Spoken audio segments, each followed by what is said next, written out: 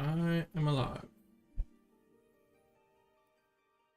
Time to read things.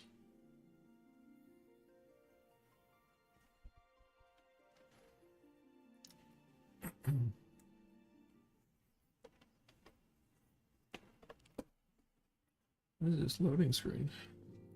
Oh, the Mordona. Interesting. Alice say in front of whatever. Okay.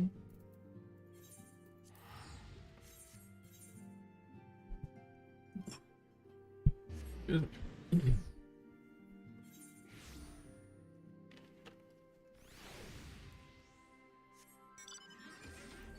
There's a new tasty burger shop nearby.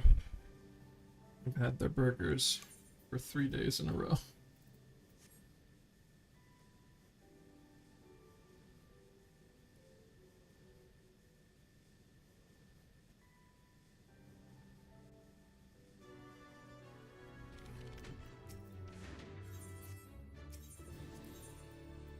Bum, bum, bum, bum.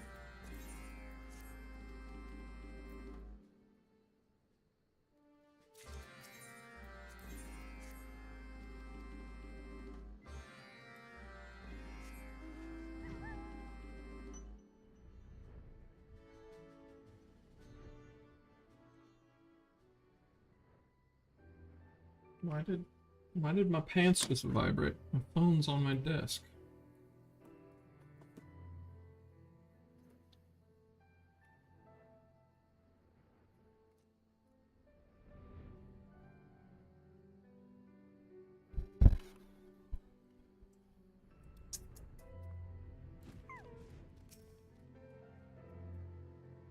What I should do? Into taking apart my laptop. Well, I guess generically my old computer. Multiple. Or improving the cooling.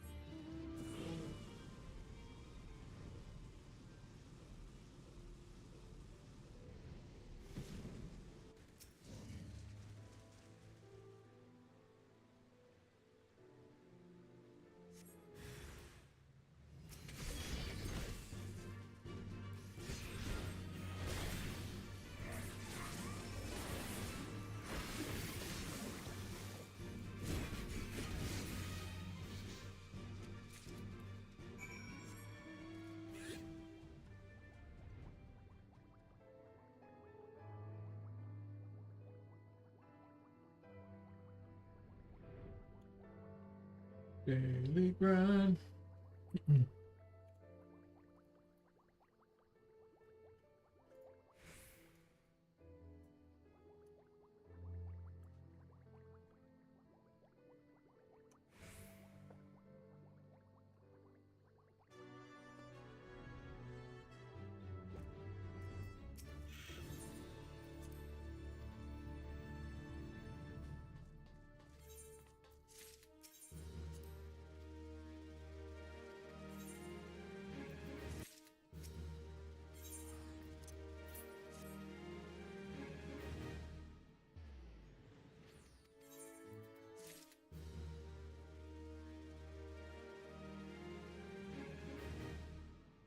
Okay, did that one.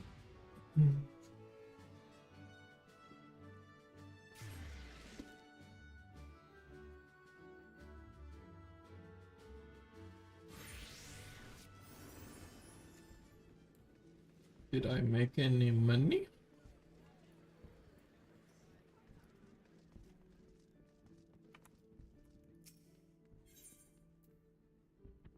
One thing sold, maybe? Oops. I don't think so. 20 is the max.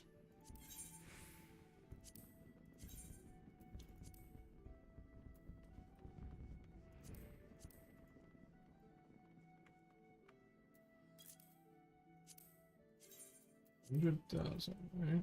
Yeah.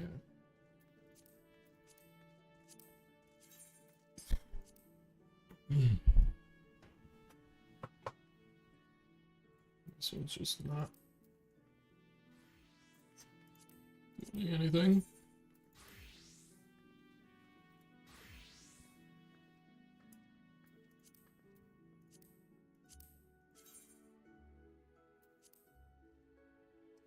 Comp.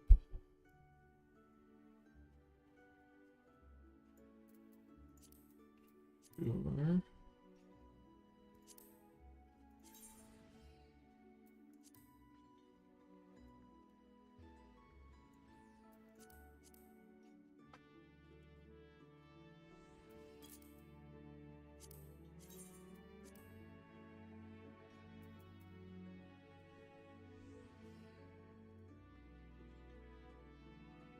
Is mine high quality?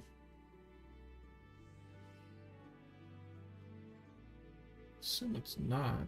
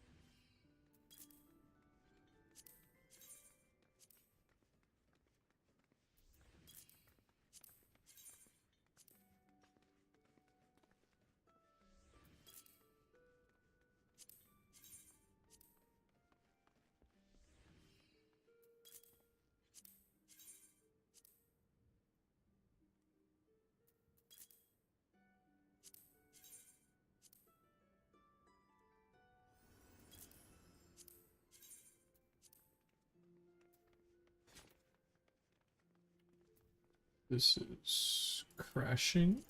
It's okay.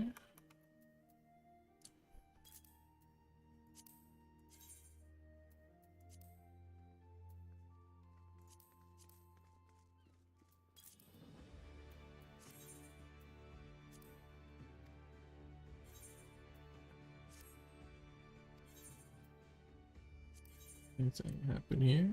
Hey, got some money.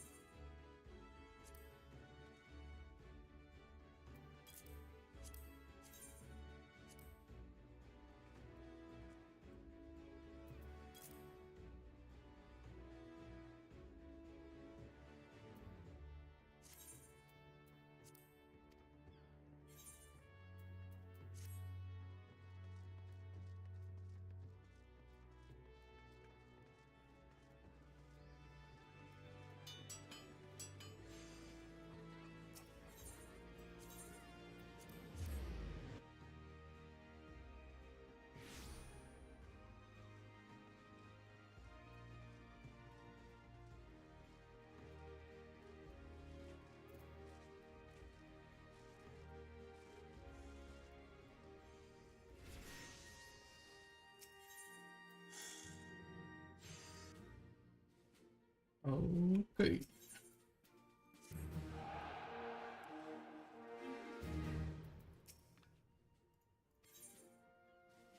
Opening a gladiator.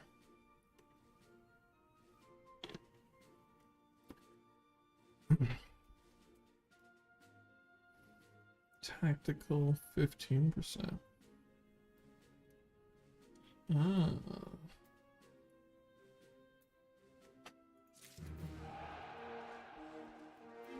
Is it you, right?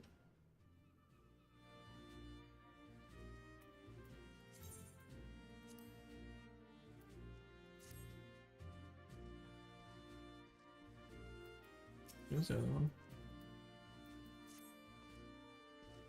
She got red clothes now. Only one standing out. She's turning red.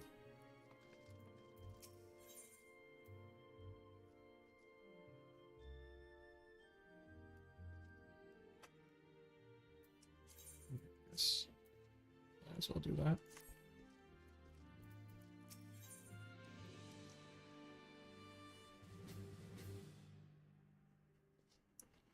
Tactical. Pretty meh.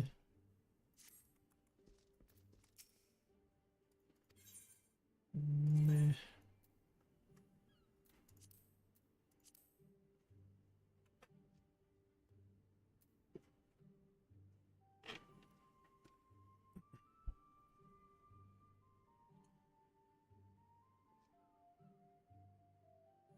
Oops.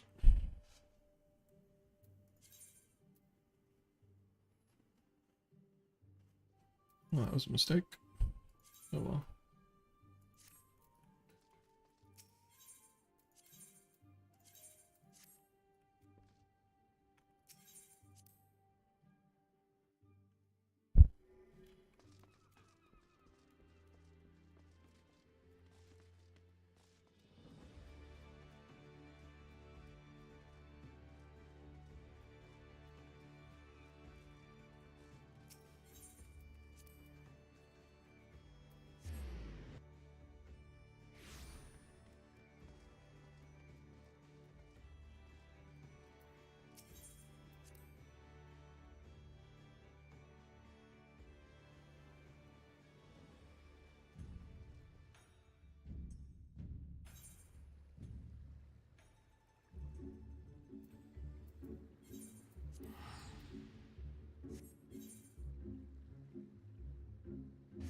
More dailies, more dailies.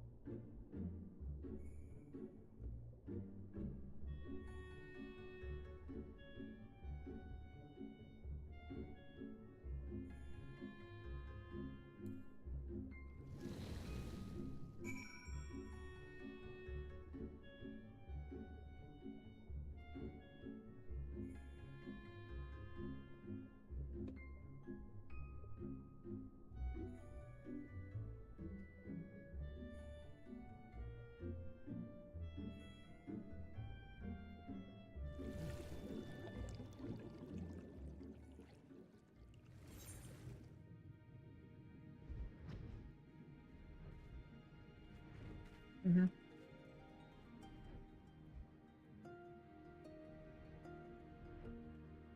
Oh. is it not inside?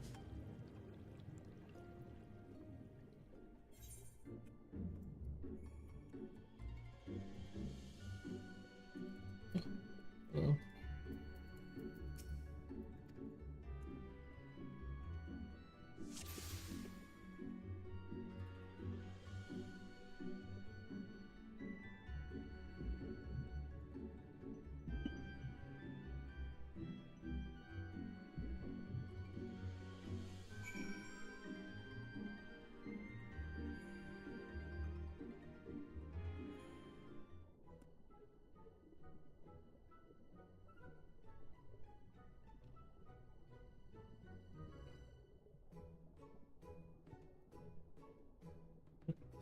This is the first time I've seen her show so much interest. She's ignored every other male until now.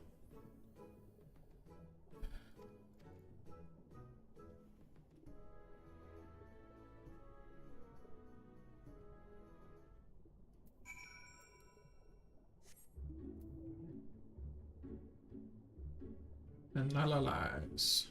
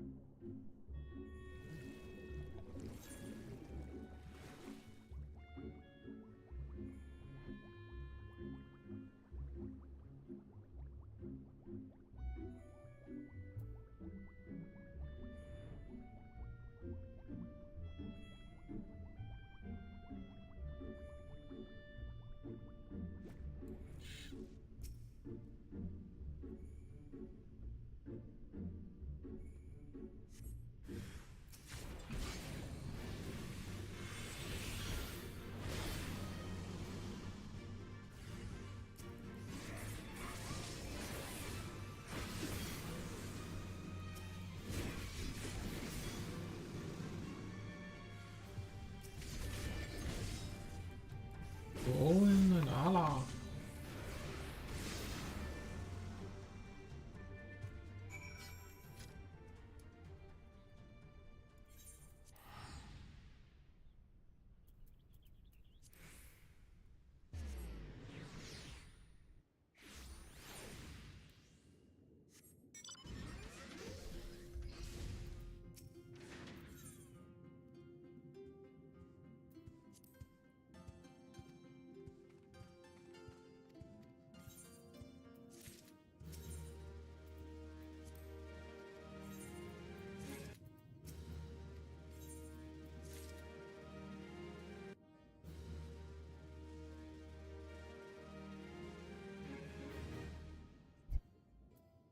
And that's all the dailies. So now I do this thing.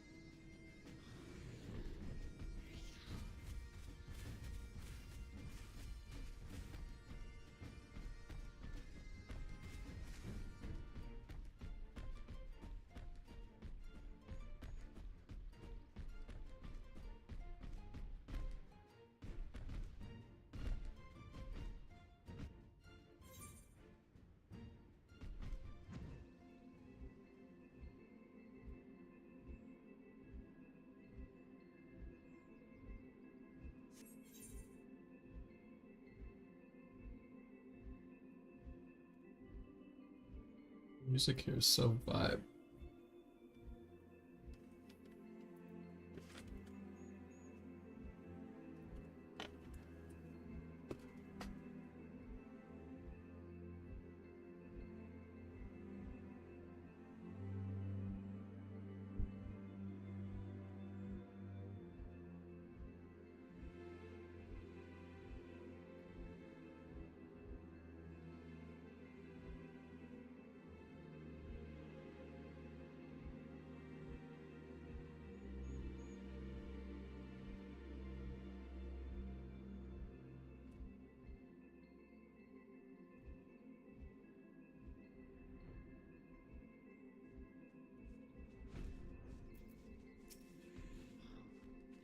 It's the Hulk.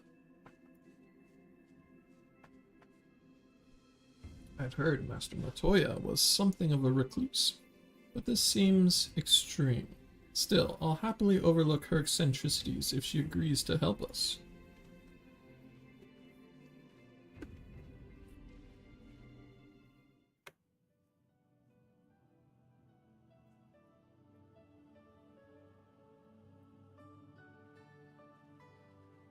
Moshi mosh. Come to disturb my peace again, have you? I hide myself away in a cave, and still you people insist on pestering me with your problems.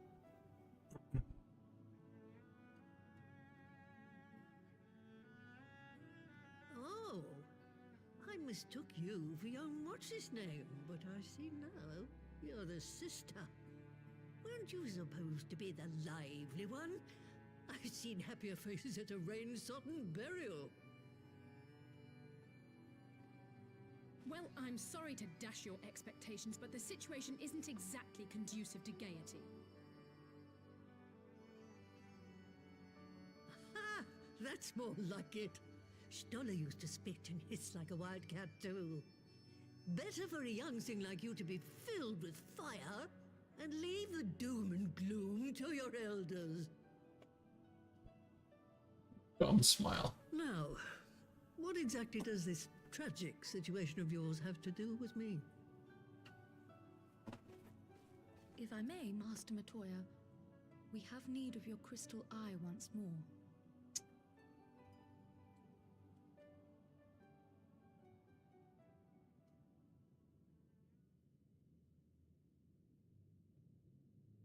And Stola is one of the afflicted, is she? Very well. She may be an ungrateful stray, but she's my ungrateful stray, and I'll not see her buried before I am.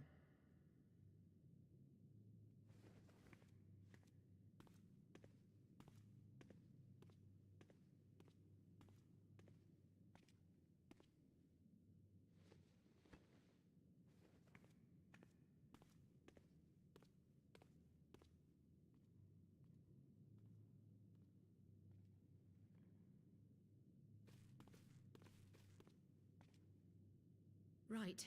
Let us see what we can see. I'll begin from where our friends first fell, and cast my senses out from there.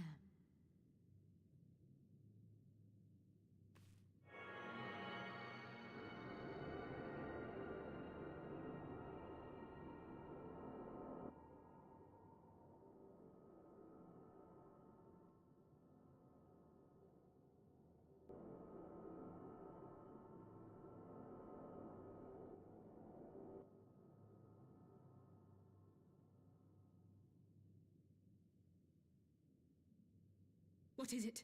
Did you find them?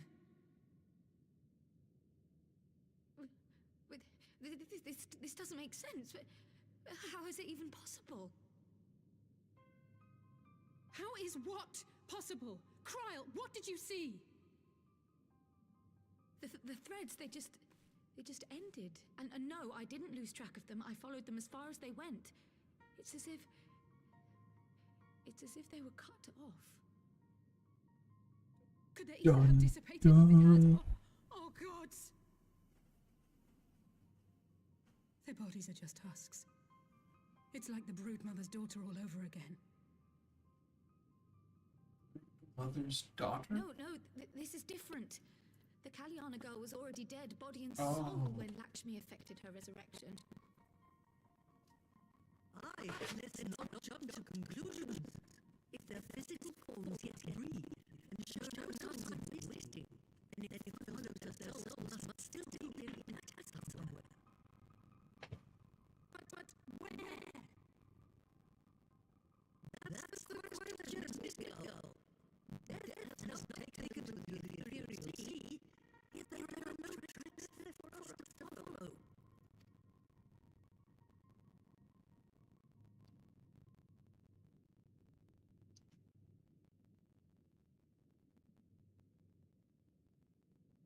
We're no closer to an answer than when we started. But Knowing their souls are still out there is progress of a sort. We just have to keep looking. Pray, excuse me a moment. Yes? I remember, but...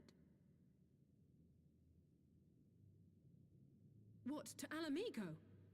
We're on our way. That was Lise. Apparently, a group of Populares have defected to Alamigo, and Maxima, the envoy Alphino left with, is one of them. I'm sorry. I realize we've barely begun here, but... Go, child, go! You've made up your mind, and life's too short for dithering.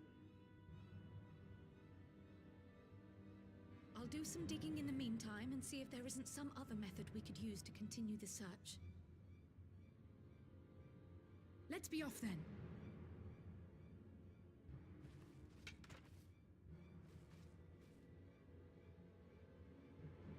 Oh, not again. The enchantment barely seems to take these days. I'd chalk it up to old age, but I rather doubt it's that simple.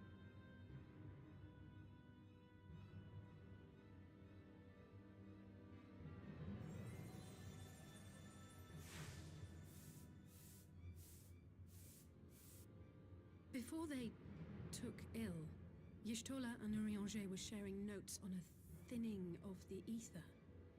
It seems to be happening all over. Does it now? And here I was all set to blame my woes on that creaking mountain of refuse clogging up the Thaliac. I fear something has gone awry.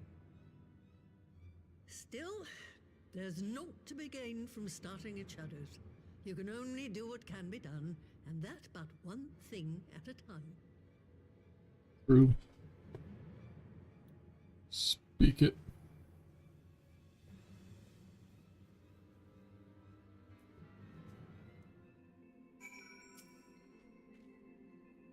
So that was the woman who tamed Y'shtola. I had the distinct feeling of being grabbed by the scruff of the neck and having the nonsense shaken out of me.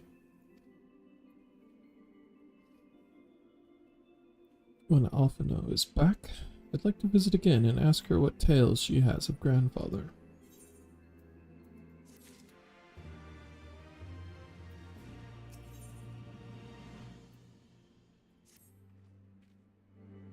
Almost can't bear to hear what Maxima has to tell us. But it can't be bad news, can it? Lise would have said, unless... there's no point speculating. Lise said she'd notified the guards of our coming, so we should head straight to the palace gate in the Alamigan Quarter. I'll be praying for good news. Learn what you can about Alphino's plight, and leave the search for our friends' lost souls to me.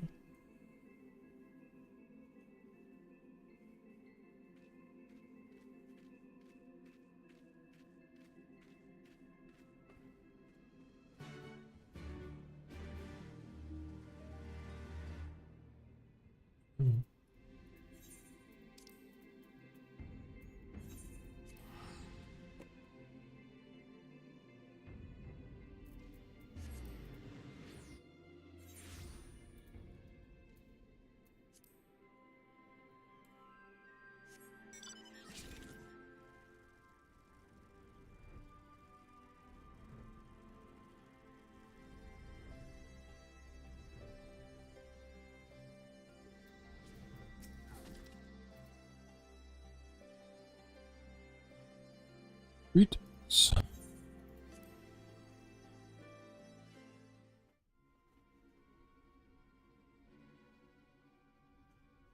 Look at all these sad-looking men's. Oh yeah, these are the guys that were with Alpha. I'm sorry to drag you halfway across the realm, but when Maxima mentioned Alphino, I thought you'd want to hear the news in person.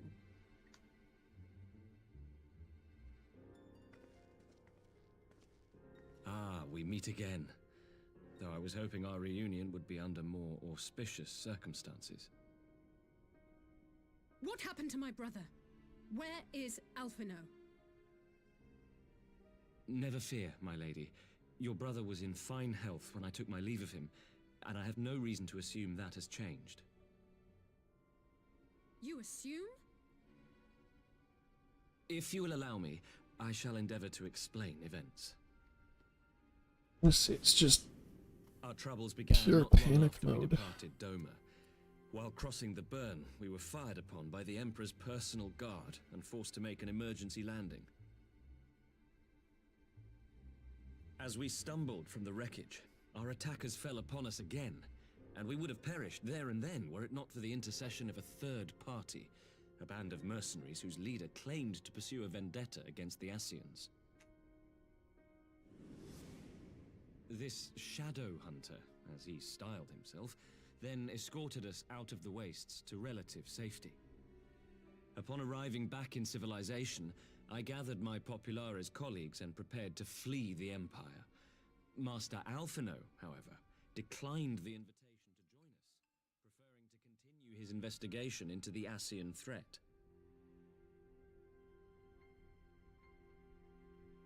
Well, at least he's not lying in a heap in the burn. Tell us more about these Ascian hunters. Who are they? And is Alphino still with them? He is. As to who they are, I'm afraid I have nothing to tell you.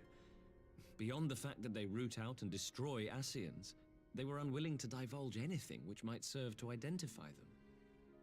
They would not even reveal their next destination. But Master Alphino asked to accompany them all the same. Since parting company with your brother, we've been engaged in a game of cat and mouse with the Emperor's guard.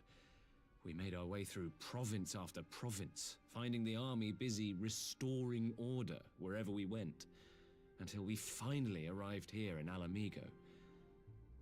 I cannot thank Commander Aldin enough for giving us such an unexpectedly warm welcome. I'm not inclined to turn away refugees, no matter which land they call home.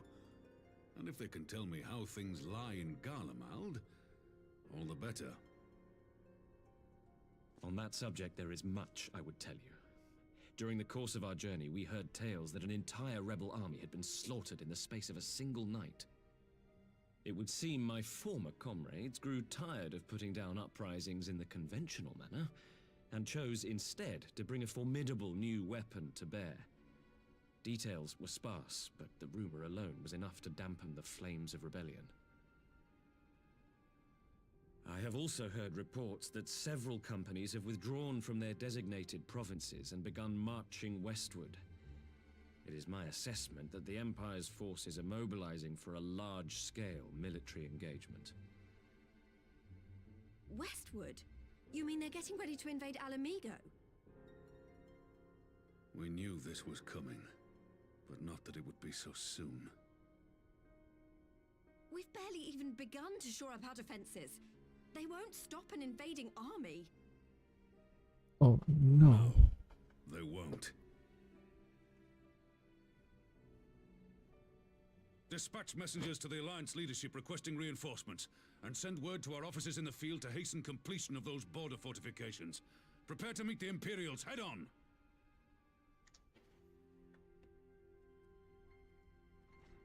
No matter how quickly we act, we still want for time. When the enemy comes into view, our best recourse will be to open negotiations with their commander, and see that the ensuing proceedings take as long as possible. Would you and Alize head to Doma and let Lord Hier know about this? I'm sure he'll want to hear about Alphino too. Oh my god. Considering Traveling back and forth We'll across the send world. Just let me go into Garlemald already. Untold sorrow must be changed. Ahead looms a calamity.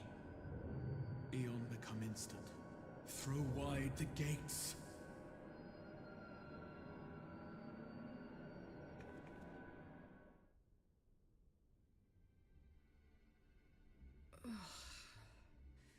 You heard it too.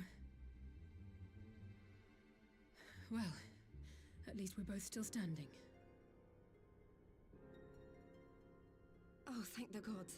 I thought we'd lost you for a moment there. Why does this keep happening? I wish I knew. Nothing we've tried has brought us any closer to an answer. We'll keep working on it. But first, we need to go and see Lord Hien.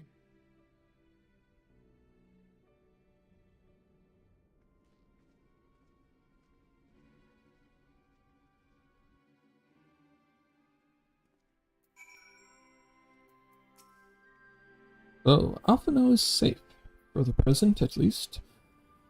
Now, all we need to worry about is a full-scale Imperial invasion. Actually glad Lise tasked us with visiting Lord Hien. Better to be dashing from place to place than sitting around stewing over things we can't change. To the Enclave!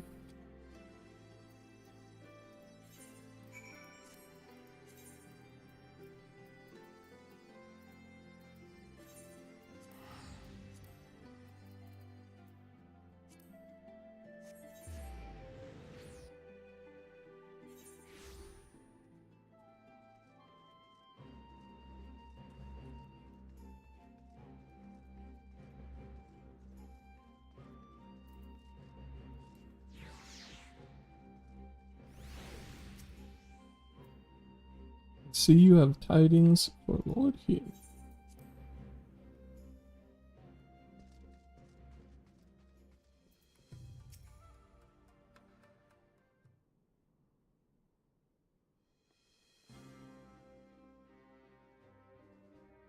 Greetings, my friends. I was just discussing future endeavors with the members of our newly formed alliance.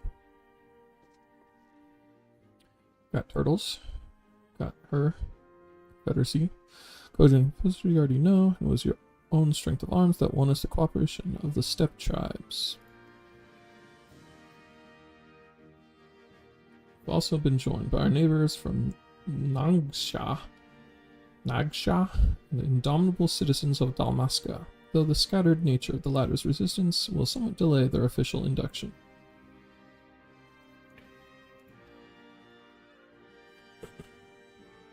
These proud peoples have united under a single purpose, to stand against the tyranny of the Garlean Empire.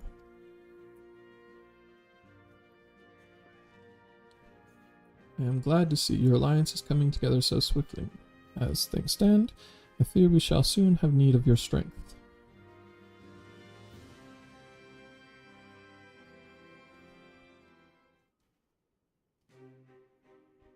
Bum, bum, bum, bum.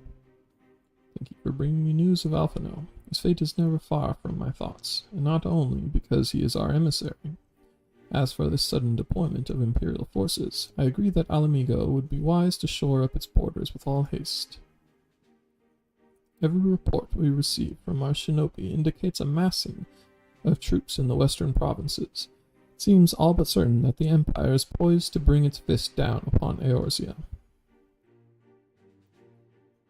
And I would help deflect that blow, but I cannot risk sending reinforcements just yet.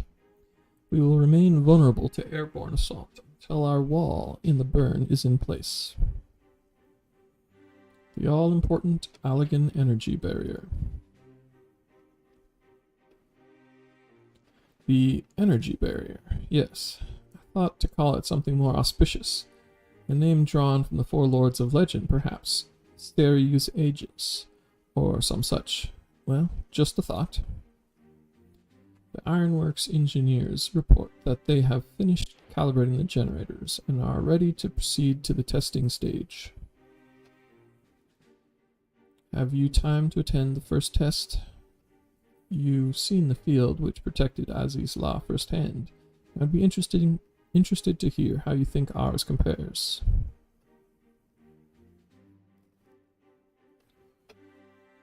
I will come too, if you don't mind.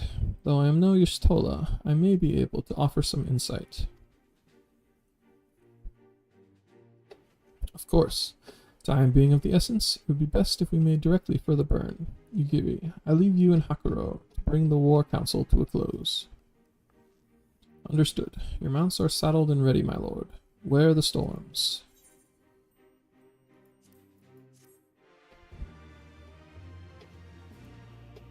Bum, bum, bum, bum, bum. Serious Wall.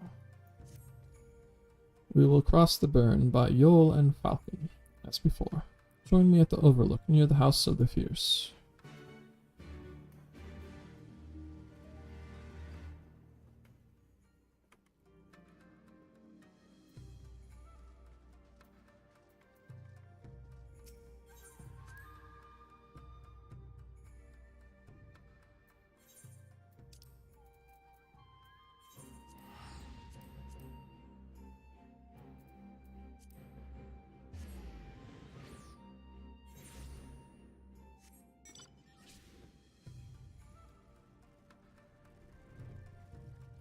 Bum, bum, bum, bum.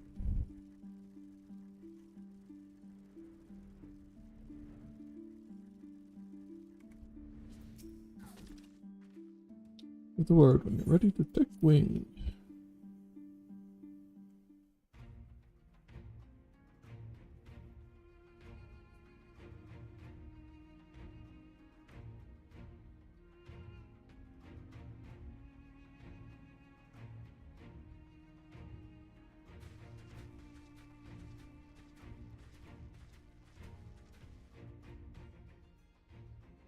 It seems the engineers have matters well in hand. Should the barrier work as we intend, Doma will be free to reinforce her allies in Alamigo without fear of weakening her own borders. Honored friends, the time has come to put your hard work to the test. Start the generator. Crooked his fingers, so he wasn't quite being a Nazi.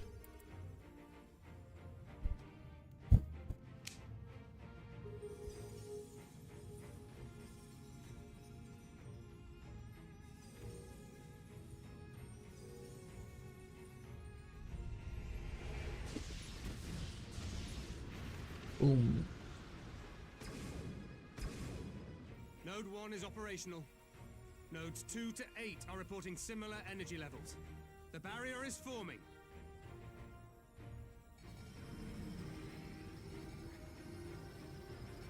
$1,000 yards, 2,000, 3,000.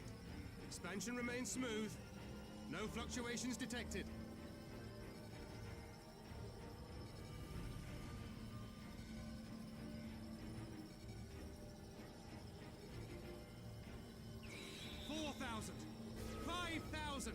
Target altitude reached. The barrier is holding steady at 5,000 yards. We've done it.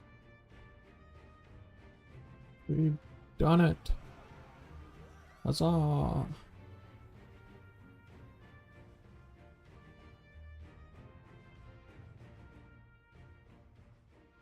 Is that an Imperial airship? Of all the rotten timing. But this is a gift, Mistress Alize. They can test our new wall for us.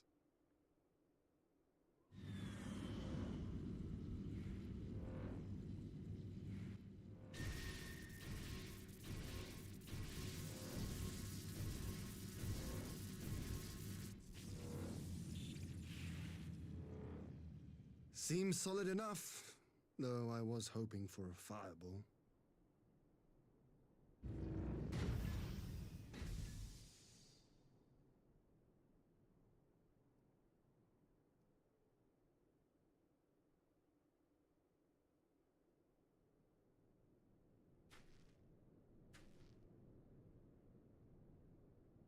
You stopped my shit.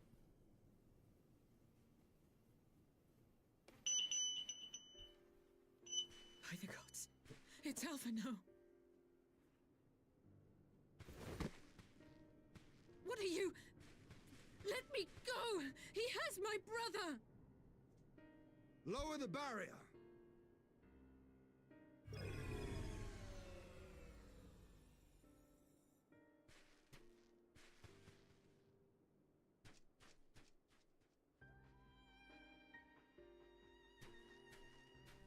Why is he so worried? Be at ease, girl. The lad is not dead, merely locked in slumber.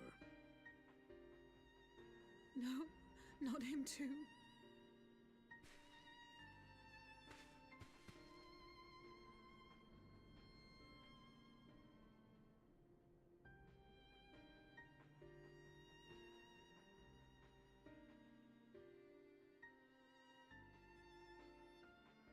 We could identify no cause and found no remedy. Thus I sought to return him to Doma, and into the arms of Lord Hien himself, it would seem.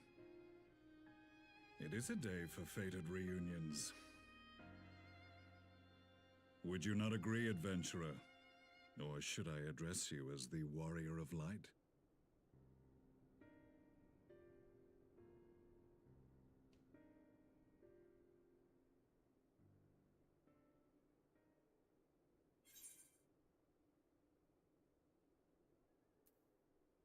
Gaius van Belsar.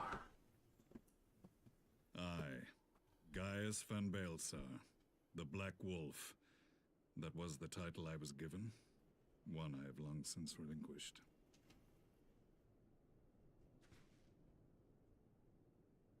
Stand down. The legatus of the 14th Imperial Legion died in Castrum Meridianum.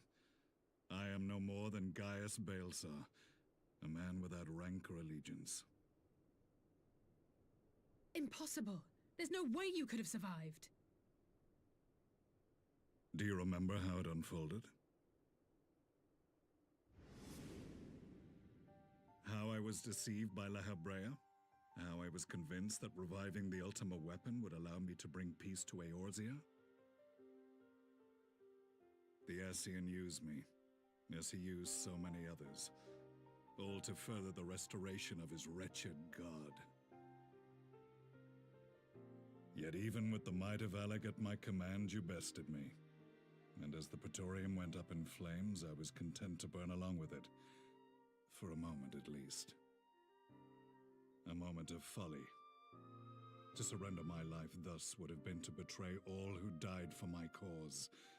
It was for them that I dragged myself free of the rubble, and swore vengeance on the Ascians.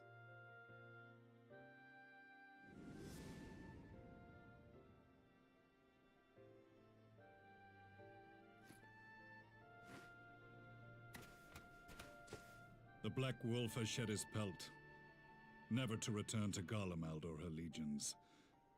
I live now only to exact revenge.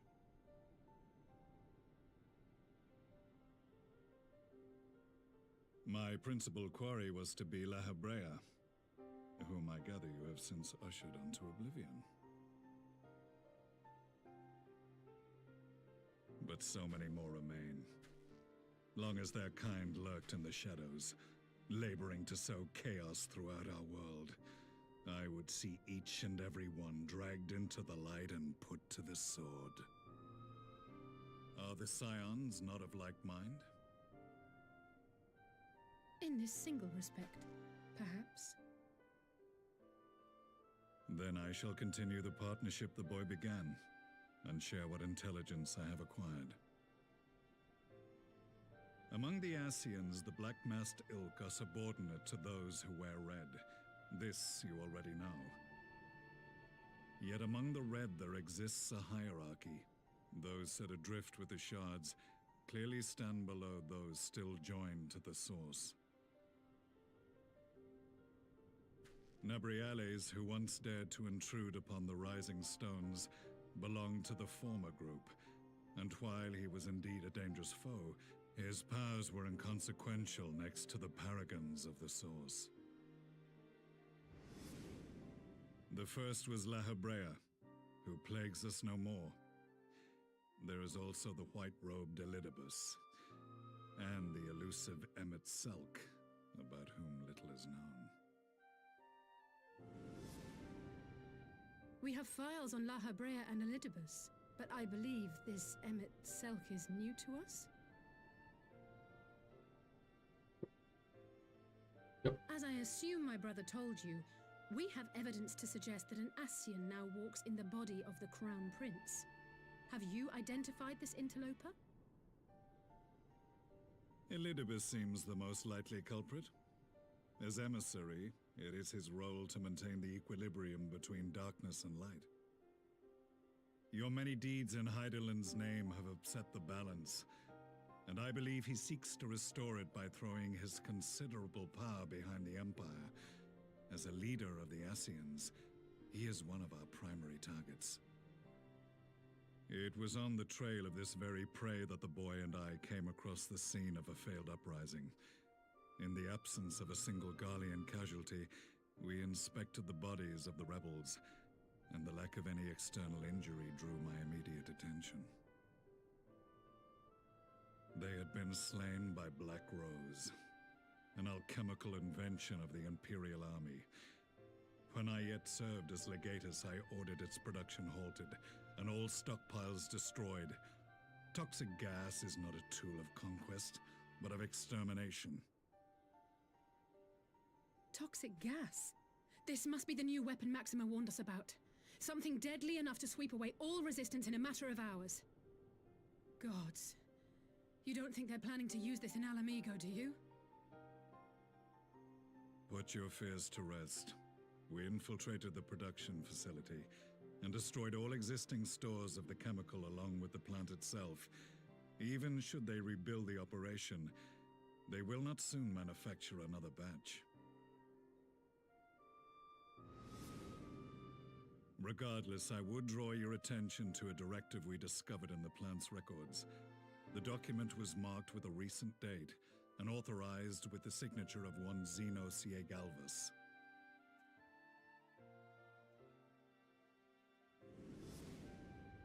A dead man signing the death warrant for thousands.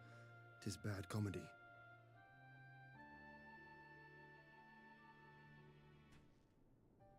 But the tale does not end there. Within that same facility was a chamber filled with devices of elegant design. Cloning technology, we realized. And what should we find in each and every incubator? But a young Emperor Solus.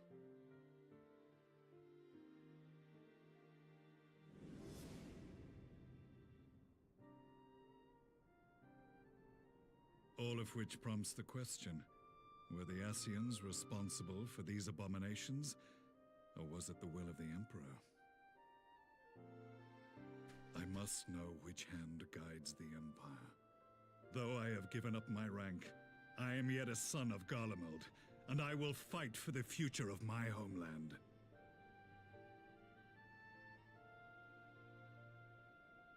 It is time I return to the hunting of shadows. We should focus on our common foe. To reopen old quarrels now would serve no purpose. You saved my brother's life, so I'm willing to let sleeping dogs lie. But in truth, it's not my decision to make.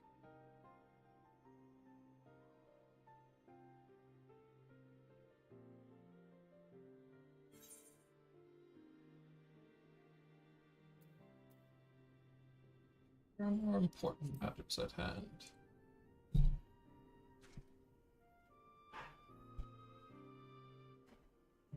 There was a time when I scorned those who placed their faith in false gods, even as I, in my blinkered conviction, place mine in Ascian promises.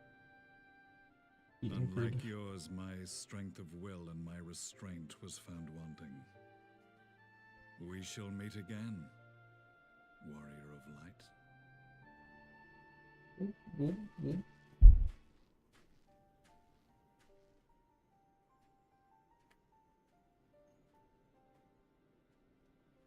So that was the infamous Black Wolf. An unexpected ally, to say the least.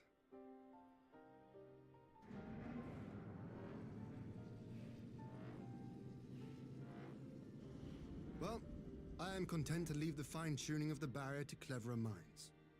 Let us bid our friends from the Ironworks farewell, and see what can be done for Alphino back in Dorma. Gather all of our comatose scions.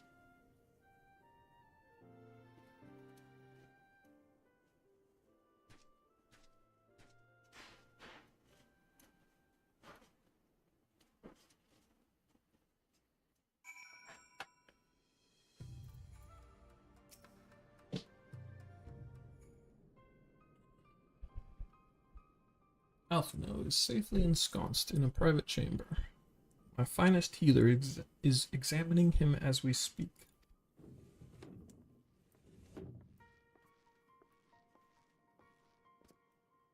I've spoken with the physician, and there are no outward signs of illness. Alphino is lost in a sleep from which he cannot be woken, just like the others. It seems that even the lands of the Empire were not far enough away to escape that cursed voice. Share your frustration, Alice. I do. But Alphino is returned to us alive, and otherwise unharmed. All that remains is to find the means to wake him. Until then, you can but fulfill your duties as a scion, yours and your brother's both. You're right, of course. There are arrangements to be made, and little time to make them. To business then, my lord. Now that we know Seria's wall works as intended, can we expect reinforcements for Alamigo? We most certainly can. As promised, we will send troops to bolster our allies in Eorzea without delay. Pray be aware, however, that they will not arrive without delay. Save for some few who boast teleportation magics, the bulk of our force must be transported by sea. A lengthy voyage for which the smaller vessels favored by the Confederacy are ill-equipped. Accordingly, I mean to enlist the assistance of the East Aldernard Trading Company in finding suitable ships. As for navigating the distances in question, we are in the happy position of being able to call upon those who plotted the course of my people's exodus to Eorzea. Beyond the procurement of ships, I think it unlikely that our East Aldernard friends will consent to any involvement in military operations. But I am certain they will afford Alphino a berth aboard one of their vessels. I shall have a surgeon, probably, accompany him every ilm of the way to the Rising Stones. You have my thanks, Lord Hien. Yugiri, I will go on ahead with our friends to Alamigo. Enlist all those capable of teleportation and put them at the disposal of the Eorzean Alliance as soon as possible. They will form the vanguard. Yes, my lord. This is exactly what we'd hoped for. Lys and the Alliance leaders will be glad indeed to welcome the combined strength of the East.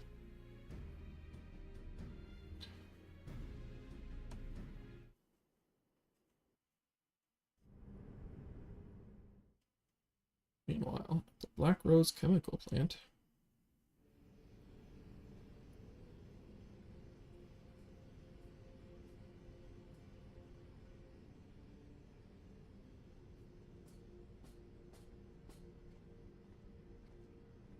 Our supplies of Black Rose have been ruined, but the new plant is already under construction. We should have the first batch ready in time for the offensive, Your Radiance. See that you do.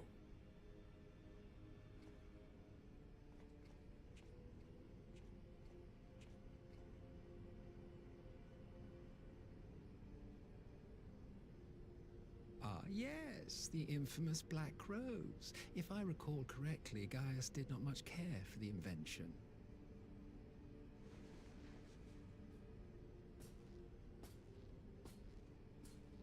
A ruthless and indiscriminate weapon indeed, this airborne poison. It seems you are capable of making decisions worthy of your bloodline.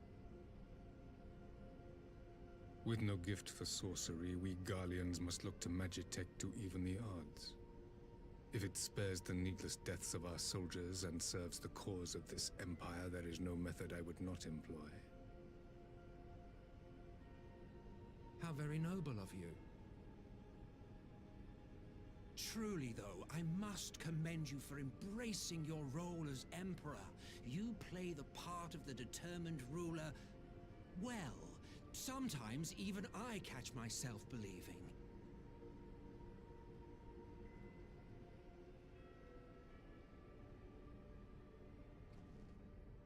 A silent agent of death. Now that I think on it, Black Rose may well possess the perfect aspect. Slowly but surely, The deluge of light has worked upon the ether here in the source, and the gas should be most susceptible to its influence. Well, I shall leave you to your own devices. Go forth and bloody the land with your grand and glorious war.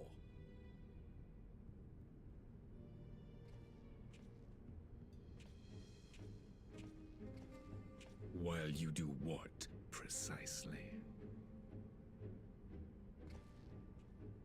Please skip off into the sunset. Need you ask?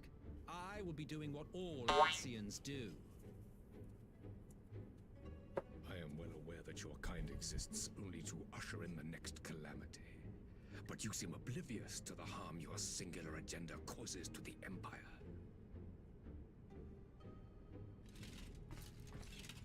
You cannot have forgotten the events which followed your mortal demise.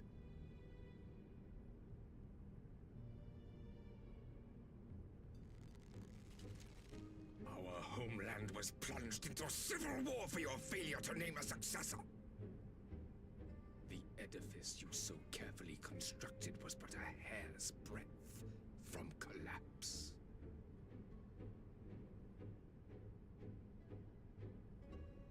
Are you truly so naive? You thought me oblivious to the consequences of a departure so painstakingly timed? It was by design? Well, of course it was. Though I will admit the resulting panic exceeded even my wildest expectations. But how can you be surprised? Throwing the world into disarray was the very purpose for which this nation was, as you say, so carefully constructed.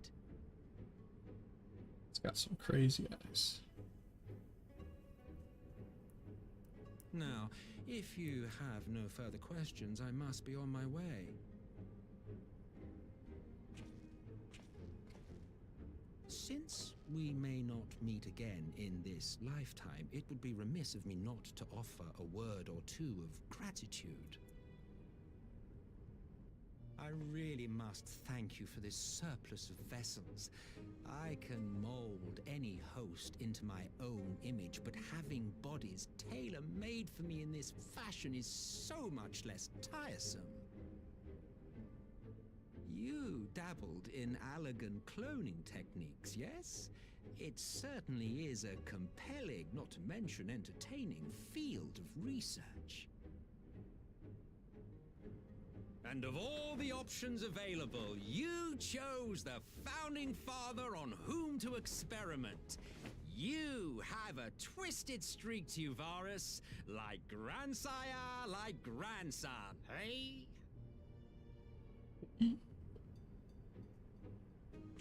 If events play out as planned, this will become something of a family enterprise. You will be the capstone of this world, I the anchor and shard, and together we will give the lie to this star's fraudulent existence.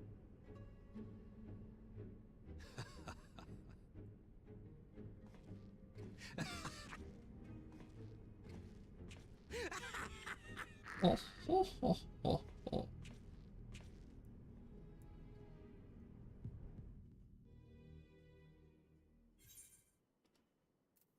I kind of prefer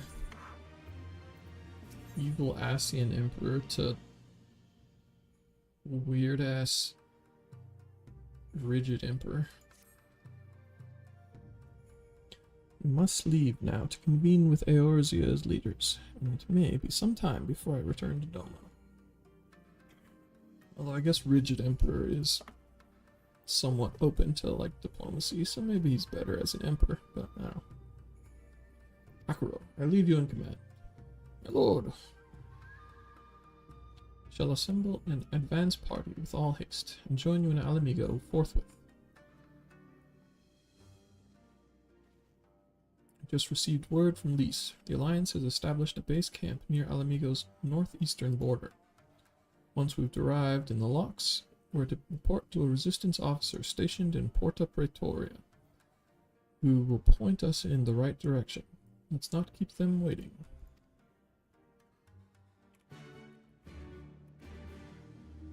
Almost starting a new expansion time. It's a new expansion time.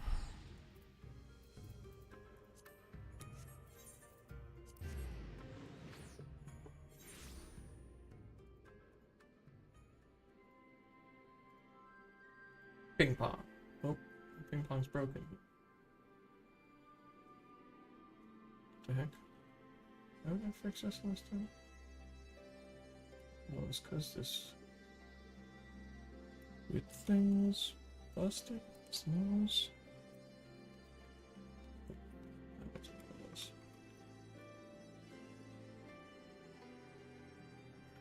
Oh yeah, it was custom CSS last time, but no, I have custom CSS this time.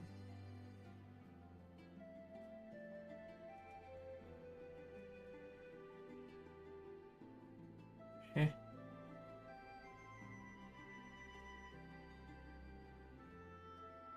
And shit. What's happening?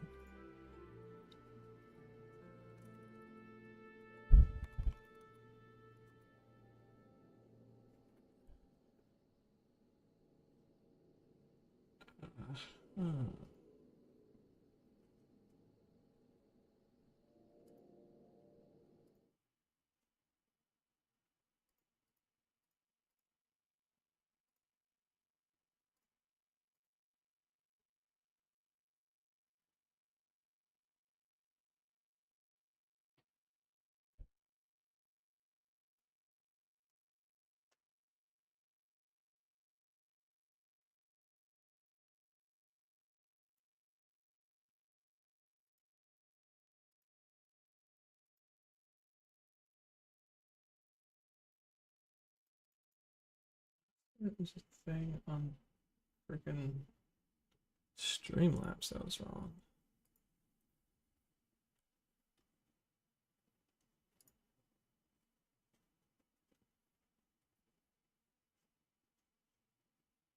Huh.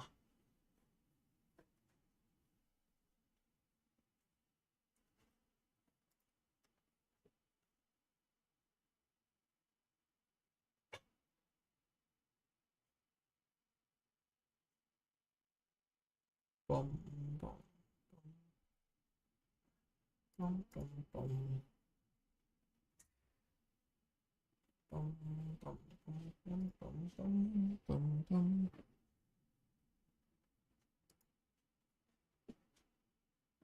Is this other thing working properly?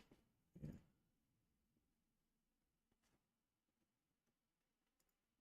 Okay. So what's wrong with the ping pong?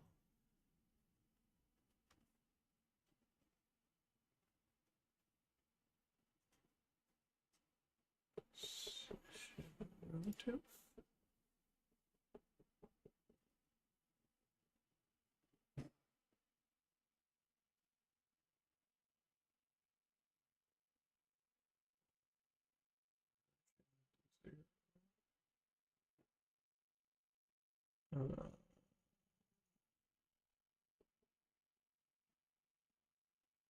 None of these things should be.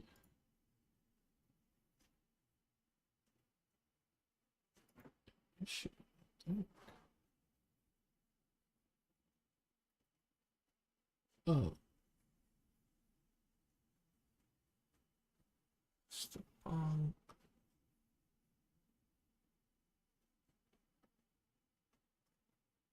147.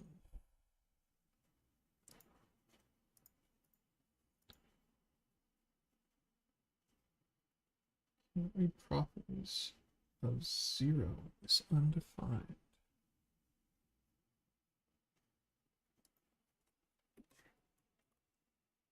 And sticklands ping pong.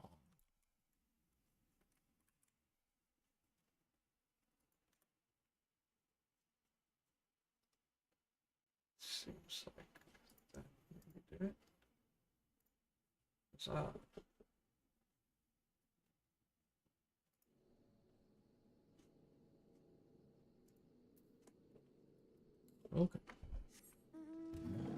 Monkey.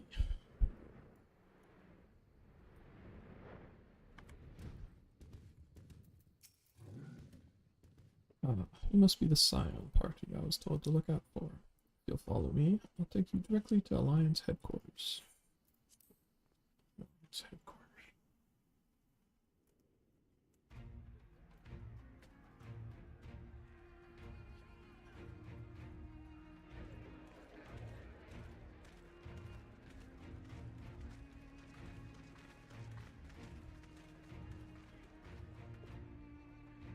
It's kind of funny how much like intermingling of uniforms they have. Welcome back, you two. Greetings, Lord Hien. Glad you could join us. Glad to be here. I would have come sooner, where our own defense is not in question, but I am pleased to report that our soldiers are assembling for deployment to Alamigo as we speak. We're grateful for your support. Thanks to the efforts of our allies, it won't be long before we've established defensive positions on this front as well.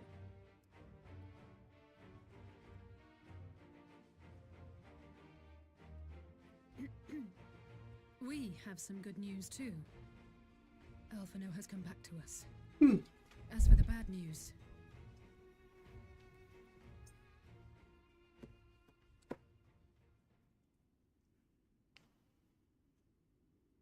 so Alphino won't wake up. Gaius van Baelsar is alive and hunting Ascians, and the Empire is planning to poison us all with toxic gas. Does that sound about right? Ordinarily, any one of those things would have left me in shock. But the way things have been lately, it's all starting to seem pretty normal. Getting back to your report, are we sure this Black Rose is the weapon Maxima was talking about? It fits the description. And it seems we have Alphino to thank for sparing us an early demonstration of its effectiveness. I have a feeling this won't be the last time his bravery in the Empire will serve us here in Eorzea. The threat of an unknown weapon has had us all on edge. But now that we know what we're dealing with, we can take steps to defend against it. As for Gaius, I'm not sure what to think. Am I happy he's alive? Not in the slightest. Am I happy he's hunting Ascians? Aye, I'd have to say I am.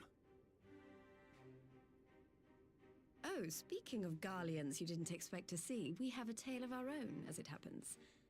When we sent envoys to the Imperial Army to request talks, they returned with the message that Varys Zos Galvus would be attending.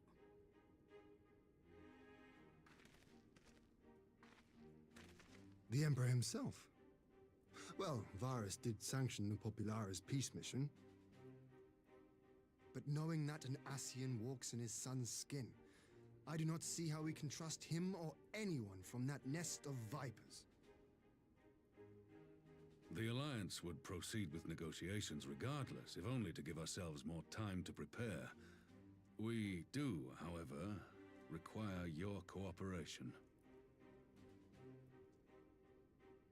Right. Yes. So, as a condition for the talks to go forward, the Empire has requested that a member of the Scions be present. There'll be a representative from each Alliance nation, of course, but I'm afraid we have to ask that you come along too.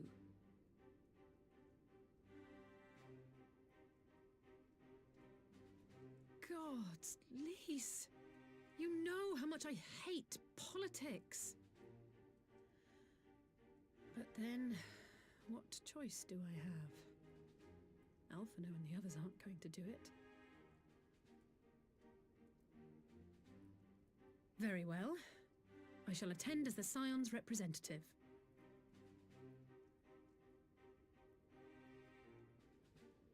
In case you're wondering why I didn't ask you, the Empire also requested the presence of Eorzea's champion.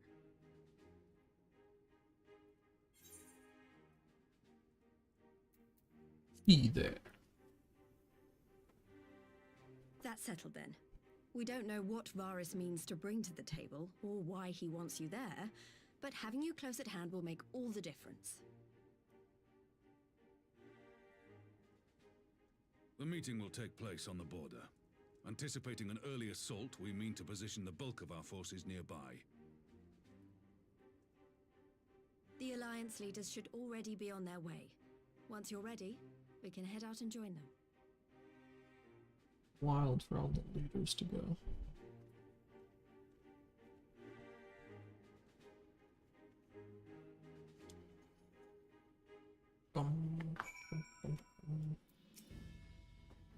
Well, I don't suppose it's polite to keep an emperor waiting too long, shall we? Parley.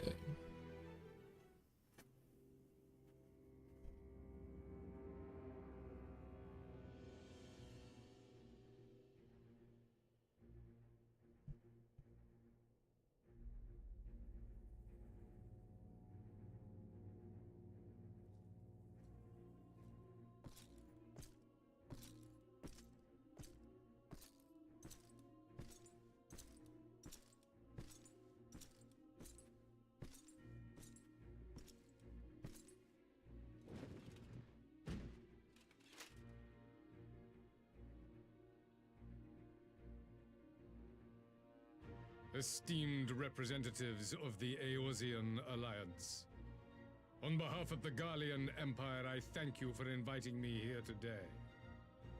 As this parley was convened at your request, I invite you to speak first. Very well, Your Radiance. I, Nanimo Ulnamo, 17th in the line of Ul, should be pleased to oblige you. As recent events in Alamigo and Doma have made plain, the subjugation and exploitation of neighboring nations is not a sustainable policy. Should this day end in war, you may very well defeat us, but you will never extinguish the people's desire for freedom. Though it may not be in our lifetime, there will be another revolution, another war, and the cycle will continue. Doma has entered into a concord with the nations of Eorzea, a partnership wherein we recognize one another as equals. Garlemald could be afforded similar treatment.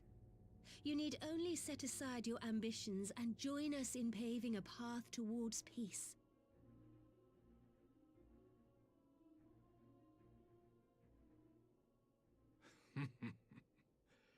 You will not win me over with sophistry, Your Grace.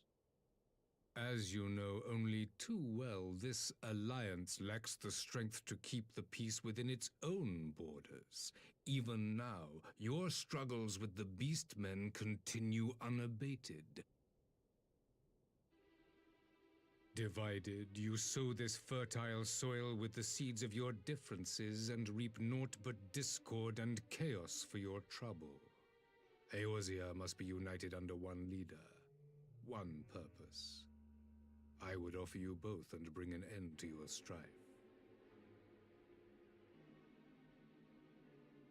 With all due respect, Your Radiance, the only thing that you offered the people of Alamigo was fear and hopelessness. The citizens of Doma can also attest to the meager arms of imperial rule. There is no purpose to be found in a life of oppression, each day more uncertain than the last. Our people are willing to die for their freedom. A great many already have, and countless more will, if we don't put an end to this madness here and now.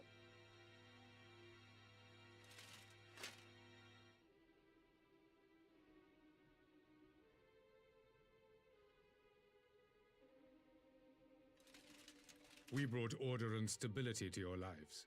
This madness and bloodshed is of your own making. You broke the peace, not Garlemald. Peace. Order. You kill our peoples, despoil our lands, take everything that is ours. And what?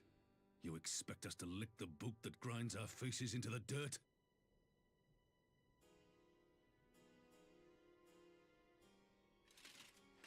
It's like they I could be expect talking in you to weigh the facts. costs, to recognize that countless lives have been lost on both sides in pursuit of a greater good, and to not squander all we have achieved in a fit of petulance.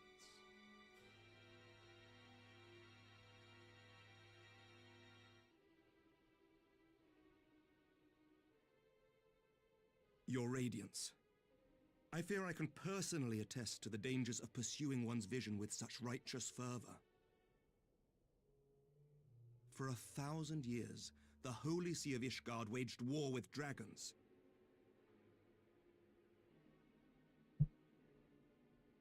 A 1,000 years of sacrifice, of sorrow and hate, in which we bathed in the blood of friend and foe alike.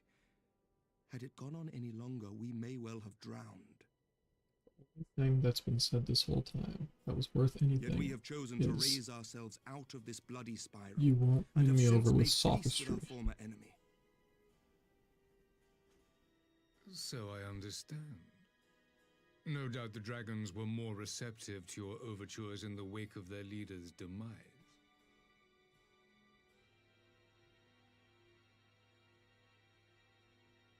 You speak of peace, yet use war to achieve it. Your father would not have bothered to obscure his intent with honeyed words. He understood that strength is all that matters in the end.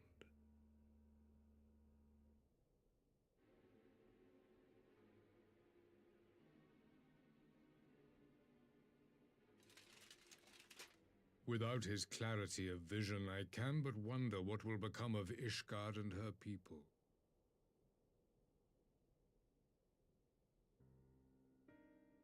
There was a time when Garlemald too lacked a leader of conviction. Weak and unable to wield magic, we were at the mercy of the strong from whom we sought refuge in the bitter cold of the north. Were it not for the discovery of ceruleum and the subsequent development of magitech, we might never have gained the power to take back that which was rightfully ours.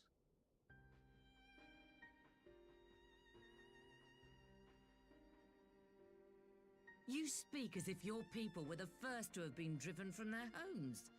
Limsa Lominsa was built by wayward souls in search of a place to call their own. On the shores of Vilbrand we found it, and from those humble beginnings did we grow and flourish. And all without robbing our neighbors of their liberty.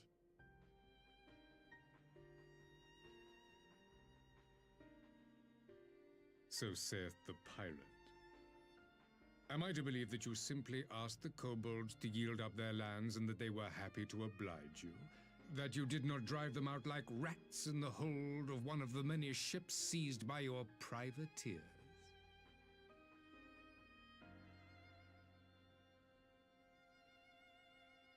I will concede that after centuries of exile, reclamation may be mistaken for invasion. Nevertheless, it is not. And those who till stolen soil have no right to object when cast out in turn.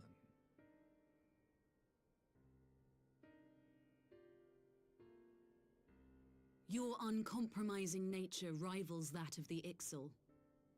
They too lament circumstances which they themselves perpetuate. Were they but to embrace peace, we would welcome them with open arms. Indeed, some few have done just that, and now receive of the Twelve's Wood's bounty. Would that your people might learn from their example.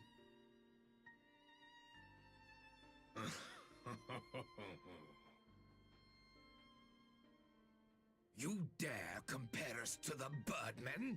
You who thought to invoke the 12 and threaten all of creation?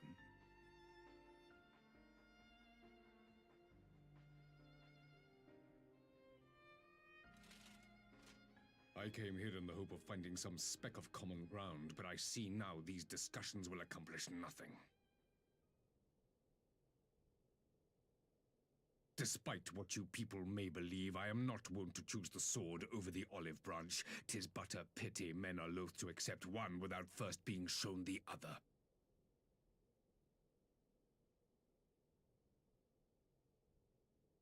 Wait! I beg you. This meeting was supposed to be a chance to find a way forward together, not to bemoan the missteps which brought us here. Please. If you truly consider violence a last resort, there must be a way we can come to an agreement.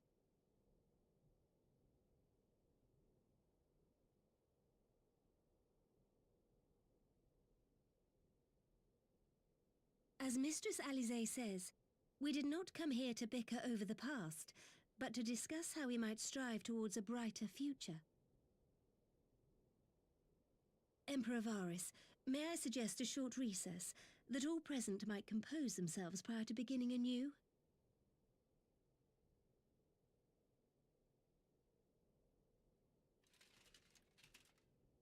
Very well. I pray this intermission will suffice to move these talks in a more constructive direction.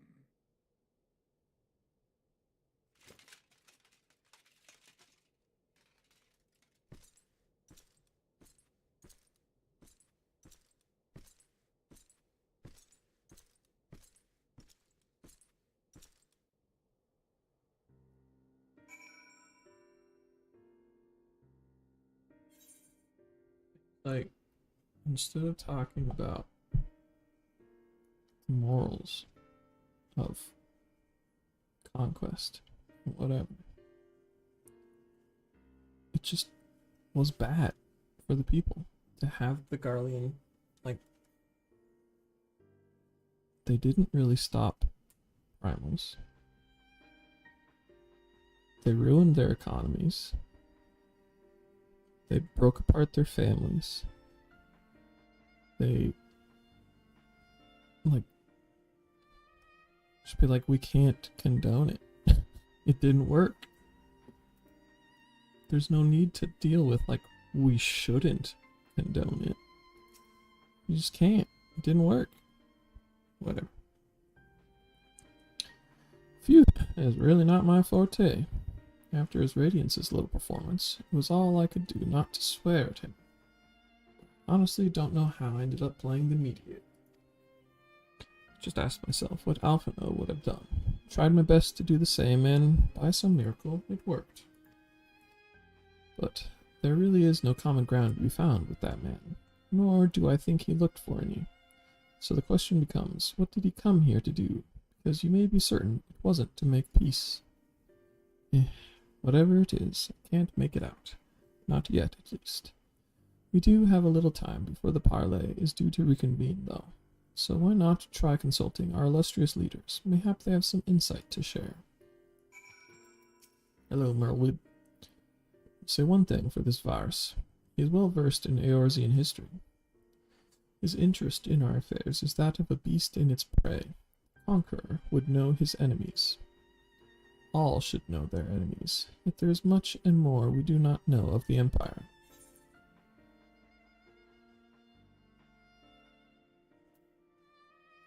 It's up to us to change that, here and now.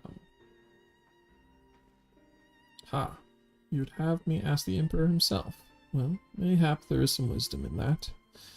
We can skirt the storm of his displeasure. We may yet come to our answers, even if it does mean sailing close to the wind.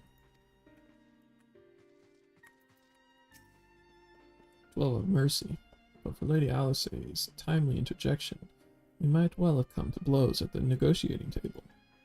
Not that Emperor Varus left us a great many options. Is unconditional surrender all he will accept, do you think? Ere he arrived, I'd have said yes, but having heard him speak, I cannot help but think he came with some other end in mind. Exactly. He's building up to something, I know it. How then should we approach the rest of the parley? Have you anything to say, Warrior of Light?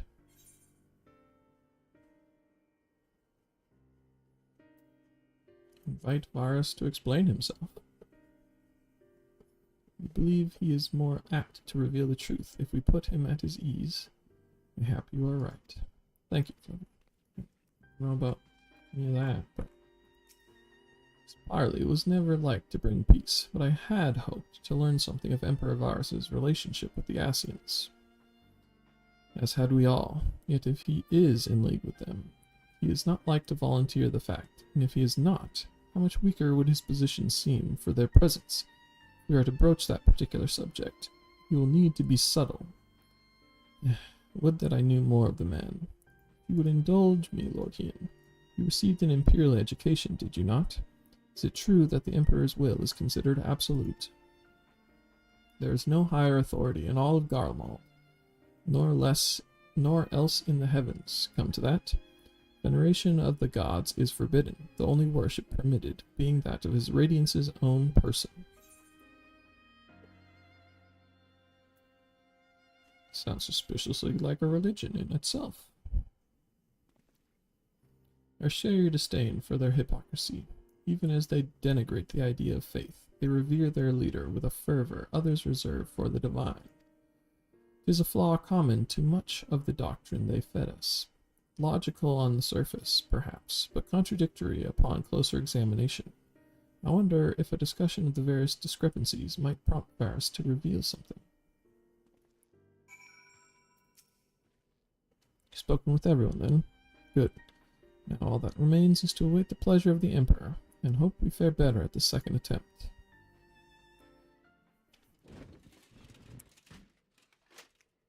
Now then, who would have the floor? Before we resume, I wish to offer you an apology.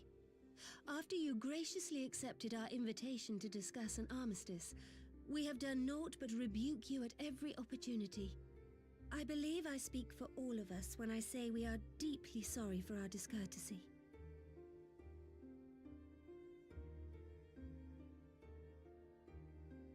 I'll admit your familiarity with our affair surprised me, and served to remind me how little I know of yours.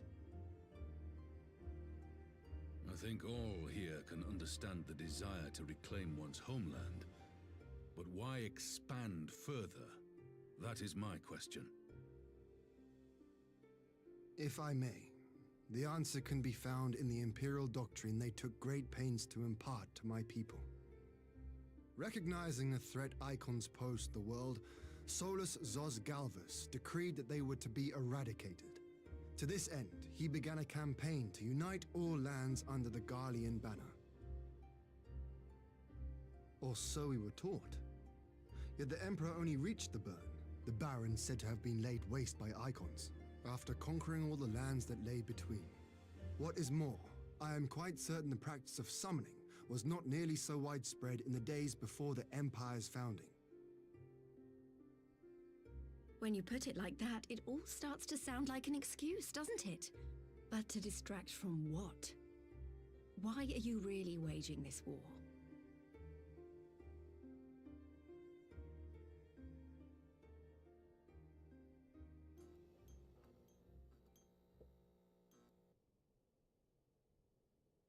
Finally, you ask the right question.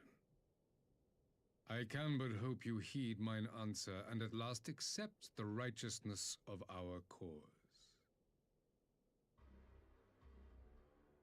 My goal is this: to return the world to the way it once was, the way it was always meant to be. In doing so, mankind will be made whole once more.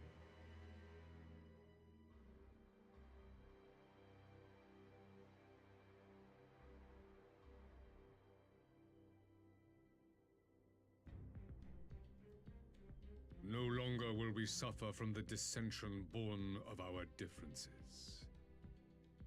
There will be but one race, a perfect race, as we were when time began. What in Rulga's name are you talking about? I am talking about the origins of this star, of the source and its 13 reflections. At the instant of the great sundering, 'twas not only the world that was shattered, but mankind itself. Thus were we divided into myriad races, each with its own unique imperfections. is why man looks upon his neighbor and feels fear and hatred, why he wages war, why he kills his brother. You all in your own way have proven as much today. The peace you seek is but a fleeting solution to a fundamental problem. One which calls for more drastic measures. To bring about everlasting peace, our worlds must be rejoined.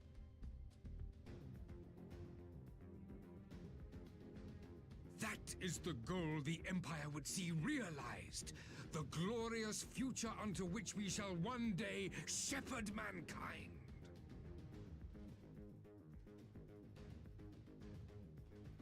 A rejoining of worlds. I have heard this tale of the Source and its reflections before.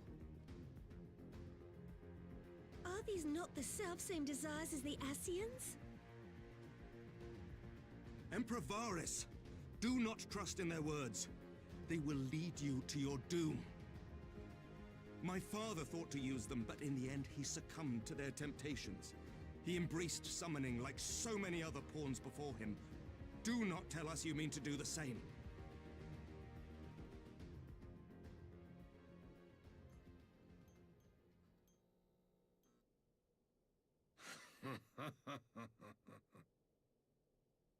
To be a pawn, free from the burden of choice, would be a blessing.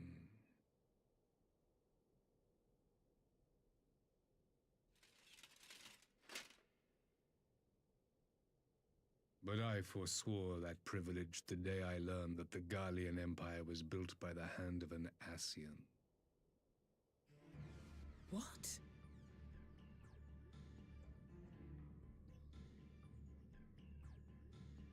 Yes.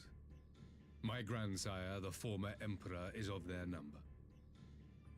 And who better to build an empire capable of bringing about the calamitous change we desire? Would you condemn me for this alliance? For bowing to the will of these shadowy masters, when the prize is true and lasting peace?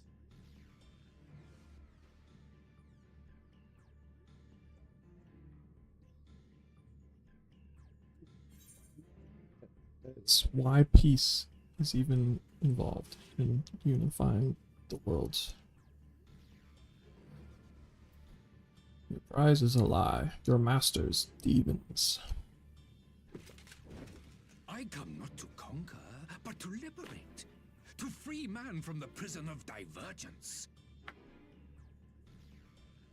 Imagine a world united.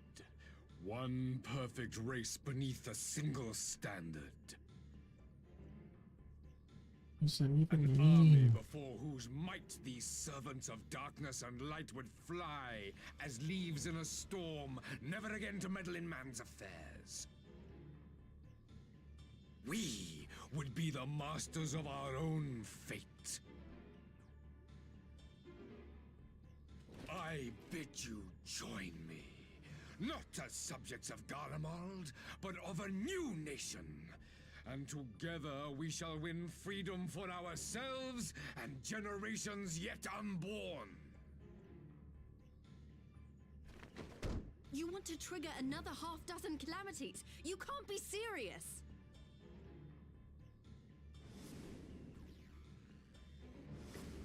Have you forgotten how many died? There will be no one left.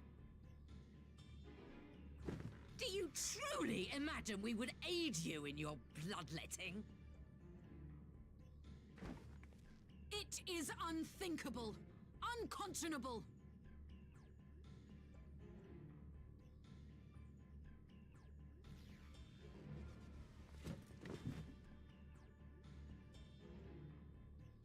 And what is the alternative? To be as cattle waiting for slaughter? I would have us work together, that we might take fate into our own hands. Into your hands, perhaps.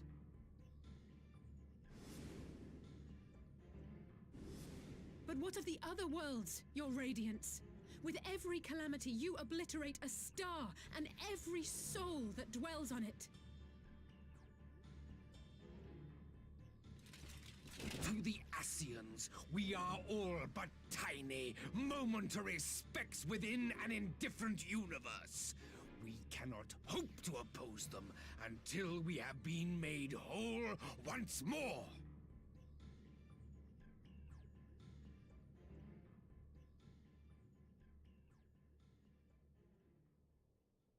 Are these truly the words of Garlemald's ruler? The flaws and foibles which you so abhor are what make us who we are. Every nation, even yours, Emperor Varys, is made whole through the combination of these imperfections, the strengths of one compensating for the weaknesses of another. While it is true that man succumbs all too often to anger and avarice, he may yet overcome his baser instincts through the forming of bonds with others, fostering community and cooperation. That the protector of an empire should not only reject these fundamental truths, but seek to change them at so dear a cost to life is indefensible. Such a man is not fit to govern.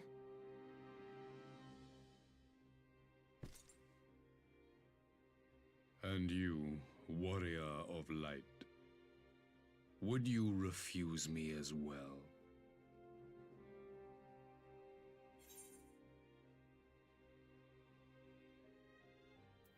Defeat the Ascians as we are.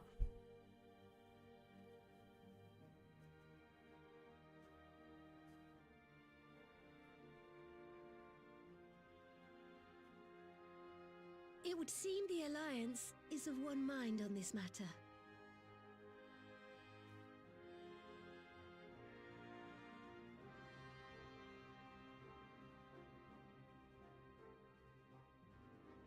You Eorzeans never cease to disappoint me. Though I suppose I have only myself to blame for expecting more from savages. This discussion is at an end. I bid you make ready for our next meeting. It will not be at the negotiating table.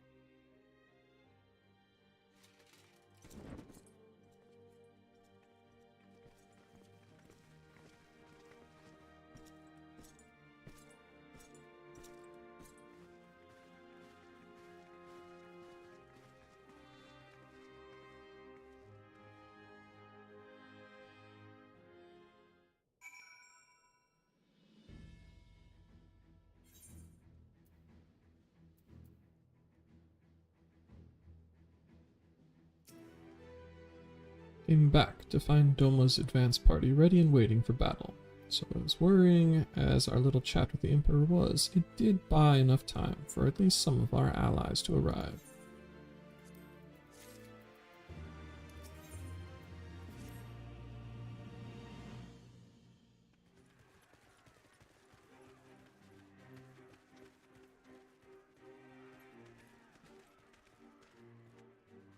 Those cups looked like her legs. And I was like, what the hell is going on with this character? I'm not sure what I was expecting from our meeting with the Emperor, but it wasn't that.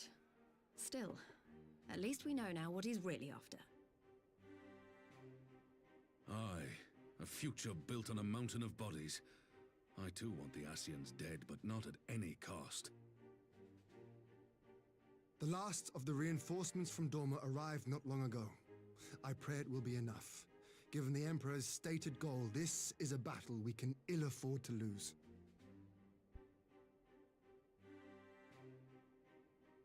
If the Gallians come in force, we may not have much say in the matter, even with our combined strength. We knew from the first that the odds would be against us. But if there is even the slightest chance of victory, we must do everything in our power to seize it.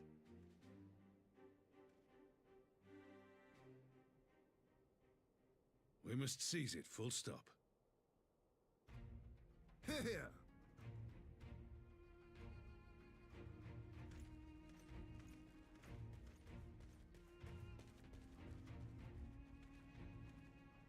The two of you are to join an irregular unit and support the main host.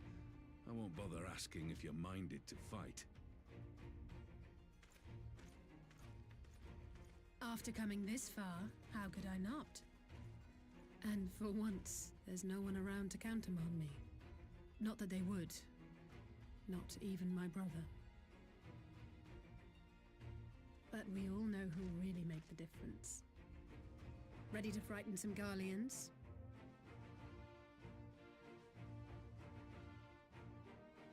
I wouldn't want to be on their side. Might I ask you to accompany the Dorman contingent?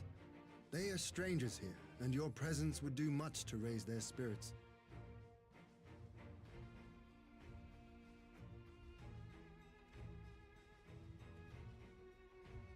We would be honored.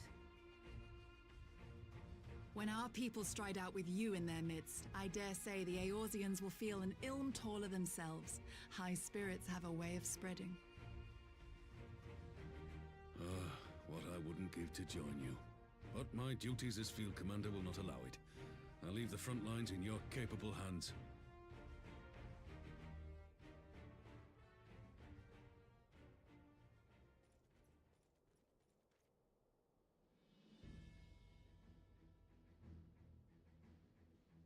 Comrades, ready your arms. The hour of battle has come.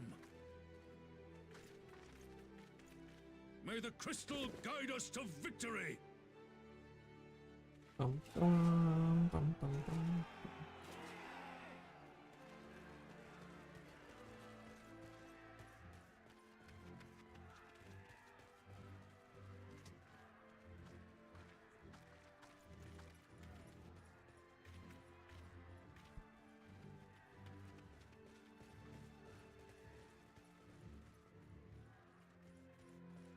Since the others couldn't be here, we'll have to fight twice as hard. If Alphinaud wakes to find the Imperials have won, I shall never hear the end of it. It's strange. I thought I would be terrified when the fighting started. I should be terrified. But with you at our side, I can't help feeling everything is going to be all right. So please, don't you dare leave me alone. You mean passing out? Then, okay. No matter what happens, we have to survive together.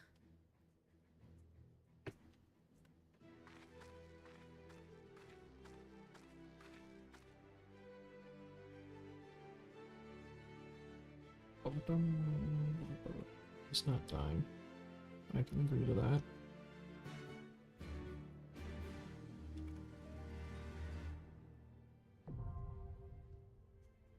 The Gimlet Dark.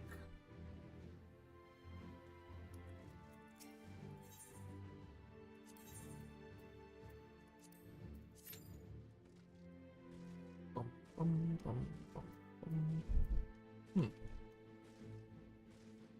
What do I do when I'm not?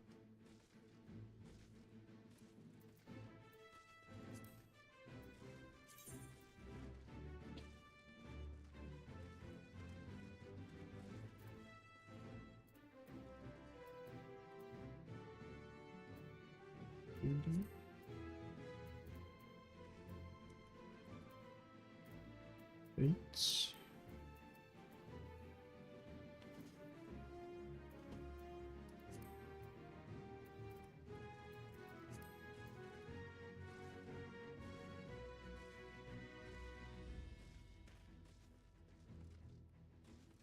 Hollow Lewd Knight? The hell? RP Bar and DJ Tarot Ambo Summer Sunset Attire Prizes.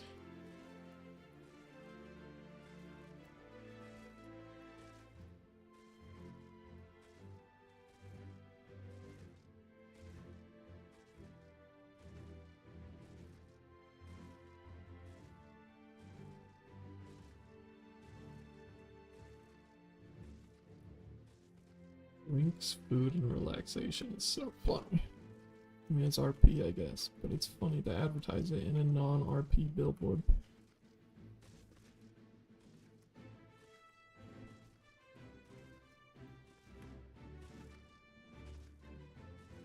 Yay, adult lounge and bathhouse. The bathhouse is funny. Nobody else is there.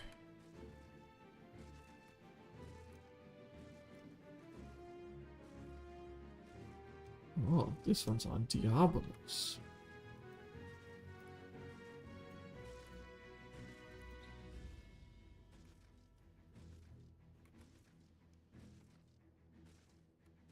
What a funny thing. 18 plus RP. A bath and sauna.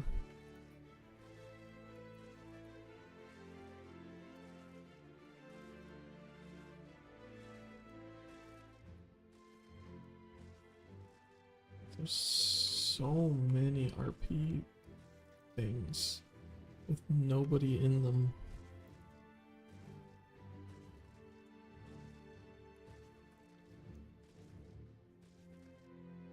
Well, this one's at least trying to RP the bulletin board.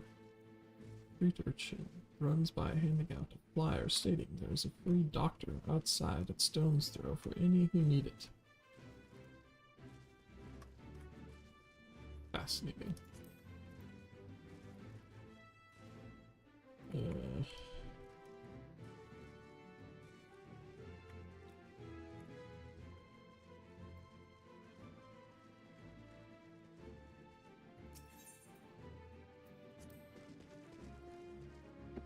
Guess now would be a decent time to look at this scene.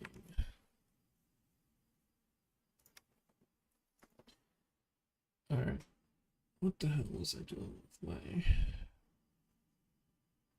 AI thing?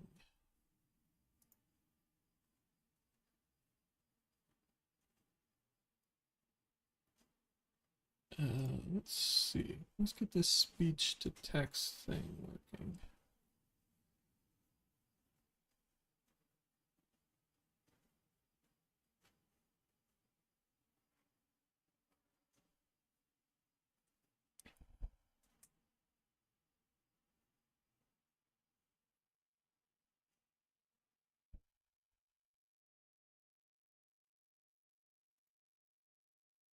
This, which one of these was I using?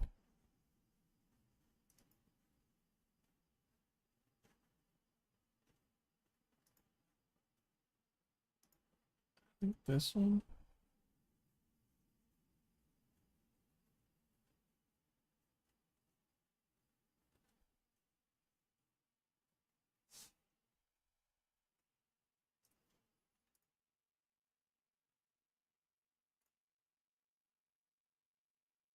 Chat GPT, tell me what to do.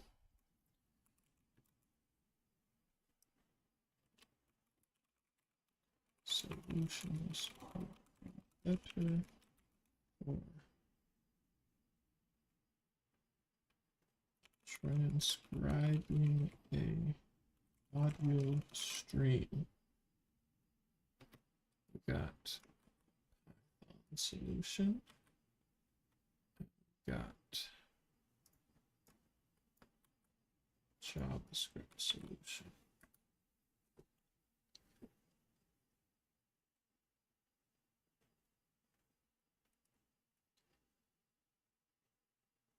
Offline processing. To transcribe audio without relying on internet access. Direct file handling. Directly process a WAV file, ensuring you have full control of the audio pre-processing steps. Since it's a local solution, you can fine-tune the model, modify the code to handle different audio formats, or integrate additional features like noise reduction or language models. Resource intensive, limited to WAV files, maintain. Flexible and scalable. This approach can easily scale by deploying the transcription service on different servers or even in the cloud. It's well suited for applications where the transcription service might be remote or distributed. It's integrated with other services for reading configuration files and potentially using different ports, making it more flexible on a larger system. Network dependency, less control.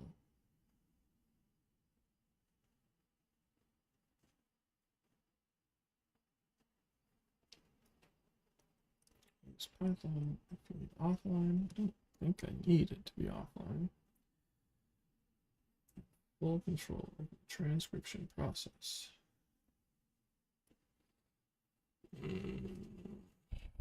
Maybe.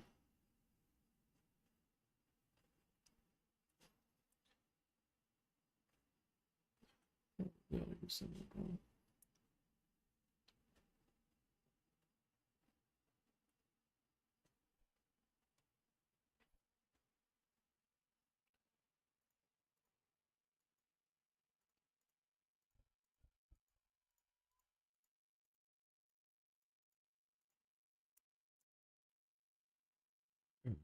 do I have a page that uses this?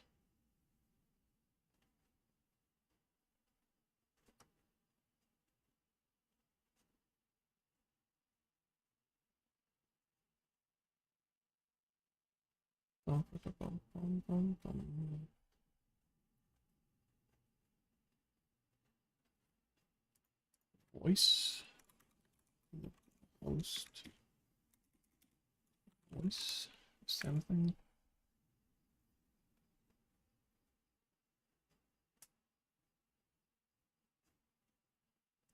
AI voice.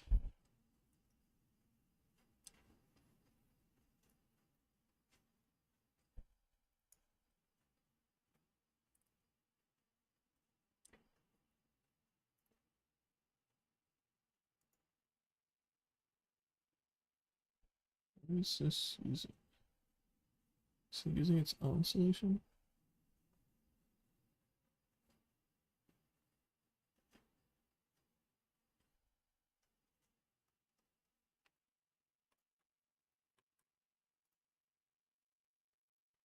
Is this using the node solution or its own solution?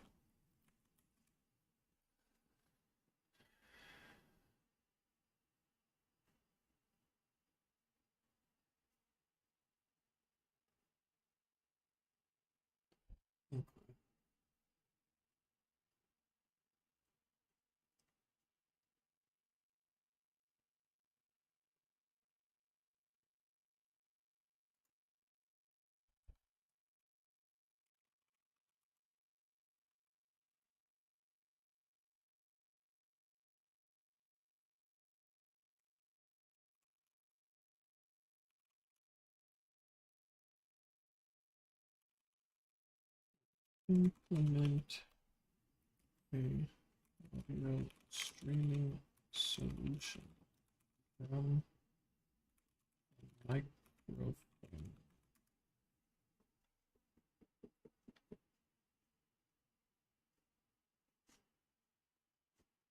It's on the stream using software.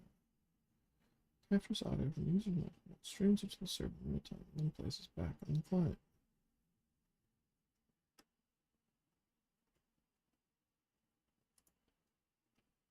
Okay.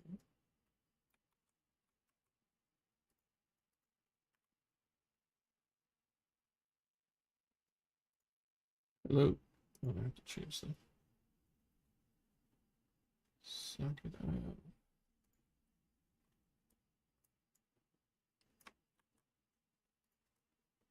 This is what my server looks like, and you modify it to remove, to replace the previous previously shared HTML with the audio microphone streaming.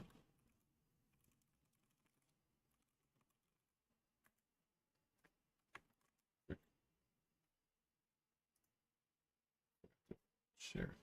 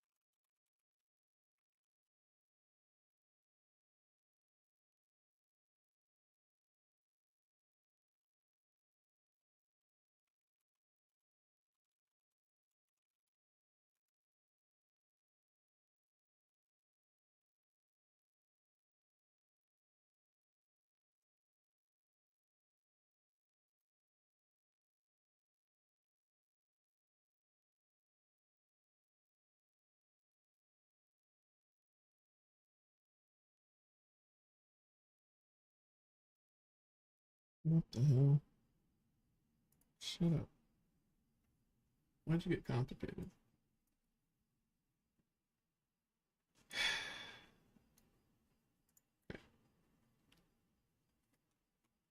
Modify this to serve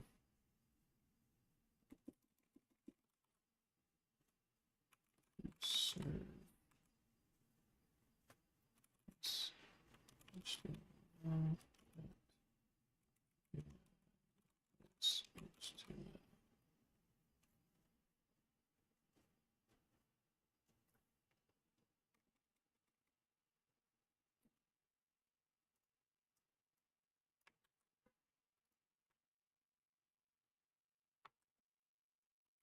Support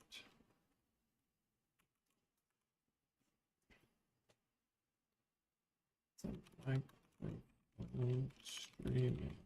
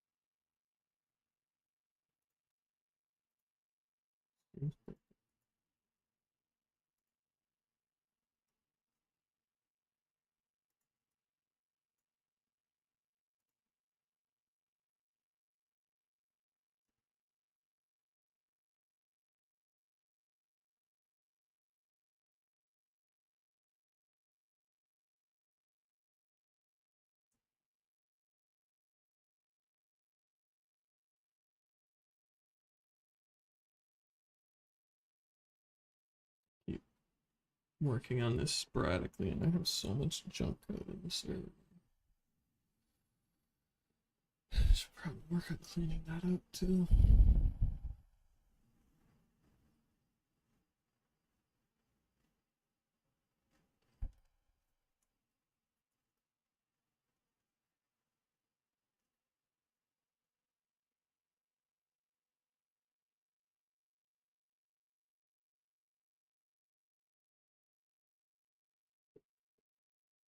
What I should also do, I should just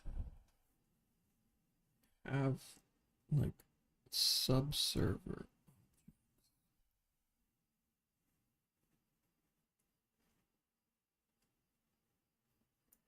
Something.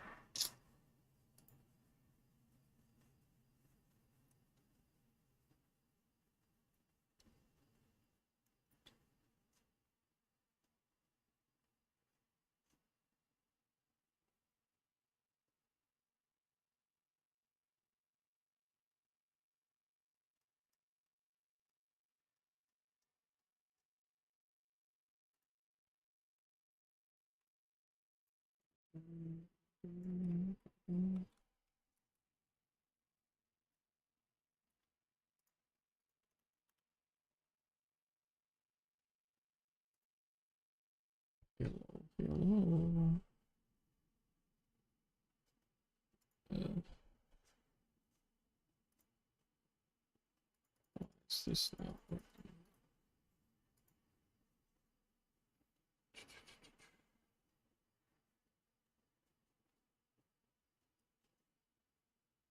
Deliver resources server to respond to status dialog.js.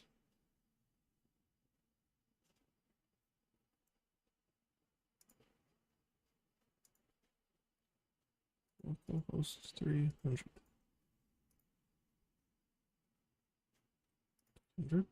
3,000.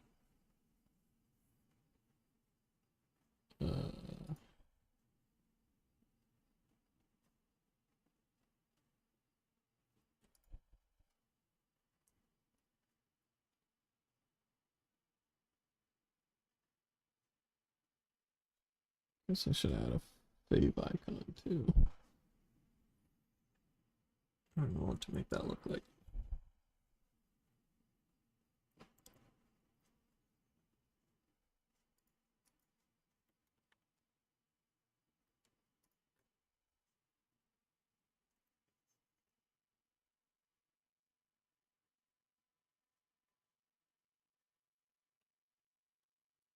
I guess I could just show this to ChatGPT.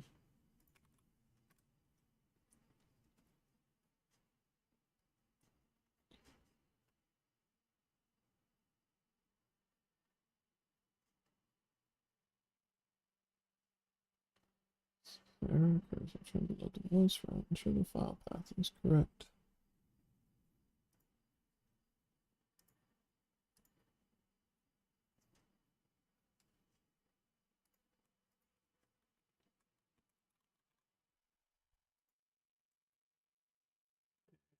List IHTML seems right.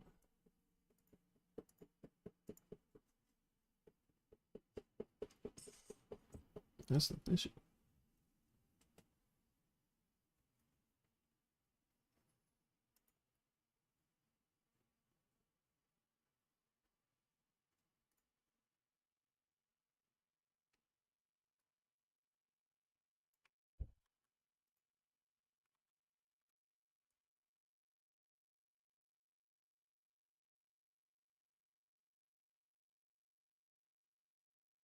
I'm gonna plant. It's not good.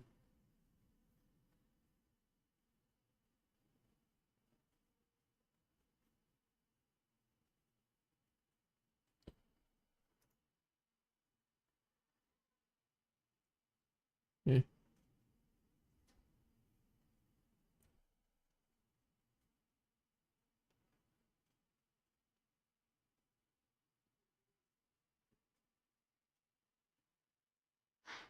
Oh, I see. Socket island, socket island, yes. Oh. Guess maybe I'd Check that URL. Game's happening.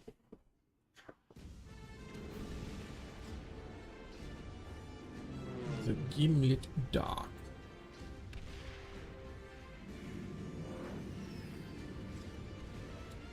Pew, pew.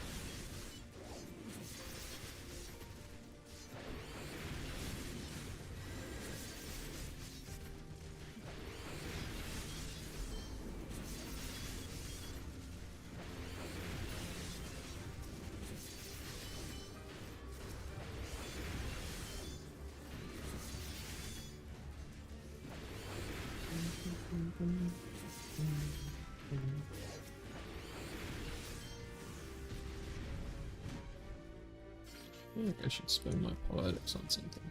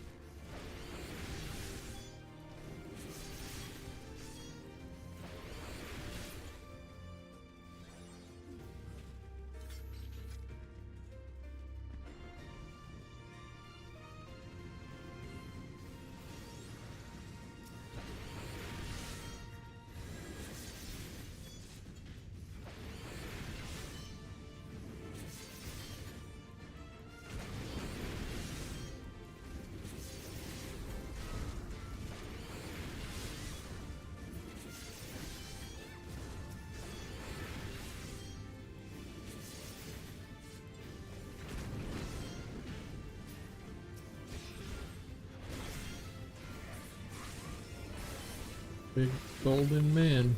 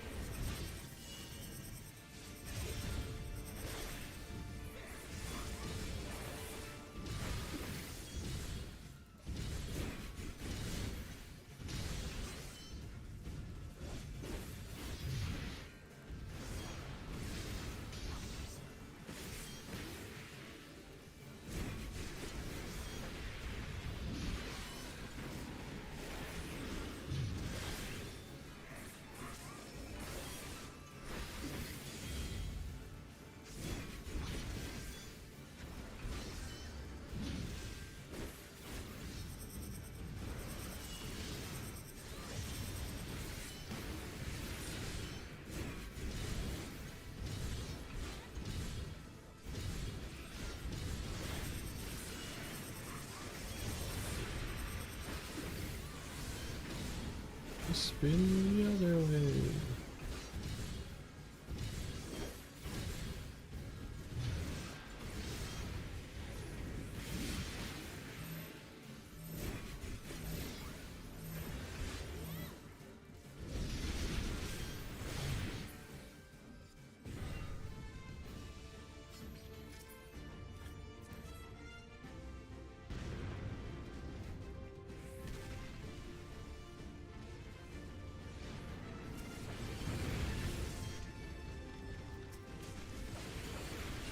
of those.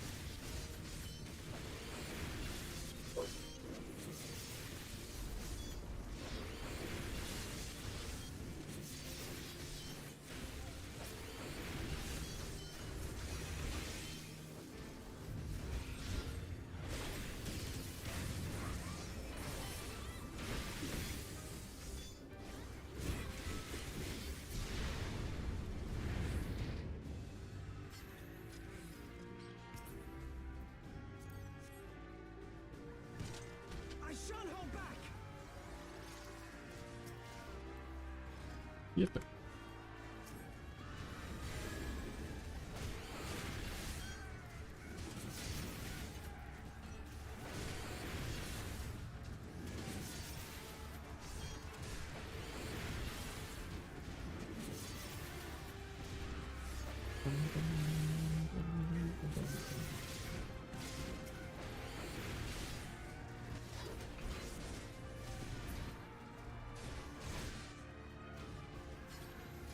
Release.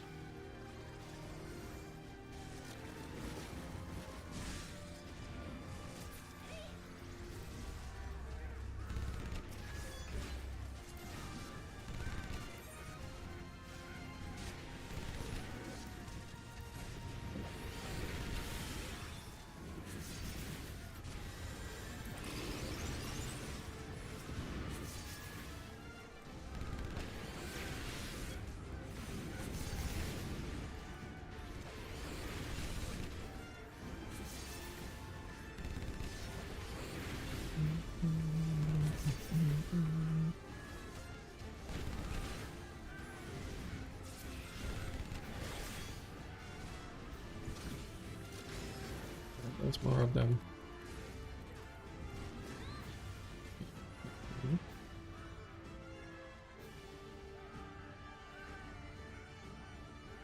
Let's try to fight him. Northeast.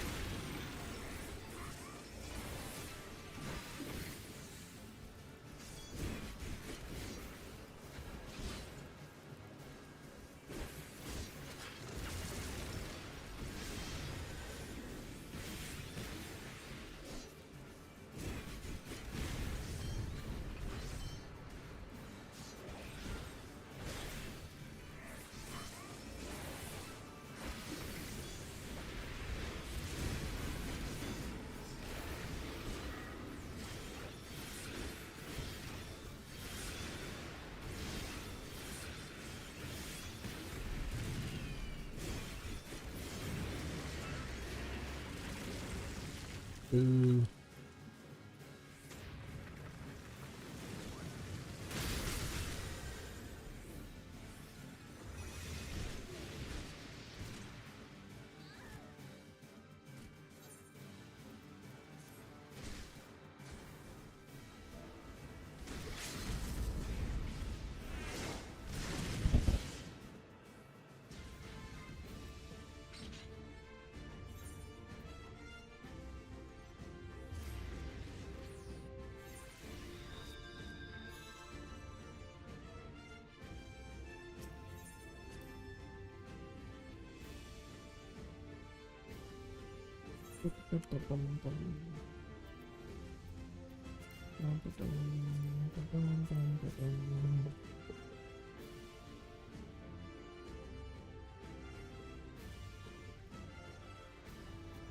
You underestimate me.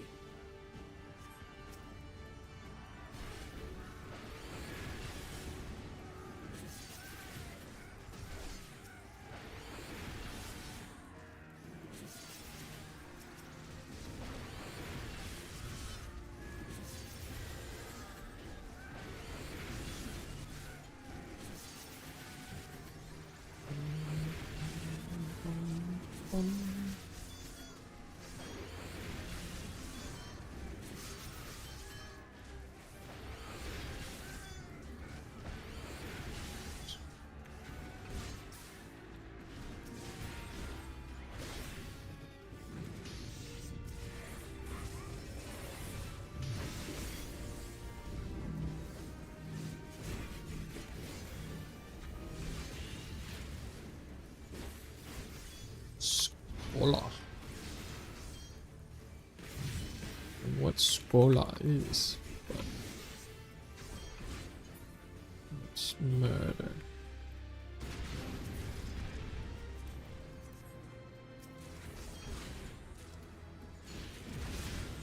I don't even like these things.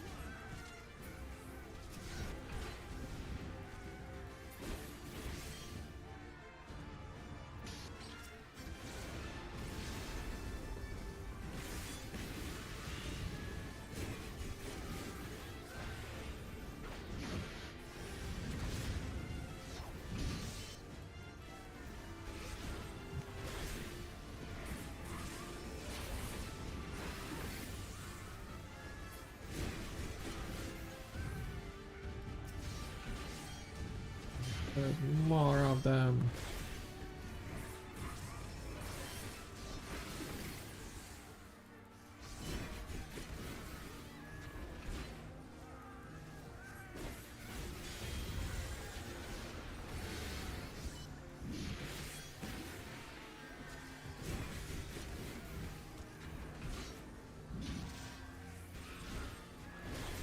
That's pretty possible.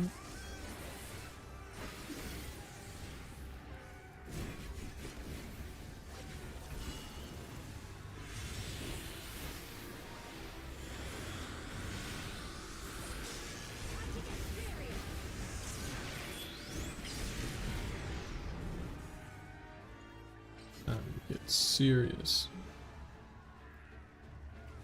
Papalino.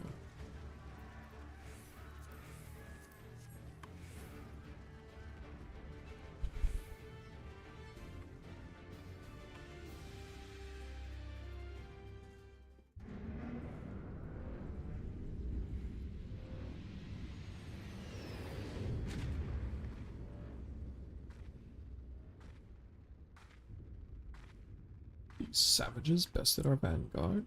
Impressive. But in the end, they are only that. Savages. Now to let us breathe. His radiance awaits.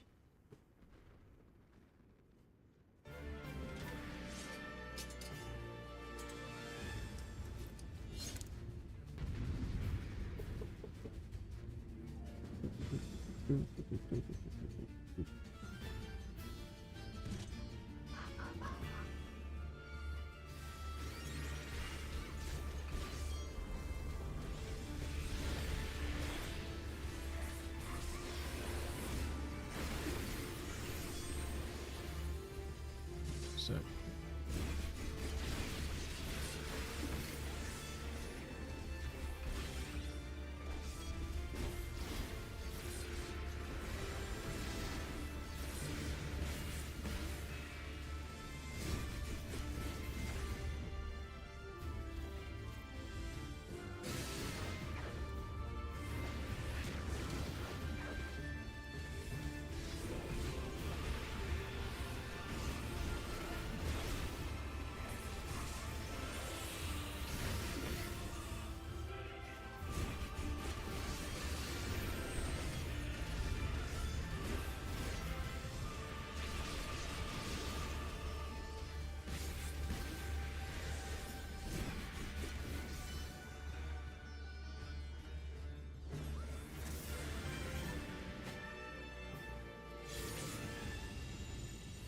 Gathering the way.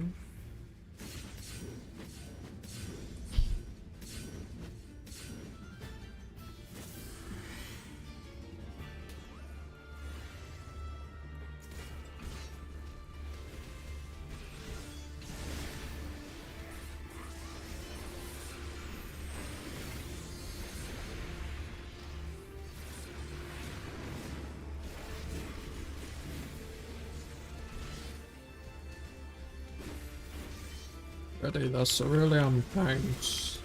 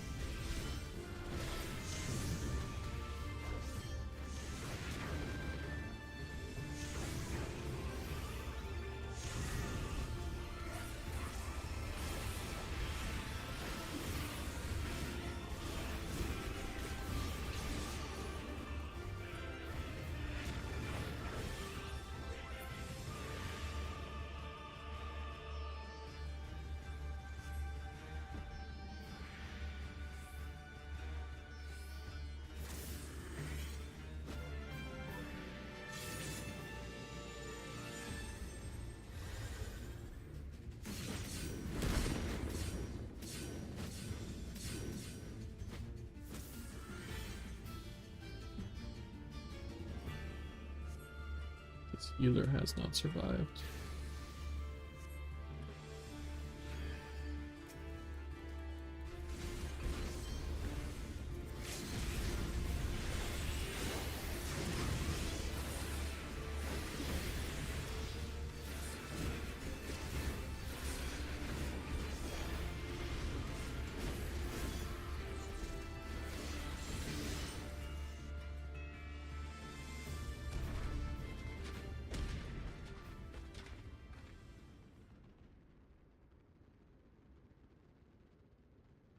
It served our purpose. Come, we shall withdraw for now.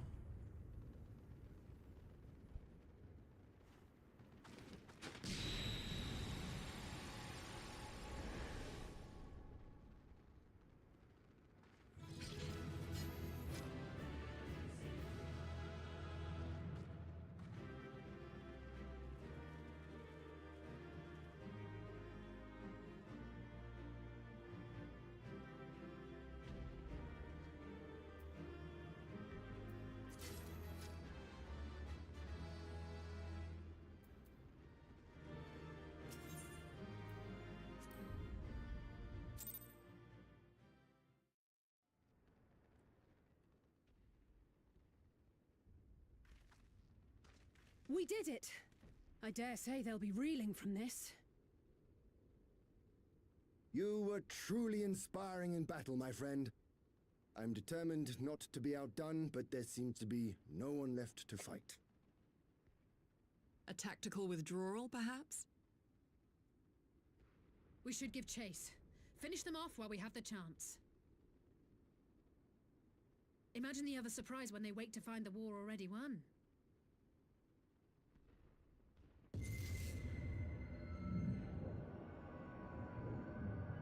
The light will expunge all life.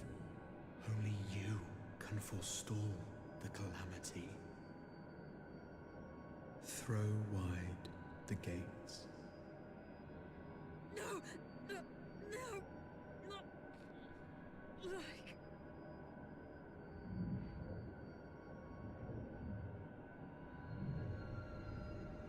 What?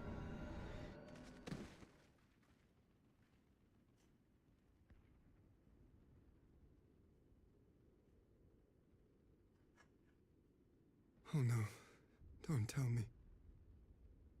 Are you all right?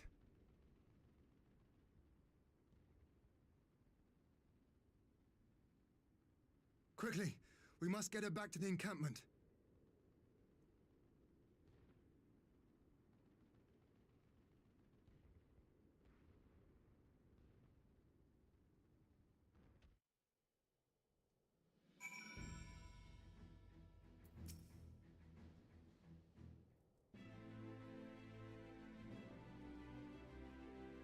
Guardians have been routed, have they? Well done. Though the exchange was no more than a test of our strength, like as not, they won't be taking any chances now that the Emperor has joined the fray. They'll want to take their time, whittle down our defenses. Still, with your help, and that of our eastern allies, we've passed the first test. Our line is unbroken. As for Alice, well, she's in good hands over at the infirmary.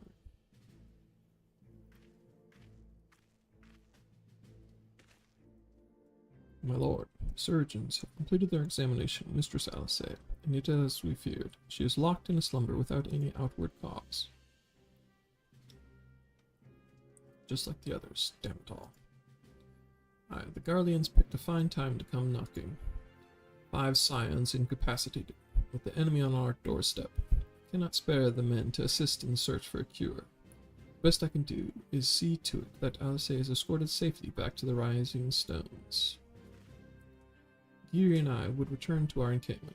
The main contingent of our forces from the far east is under sail, and all must be made ready for their arrival. Not to keep you then.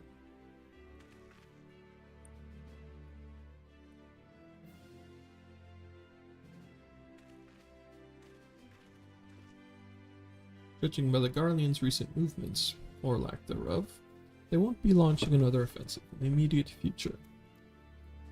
Should return to the Rising Stones. Given the plight of your fellow scions, I can understand if you feel on edge, but it'll be no good to anyone without rest.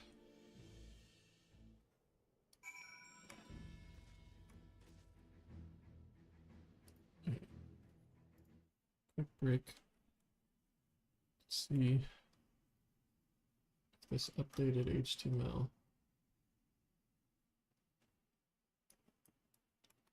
does anything.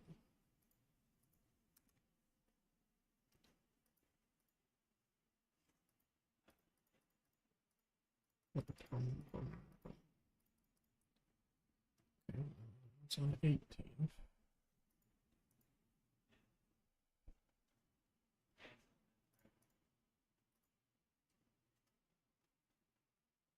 So your socket IOs running on your server.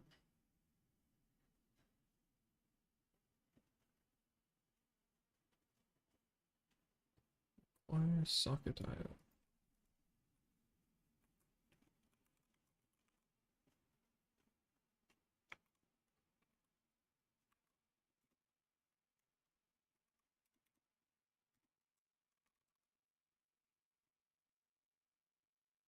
Okay. Oh. So I didn't do it? So many random shit. Axio and Molter and fucking knows what. HTTP create server. Now, use server.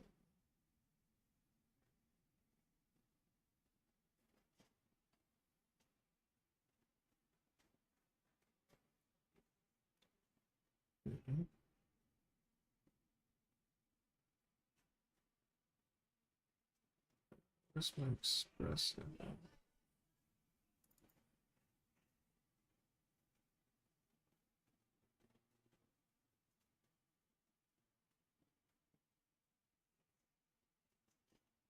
It's interesting that this has 2 things. The server, capital server. Nice.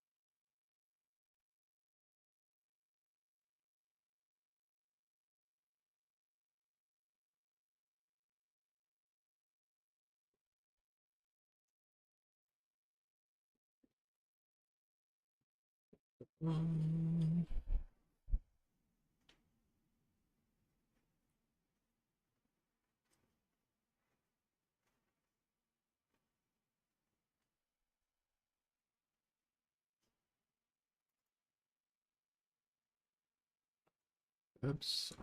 WSS. Where did I? WebSocket.serve.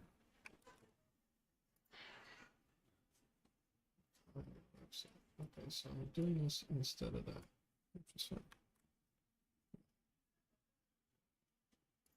But I do express.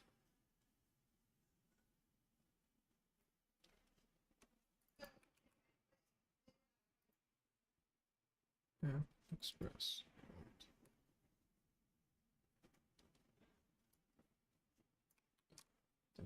After.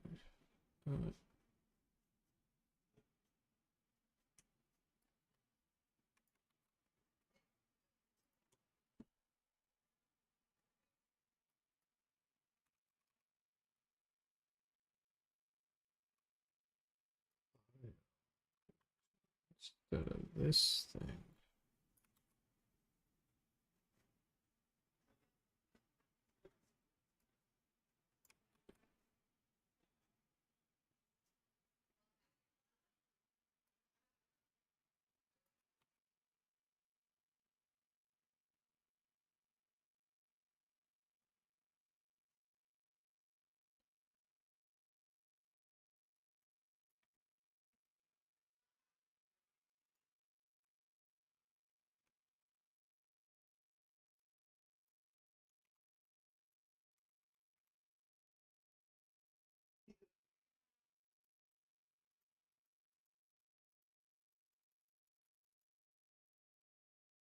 Great. Should be that. Whoa. Hello, hello, hello.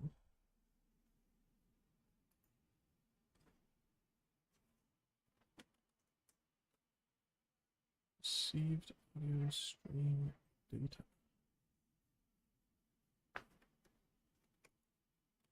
Received audio stream data.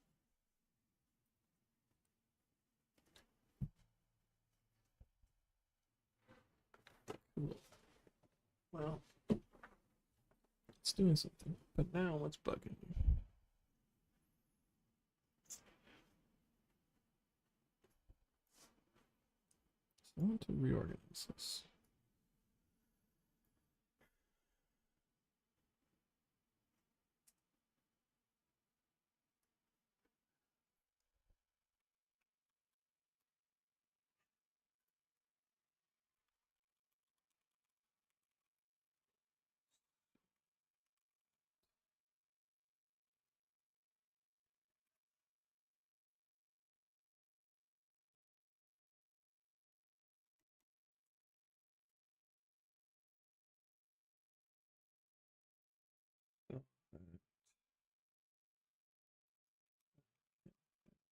Other.js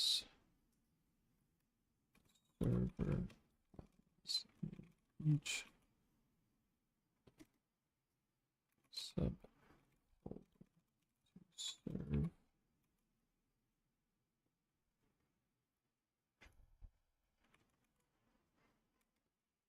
the pages in those folders, the services that they use.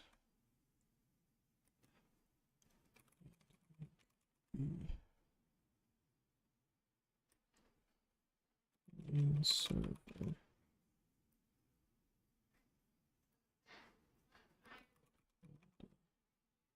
and top level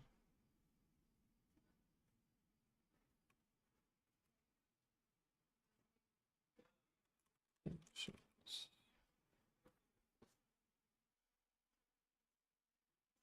Guess I want like commands and stuff to also be its own thing. And let's see what they.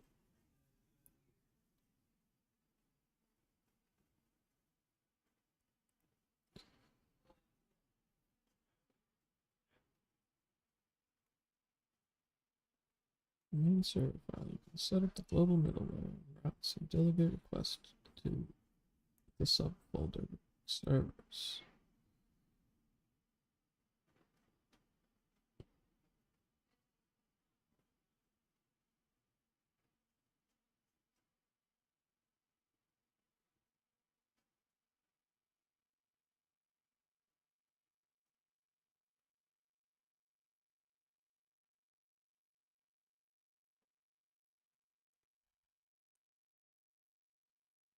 In these routes and service specified to the folder.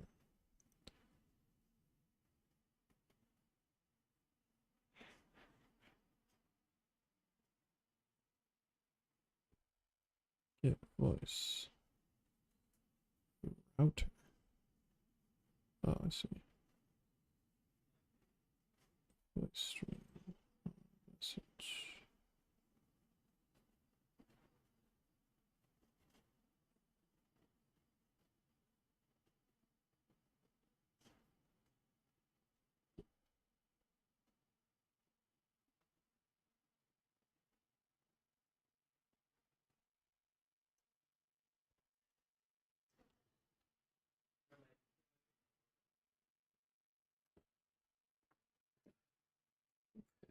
Yeah.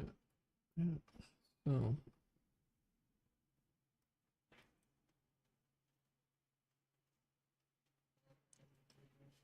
express HTTP path server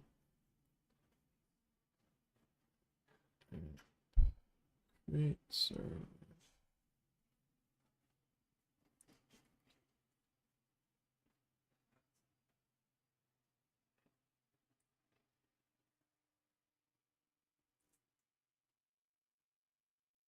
Global member app.use express JSON.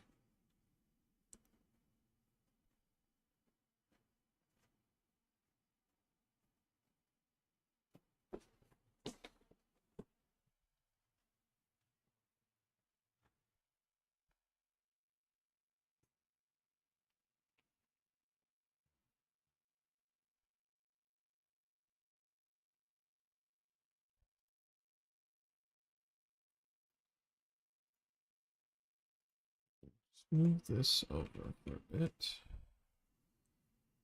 Create a new file.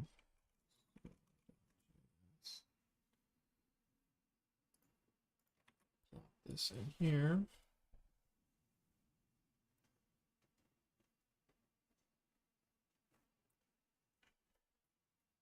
Let's just do something. Do you need Temporary Express? Probably need this. Probably that. I don't think I need you here.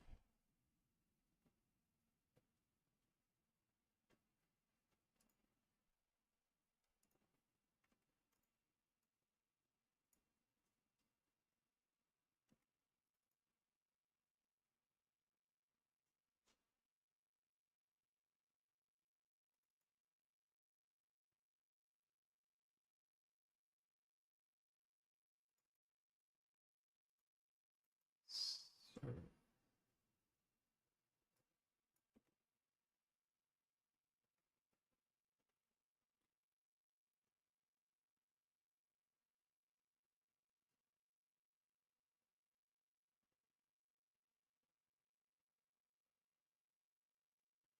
Yeah.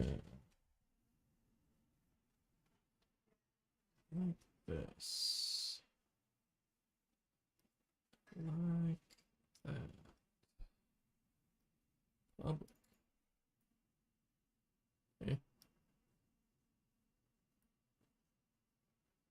It's public.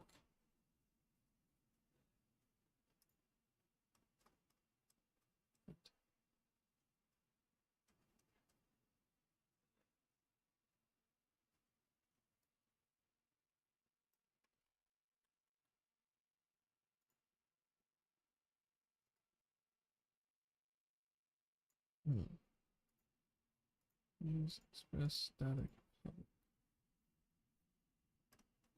What? Public assets, other static files.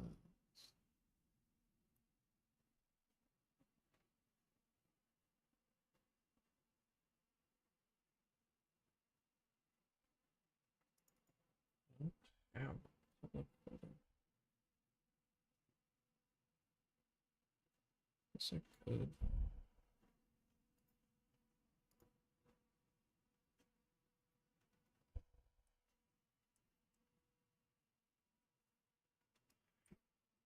Just not doing it.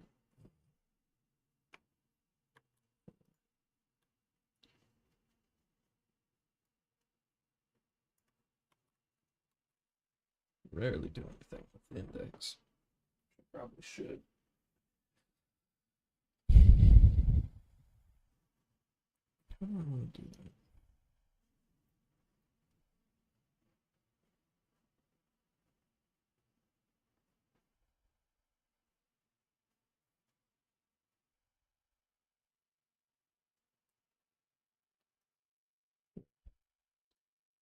What do I need this to do? All of these things can be in their own stuff.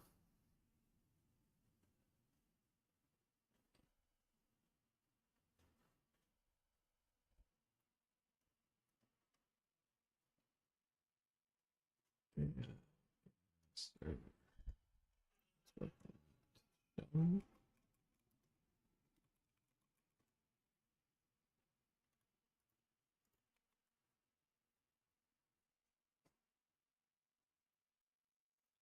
Not doing anything this year.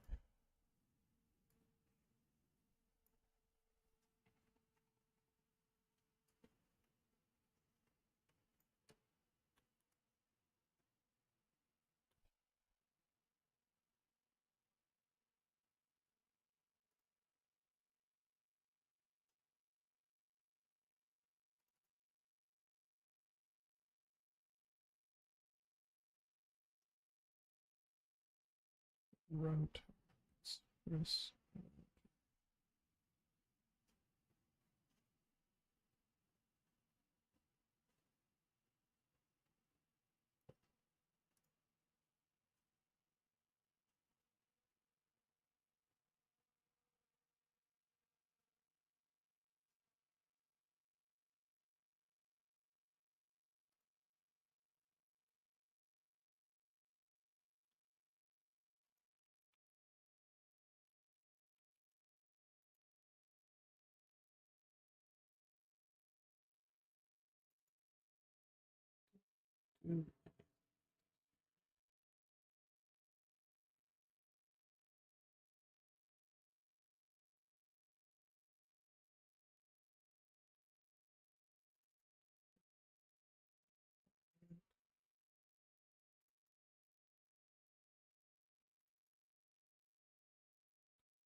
Process.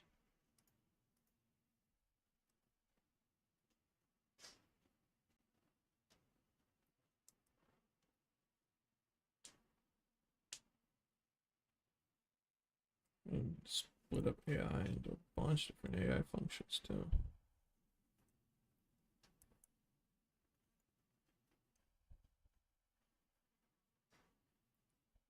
I want to work on this right. I'll get back to it when I get back to it.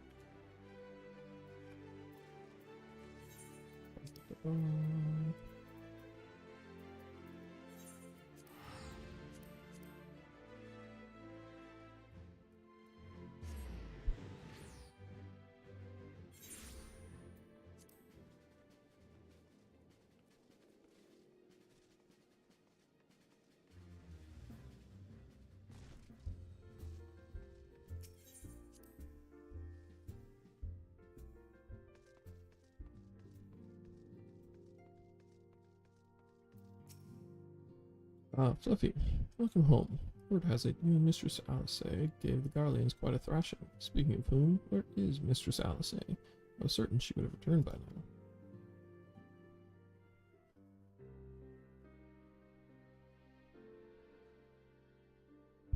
12, not her too.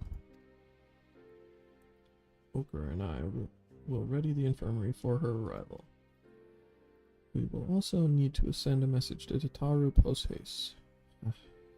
Would that I had something other than grim tidings to share with her. With you too, for that matter. It grieves me to report that the Archon's condition remains unchanged. As we speak, Kryl and Master Matoya continue to explore every possible avenue. Alas, their efforts have yet to bear fruit.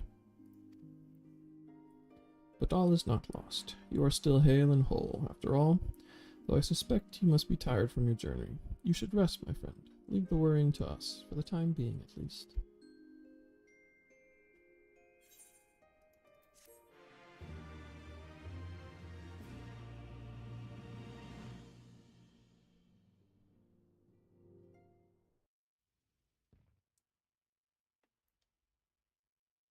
Meanwhile, at the border of Alamigo.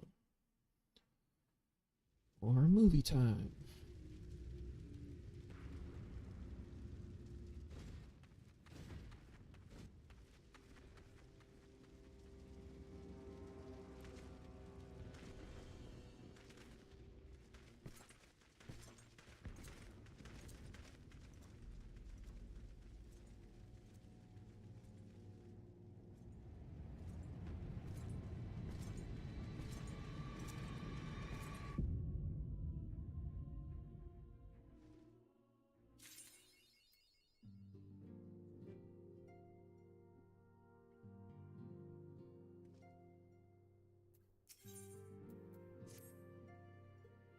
Was it good for you?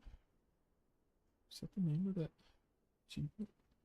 Ah, Fluffy, yours is a welcome face indeed in these troubled times. Though, if you come to inquire about our stricken brothers and sisters, I'm afraid I have not to report. Ultimate and the others continue their tireless search for answers, and I too have done all in my power to assist them, alas. My apologies for the intrusion. I was told Master Alphino had been brought here, and wished to see if his condition had improved.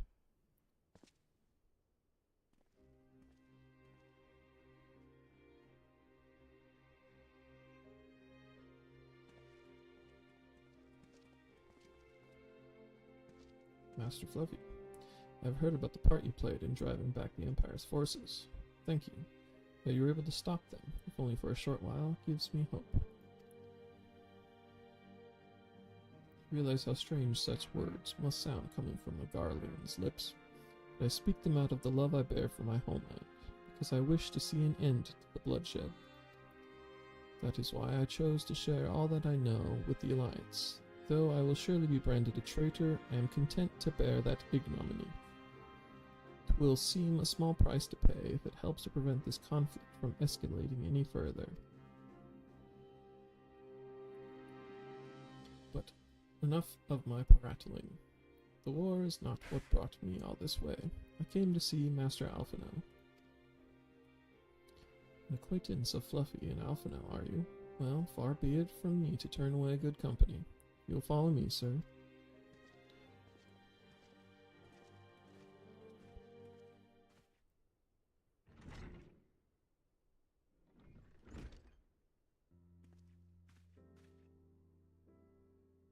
When word reached me that Alphino had returned, it seemed only right that I visit him. Poor lad, pains me to see him thus, but I take solace in the knowledge that he is safe and well cared for. He fought valiantly at the burn. The Popularis could not have wished for a more committed ally. I know not how he came to be so afflicted, but I pray a cure will be found soon. On an unrelated note, you may be interested to know that I traveled here in the company of another acquaintance of yours. He awaits my return at North Silver Tier, and I am certain he would be glad to see you, assuming you can spare the time, that is.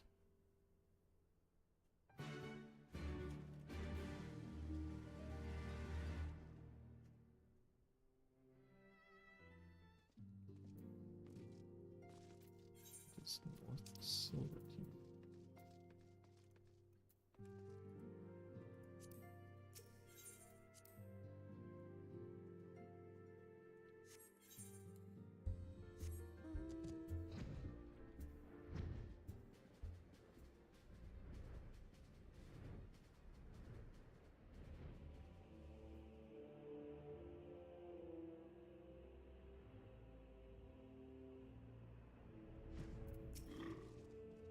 Ah, there you are. I was beginning to think you would not come. I'm straight here, brother. Sounds like you've been through the mill. Should have called me. Though I must confess, tracking down missing souls isn't exactly within my field of expertise. As you may have surmised, I heard much of Master Garland growing up in Garlemald. Indeed, he has long been a source of inspiration to me. Most Garlands would say he is a traitor, that he turned his back on his country. We of the Populares, however, consider him a revolutionary, a man willing to defy the Empire's dreams of subjugation, that his inventions might bring about a better future for all mankind. For some reason my channels are unsynced.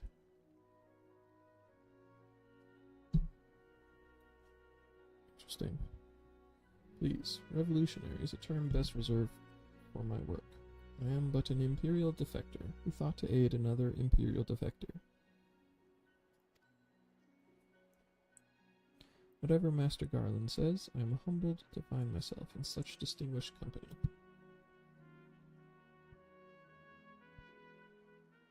Speaking of distinguished company, I heard from Raban that you ran into an old friend in the burn. Is it true? Gaius still lives?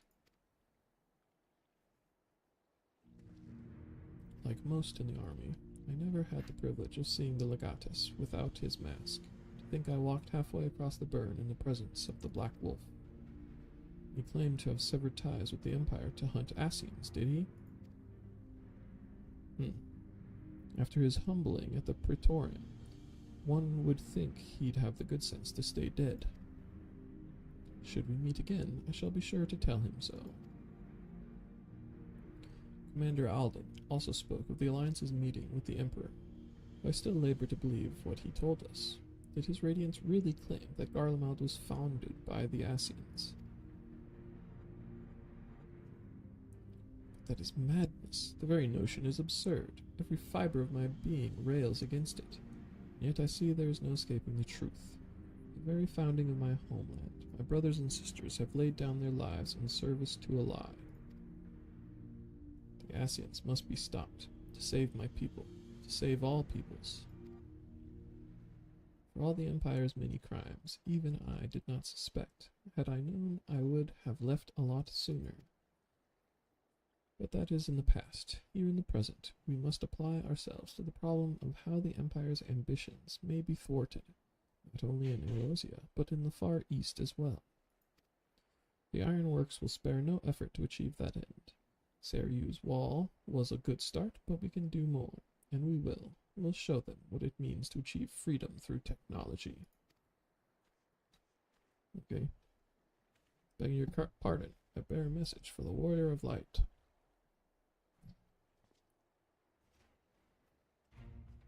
Commander Alden requests your presence at Alliance headquarters in Alamigo.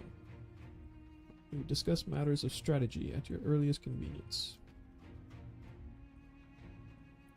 Ah yes, the inevitable messenger. I knew it wouldn't be long before duty called you away. Time, no doubt, being of the essence, could I tempt you to a ride aboard the Excelsior? If there's a faster way to Robin's side, I will personally apologize to the commander for keeping him waiting.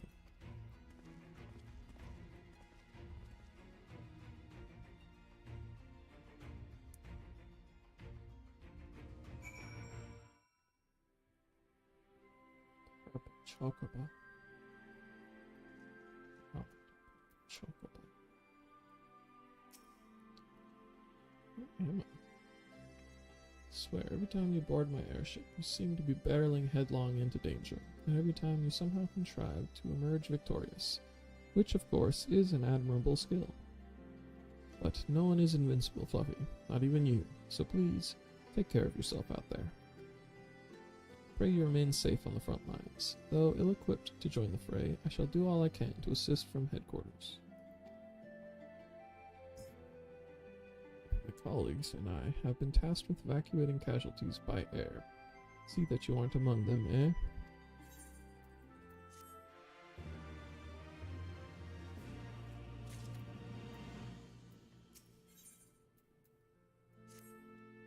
Commander Alden is waiting, sir. It would be best if we proceeded to Alliance headquarters at once.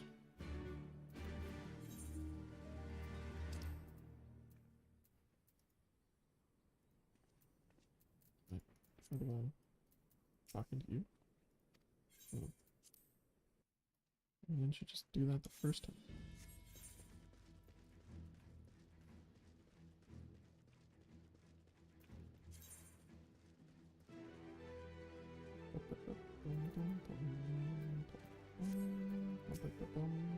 You're here, good. Summoned you to discuss strategy, but first I would apprise you of the Garlean's movements.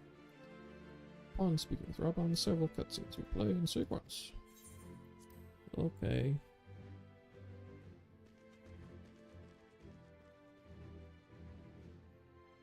There have been several skirmishes along the border, but as yet neither side has delivered a decisive blow. We had long assumed that the Garleans would overwhelm us in a straight fight, but we seem to be gaining ground, albeit slowly. As to why that might be, the most likely explanation is that they have yet to commit all their forces. Still, we're winning, and our latest intelligence suggests the Emperor has retreated back to Garlemald. In light of this, we're considering launching an offensive with the aim of pushing the front line forward and giving ourselves some room to breathe.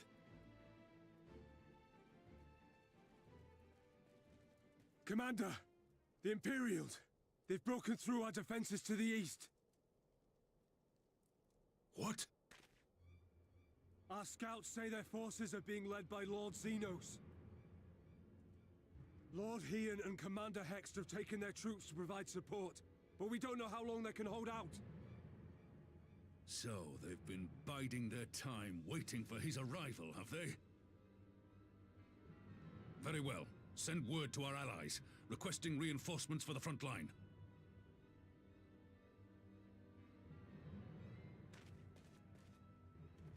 Should the worst come to the worst, I may need to enter the fray myself. But what of you? Do you still have the strength to fight?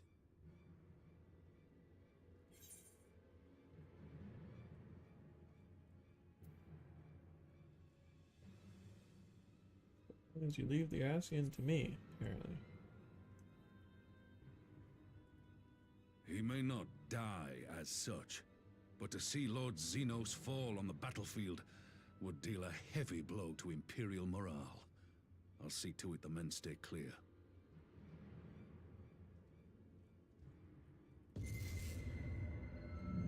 Why won't they open? Please, I bid you open!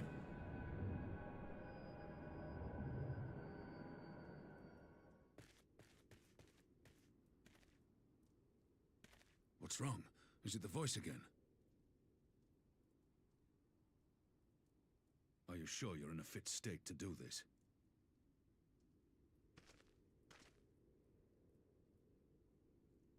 May Ralga grant us strength. Give 'em hell, lad. I, for my part, will defend this place to my dying breath.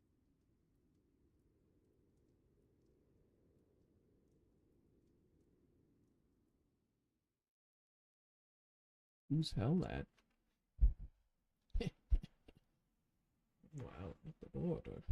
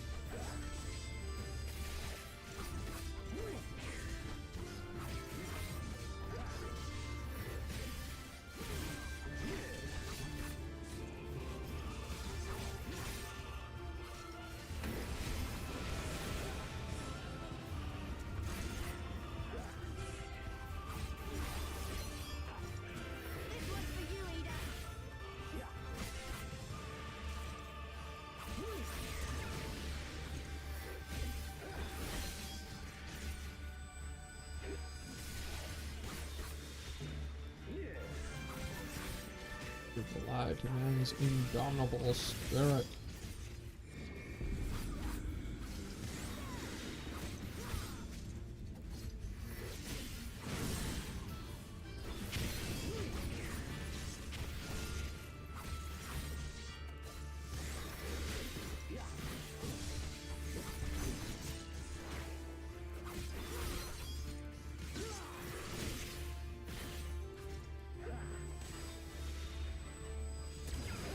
Oh, your light is nowhere in sight.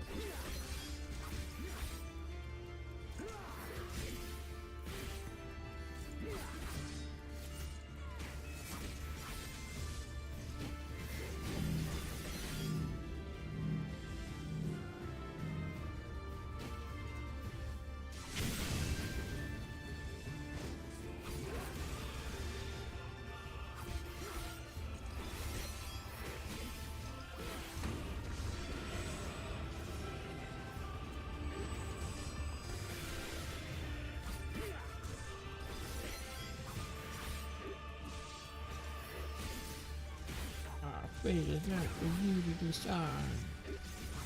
You will learn your place.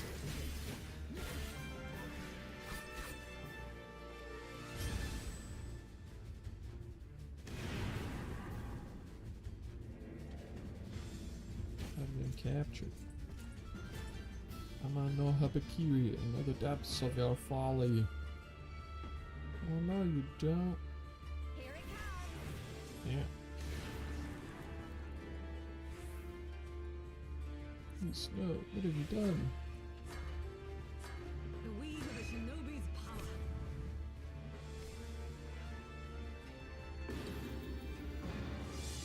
The art of my forebears.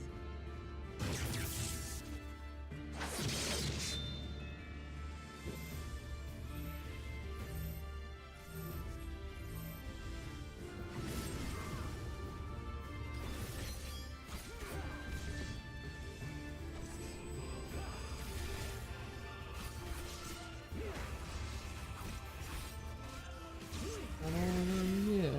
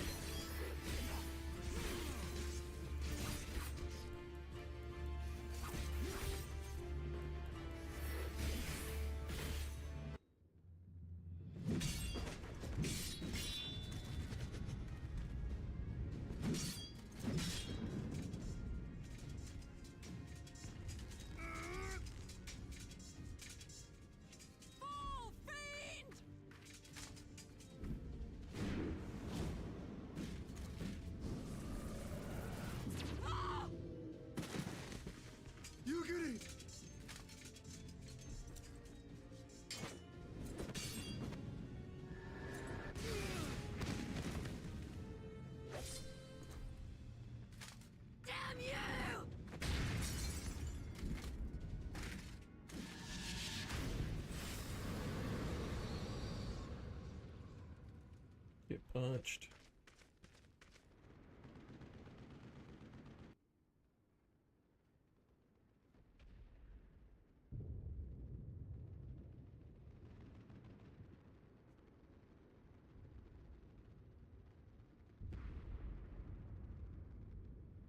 Magic with a Garlean body. That's hardly fair.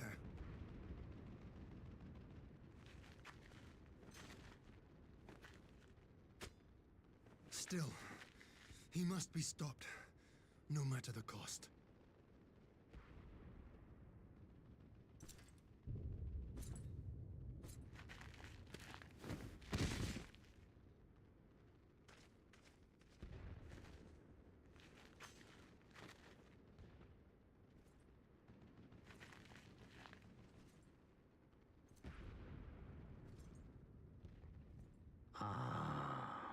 bringer of light.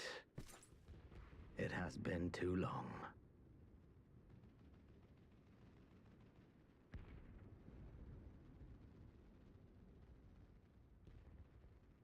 No words to mark our reunion?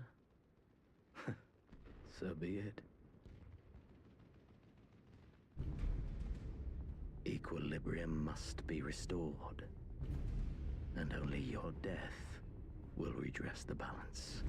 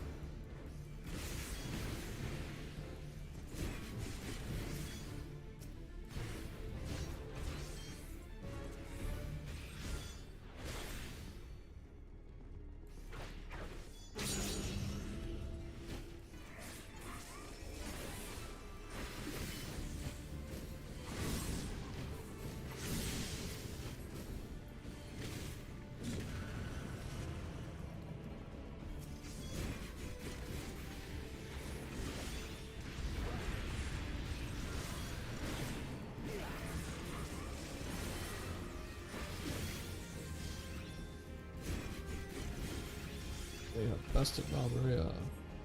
I would have been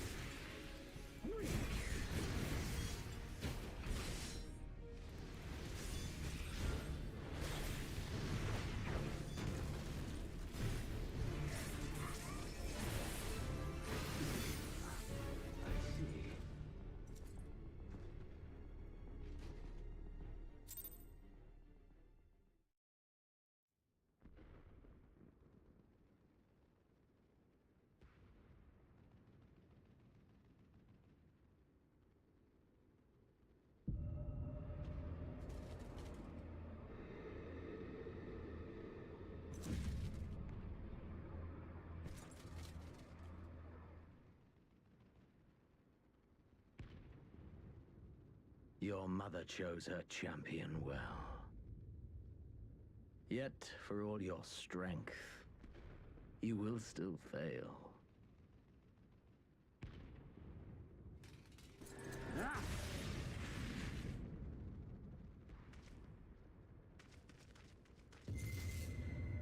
Please, I beseech you.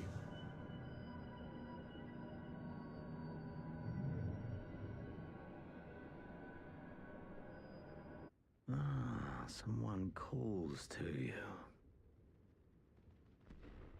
Too late, alas.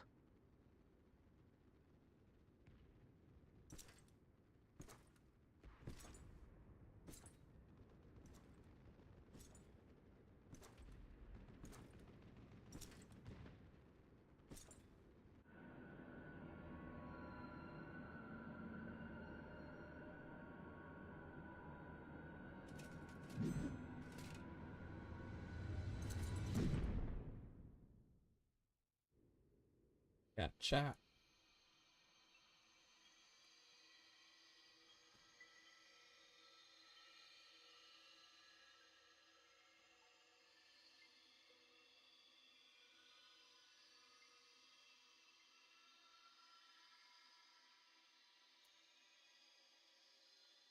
At last, I found you.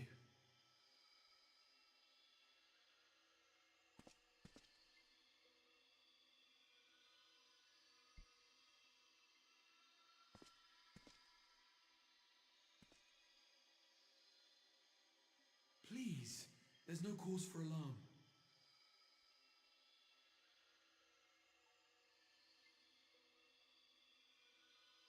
Though, I confess, this is not where I had intended to meet.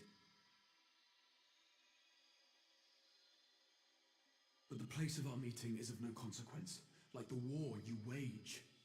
Win or lose, the path you walk leads only to oblivion. The better path leads you here, to me. I have need of your strength.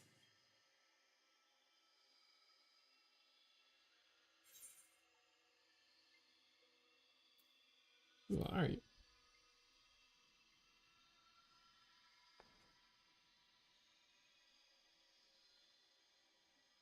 I'm afraid such questions will have to wait. We have precious little time, and your work is not yet done.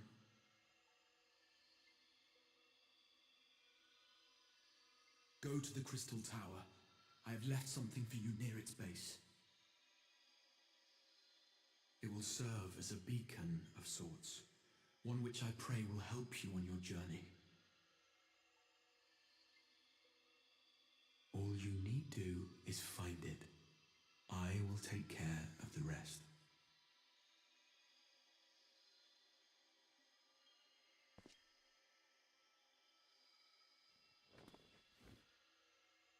Soon, we will throw wide the gates. And the path to the first will be yours to walk at last. Okay.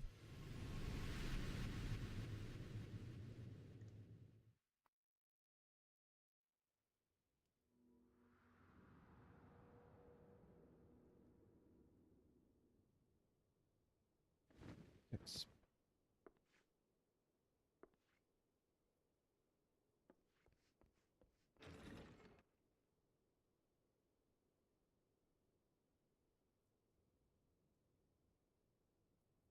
Ishgard?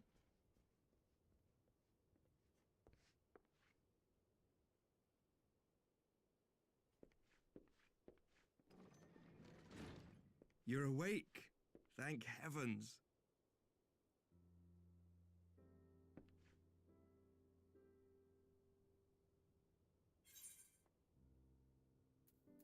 What?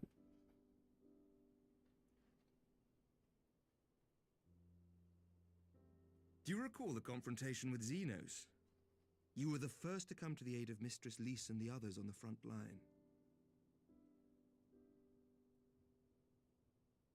In the midst of your duel, it is said you faltered, and that the Crown Prince seized the opportunity to deliver a mortal blow. Yet before his blade could find its mark, he was distracted by the arrival of a second adversary who bore you away from the battlefield and into the hands of our chirurgeons.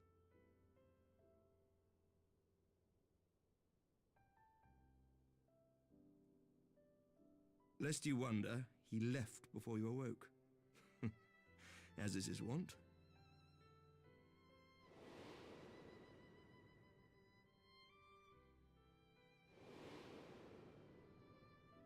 Estinian never was one for emotional farewells.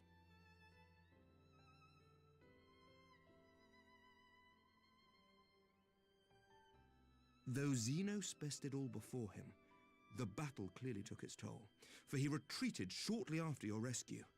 Seeing this, the remaining Imperial forces decided discretion was the better part of valor and pulled back, allowing us to re-establish our position. We have since received word of renewed unrest in the provinces, doubtless inspired by the efforts of the Eorzean Alliance and our Far Eastern allies. Nor does the good news end there. We have also come into possession of intelligence suggesting unrest within the Imperial Court. This would certainly explain why both the Emperor and Lord Xenos appear to have abandoned the fight. A long-awaited ray of hope in these dark times.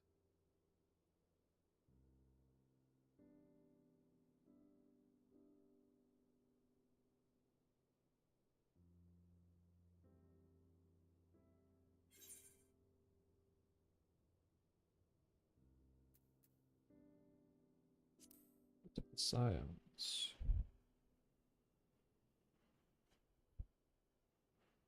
Yet to awake, I'm afraid. But please, concentrate on your own recovery for now.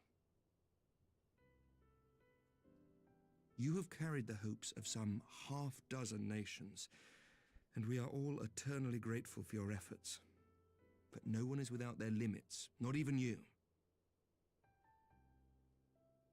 Leave this fight to us, my friend. You have earned your rest. But before I forget,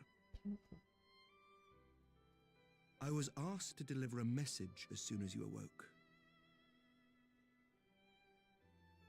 A reminder that you are not alone, though many of your allies have fallen.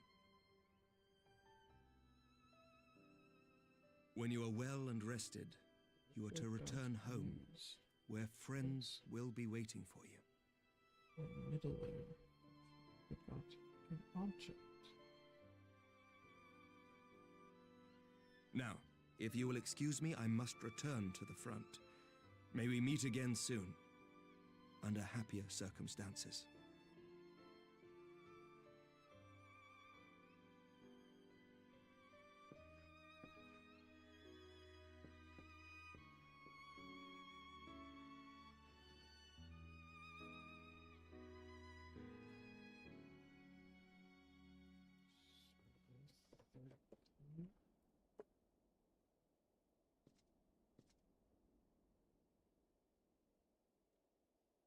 This is a most unexpected surprise. I thought you confined to bed. Hello. That guy.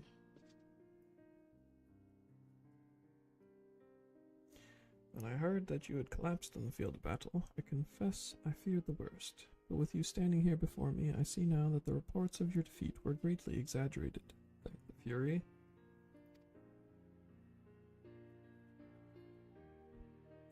As long as we have you, Master Orkson.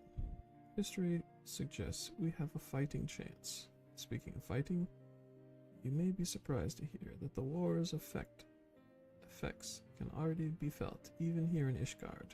In anticipation of a need for reinforcements, Artorel will soon be departing for the front lines with a contingent of our finest knights. I know what the problem is.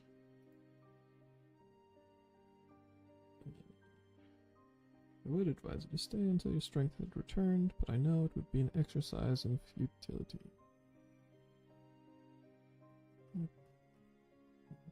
Why am I struggling to rename this file? Right.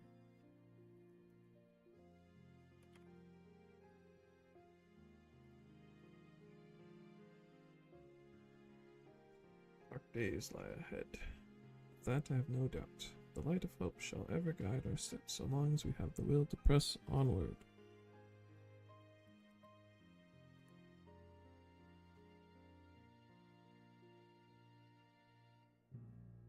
Press onward we must. Farewell, my friend.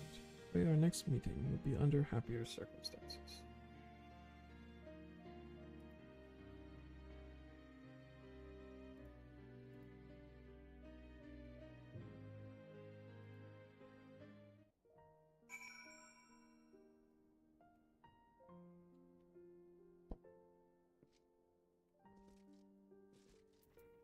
Okay, return to the rising stones. Sure, why not?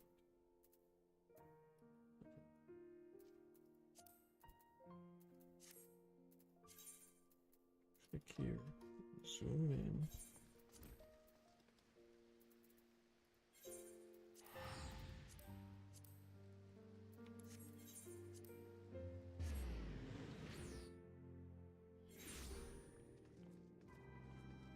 Wanted to work on making the new server without destroying the old one. Probably shouldn't rename the old one. I should rename the new one. Oops.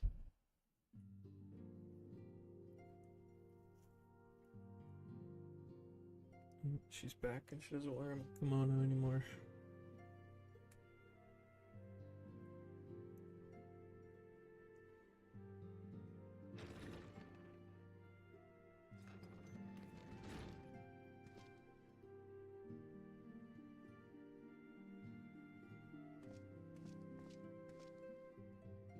Says I.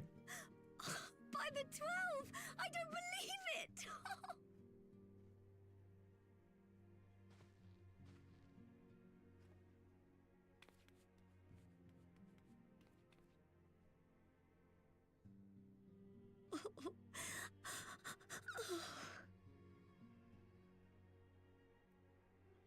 I rushed back as soon as I could.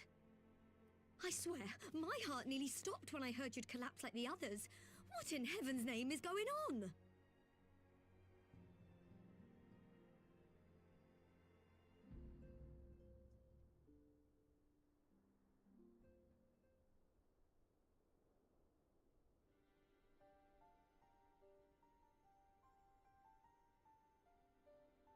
Win or lose, the path you walk leads only to oblivion.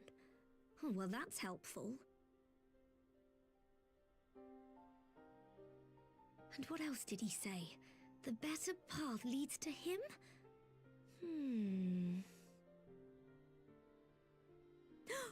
If his is the voice you've all been hearing, perhaps the others are with him. Sir Emmerich said the fighting had reached a stalemate, didn't he? But if that monster masquerading as Xenos comes back... Thancred, Y'shtola, Urianger, Alphino, Alize. You're going to need all of them on your side to defeat him. And I forbid you from going to face him on your own, do you hear me?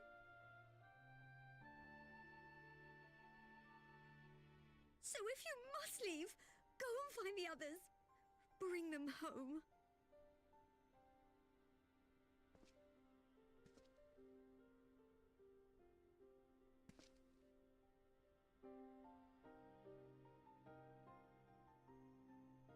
I wonder if I was one.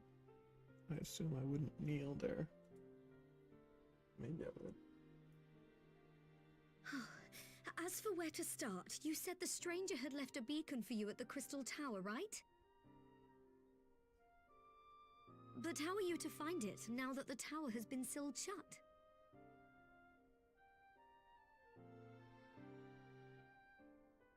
There has to be a way. If anyone would know, it's Sid, and the researchers of St. Coinac's find. Don't you worry, we'll find that beacon for you.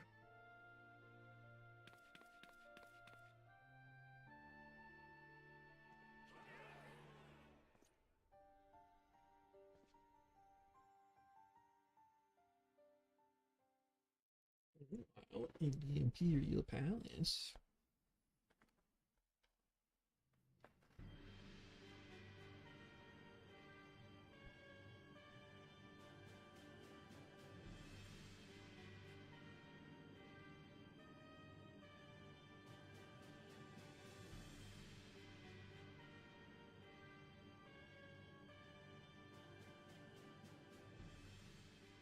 I pray you have good reason for abandoning the front. How could I remain there while the rumor that my son is possessed by a demon spreads like a sickness here at home? I will not be made to fight for the throne a second time. But what of you? Did you not tell me you would destroy Eorzea's champion with the ease that one might swat a fly?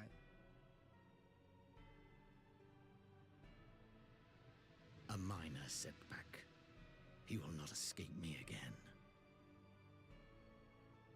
Where is your grandsire? I would have words with him. How should I know? Do you hide from each other's sight as well? I imagine he's doing what all Ascians do. He must have found a way to take advantage of this turmoil. Men are not pawns to be played with, Ascian.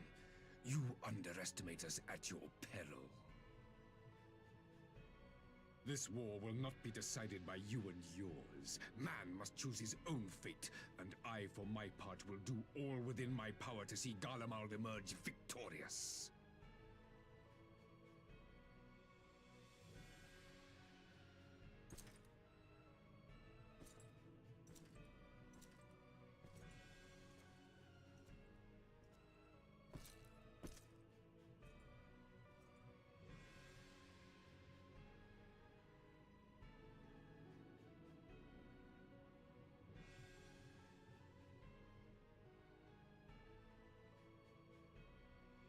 Pray forgive the intrusion, Your Radiance, but the requested preparations are now complete. We stand ready to begin production of Black Rose upon your order.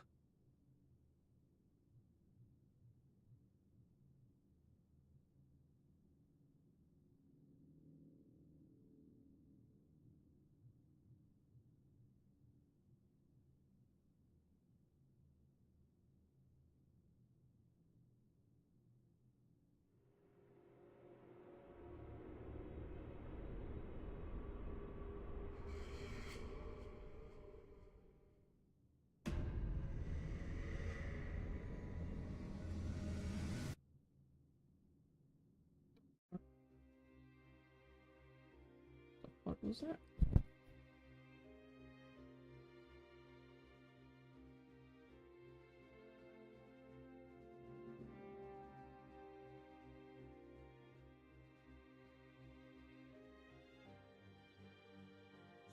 Stormblood.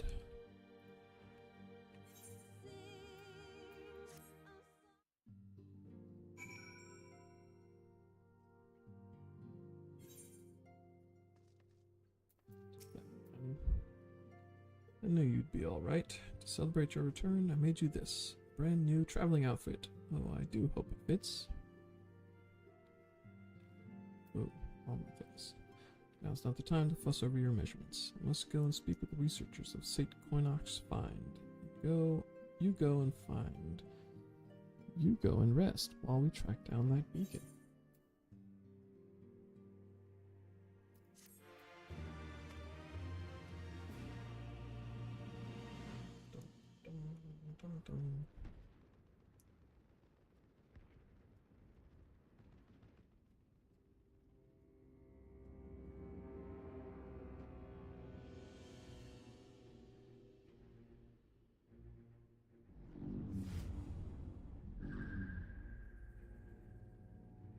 Does that mean he's an Ascian? My enemy. My friend. Had I been but a step faster.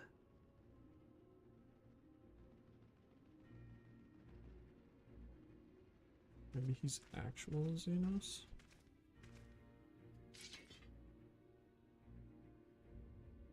Bloody savages!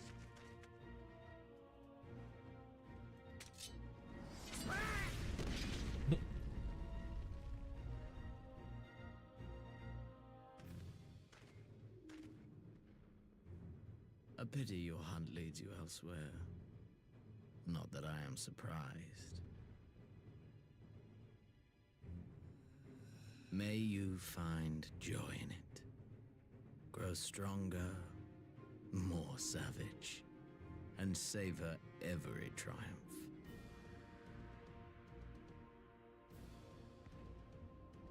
In the meantime, I will reclaim that which is rightfully mine.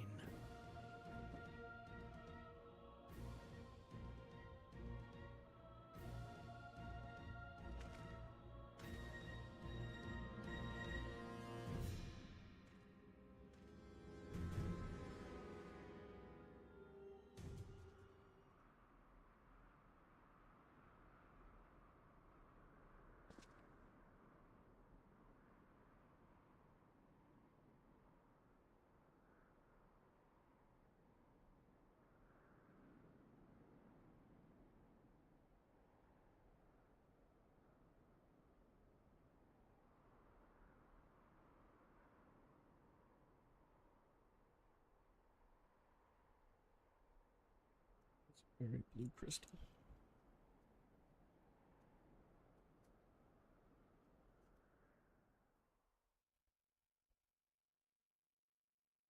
In the midst of a requiem for heroes, a voice rings out across time and space.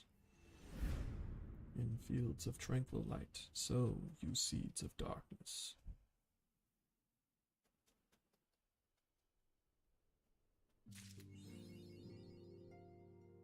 Swan song.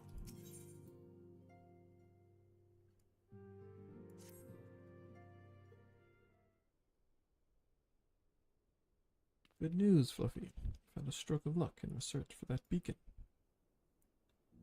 Apparently, our colleagues have stumbled across a hidden path leading down into the hollows around the base of the crystal tower.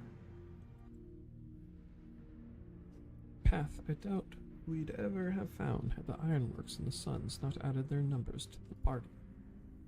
Thanks to them, we have eager eyes aplenty down there, checking under rocks and peering into every nook and cranny. Still, it sounds like there's a lot of ground to cover.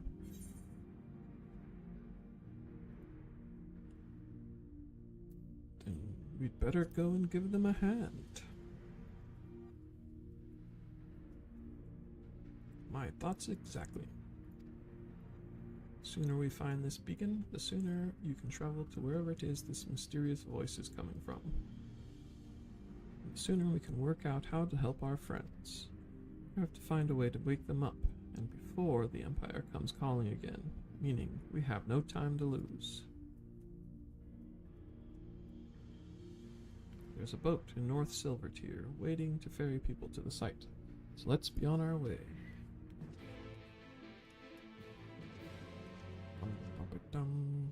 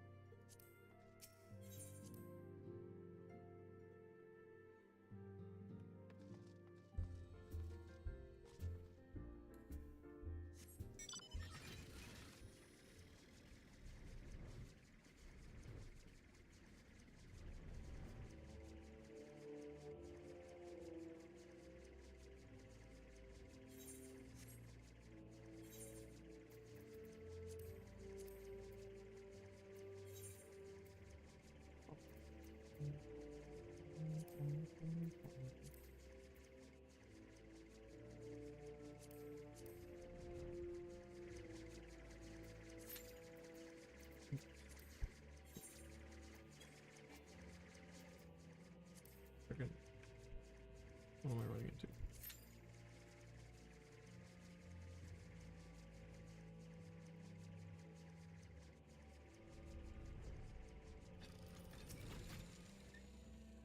Getting to the survey site, sir. It's on the eastern shore of the lake, and the swiftest way to get there is by boat. Okay.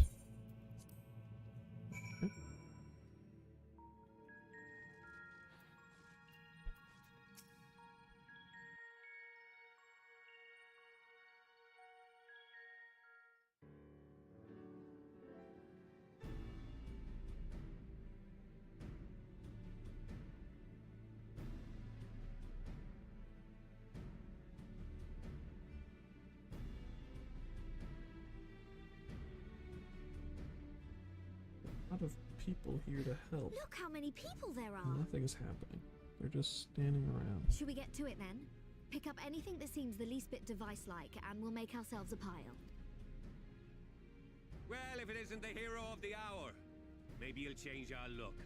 We've found bugger all without you. I'm Scottish. Veg!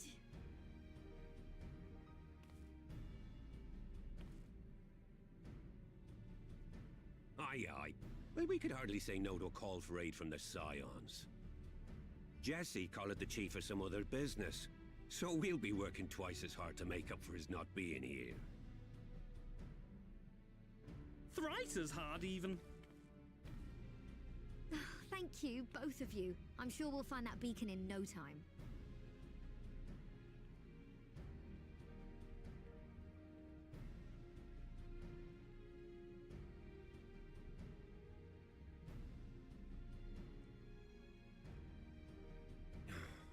I'm not seeing anything out here. Do you reckon you could squeeze in there, Wedge? And get stuck halfway? No, thank you. I could try if you like. Tataru, no! We couldn't ask you to do that. Oh, I'll be fine. This receptionist is not afraid to get her hands dirty. They changed all of those voice actors. Pretty sure.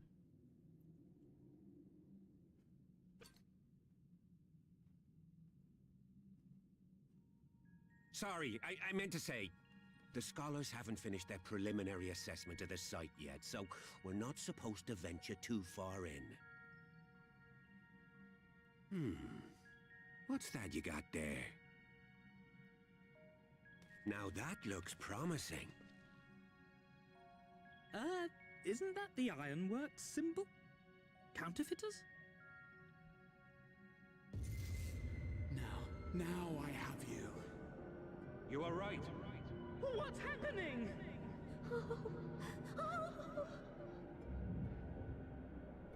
Stay with me.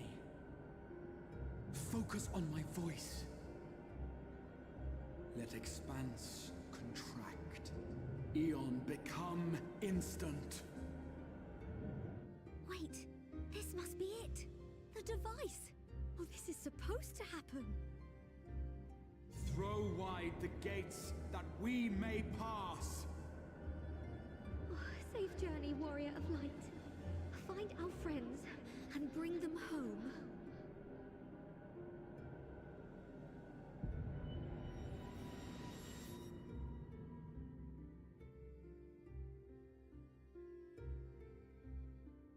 Okay.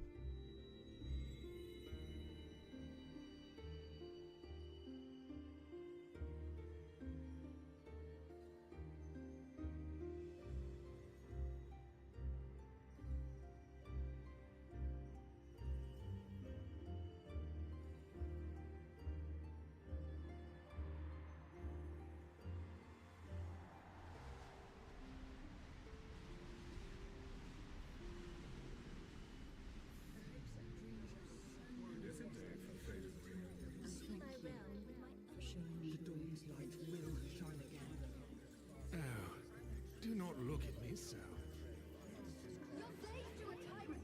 There's no freedom in that. This is one battle you cannot fight. Away with you. We did everything right. Everything that was asked of us, and still it came to this.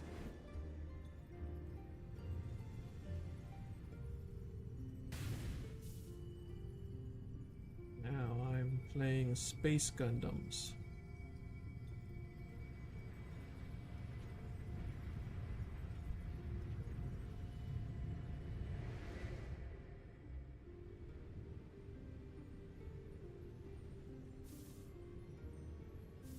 Your time has not yet come. We're calling her Oracle of Light now? Okay. Sure, why not?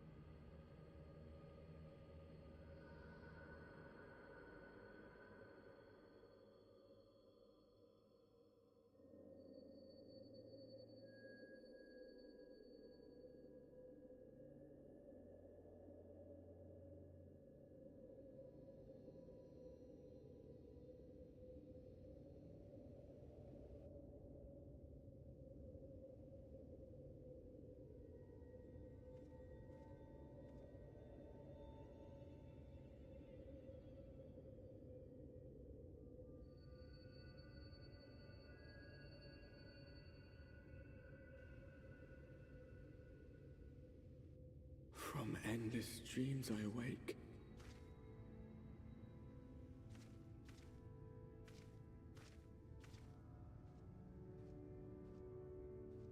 Something vague, yet urgent, calls me to action once more.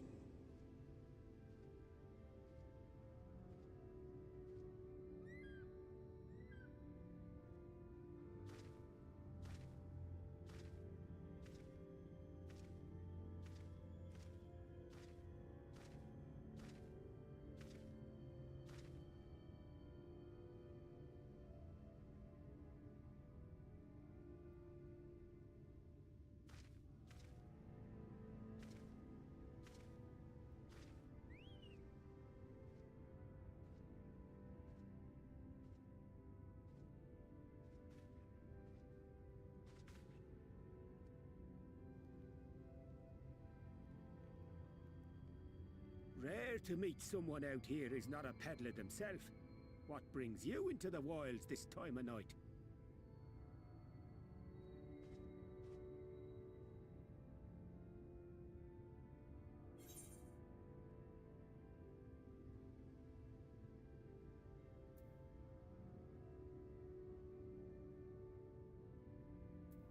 It's bright as day.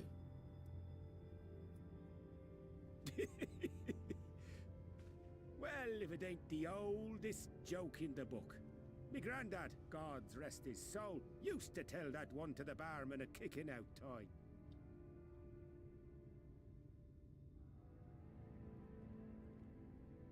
And when, pray tell, did we last have a dark night? You rotten old drunk, you, he'd reply.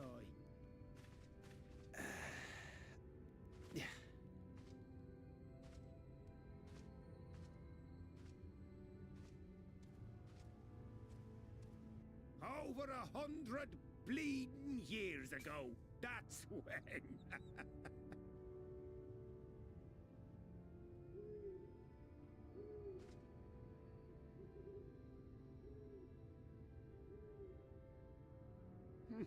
You got that look down to a T. I'd almost think you meant it. Ah, got to you, did they?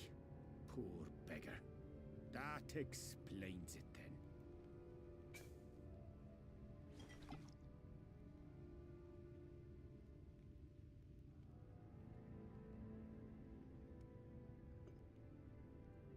Well, I've roads to travel and wares to sell, but you best hurry along to the town nearby.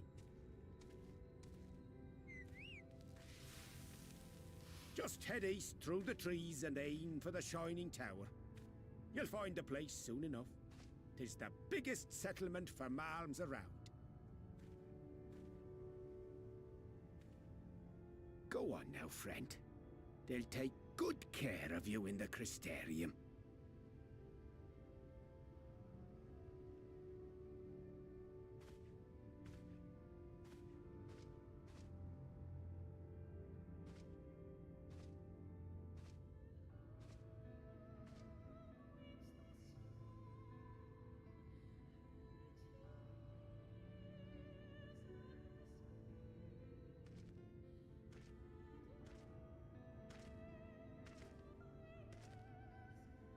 Dizzying heights it rises, the gleaming spire. Its tip threatening to pierce the blinding canopy. There, it will all begin anew. Between dark and light, the pure and the corrupt. The one true struggle.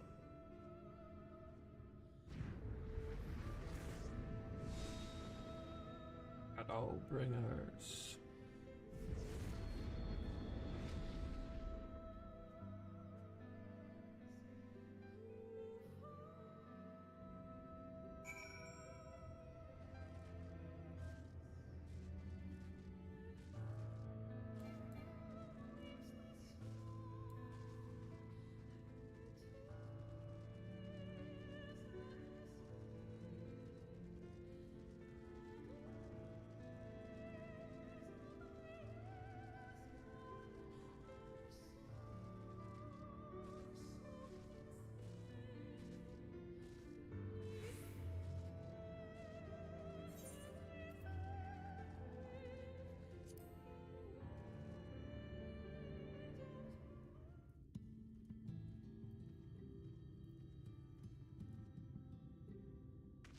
Halt!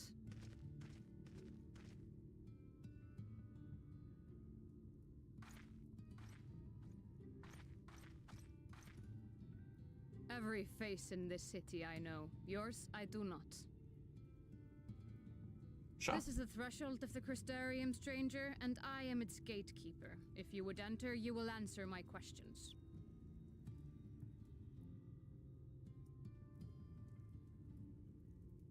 From where do you hail?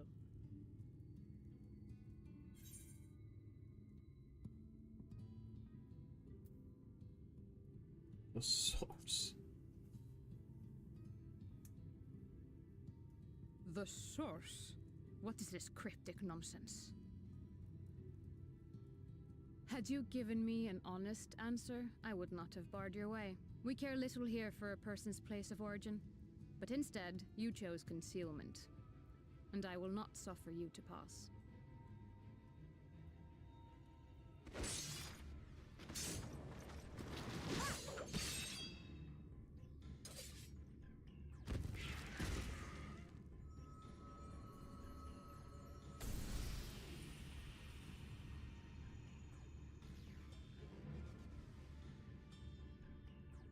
That one had eaten. It must have gulped down the whole hand, ring and all.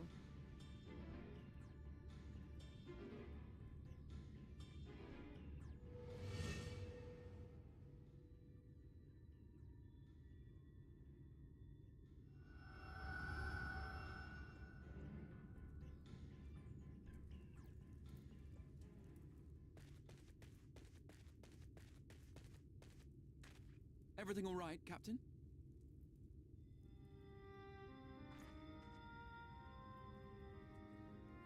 Quite all right, my lord. Just a stray sin eater, and a weak one at that. I see. Weak or not, we should be on the lookout for more.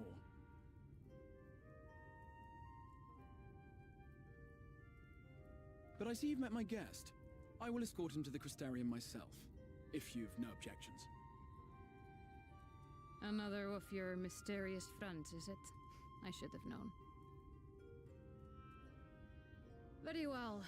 I'll inform the others your guest is to be given the run of the city.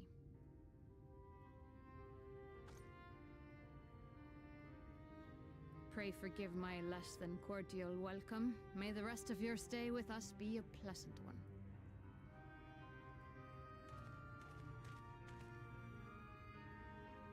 Come with me. I will answer whatever questions you have when we are somewhere more private.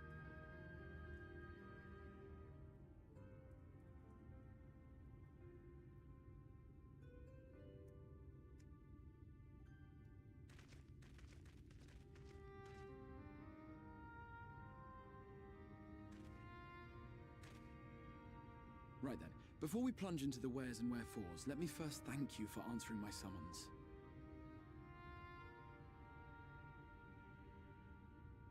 I had intended to bring you directly to my personal quarters, but I fear my aim was slightly off. That you are still able to make the crossing unharmed is a great relief. And so, we come to the question of where. The realm in which you now find yourself belongs to one of the 13 reflections, or shards. The first, to be precise, even if its inhabitants are largely oblivious to the fact. As to wherefore, having been awarded the rather grandiose title of Crystal Exarch, I, in my capacity as caretaker of the Crystarium, thought to seek the aid of you and your companions.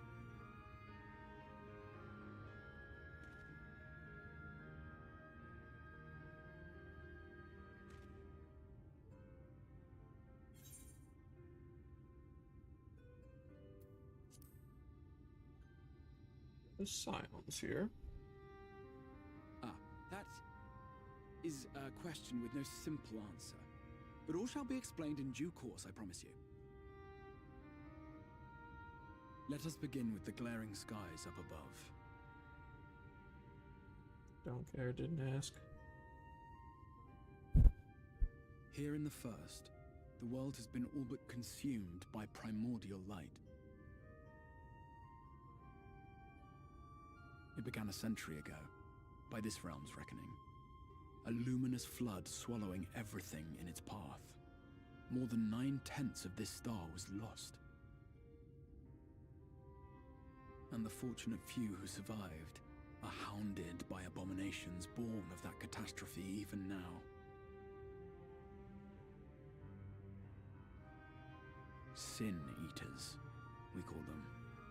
The creature you saw earlier was one such monstrosity.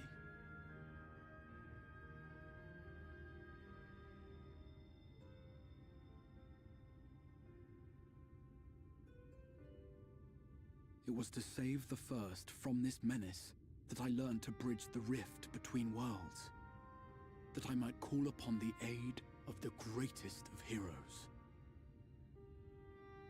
And though it meant depriving a world of its champion, I had to try, for in saving the First, you would bring salvation to the Source as well.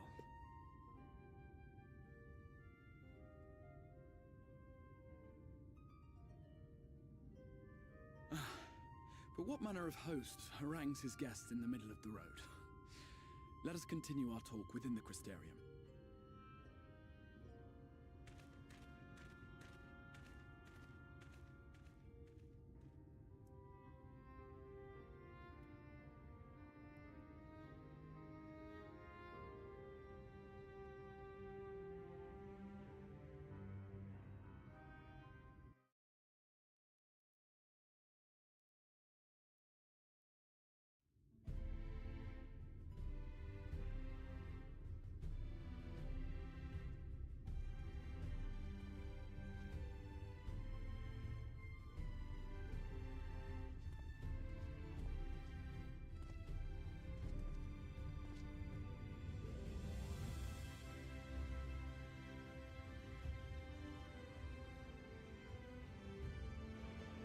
Such a proud and vibrant city.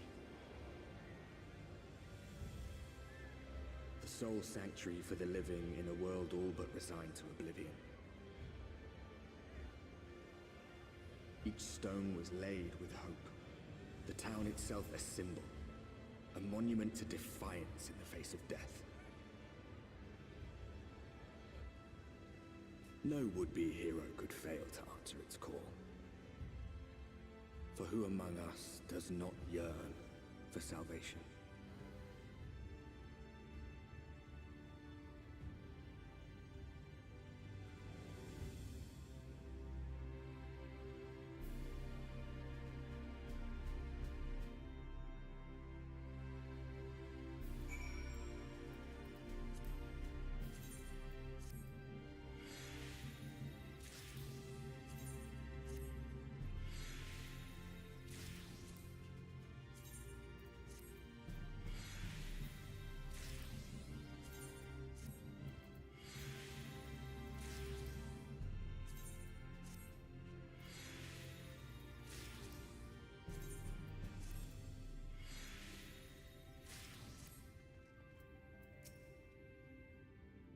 We are. Welcome, my friend, to the Crystarium. White oak weapon coffer.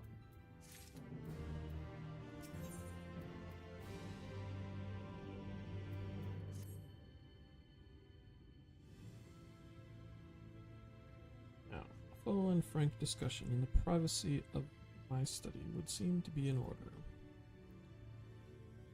I think our conversation would be more meaningful were you first to gain a firmer grasp of the situation here.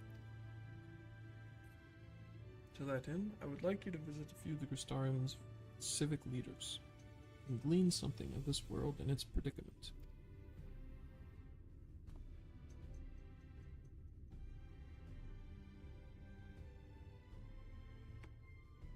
As you can see, this path will take you directly to the Aetheryte, a convenience with which I am sure you are only too familiar. The rightful object of my summoning spell, you should in theory be able to reach all the way back along your etheric trail and find a connection in the source, but if you do not, I strongly suggest you complete this attunement before venturing any further.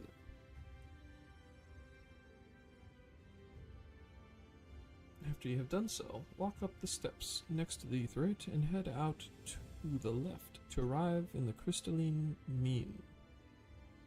This is where you'll find our collective crafters and gatherers, as well as their spokeswoman, Catullus, one of the people I should like you to meet. Another is Morin. To reach him and his cabinet of curiosity, you'll want to avoid the aforementioned steps. Take the exit on the left and simply continue straight along and down until you come to the large doors at the end of the path. The third and final person I should like you to meet is Bragi, our man in charge of trade and distribution. He is to be found in the markets, which you can access from the opposite side of the Aetheryte Plaza. Okay. Seeking out each of my colleagues, you will visit the major districts of the city and hopefully gain a feel for the place. I trust my directions were simple enough. Heh, crystal clear. Get it? Ah, very good. I concede. The layout of the Crystarium owes more to historic necessity than planning, but I'm sure you'll learn its twists and turns before long. In all honesty, the true challenge may be in finding the right way to approach its citizens. As you discovered during your encounter with the captain, the people of this world are unaware of the existence of other stars, and will struggle to accept the truth of your origin. That being the case, when they ask whence you hail, as they inevitably will, I suggest you claim to share a homeland with the Crystal Exarch. There is an unspoken rule here about peering too deeply into that particular mystery. When you've finished making the rounds, pray meet me in the large courtyard at the center of town. Till then.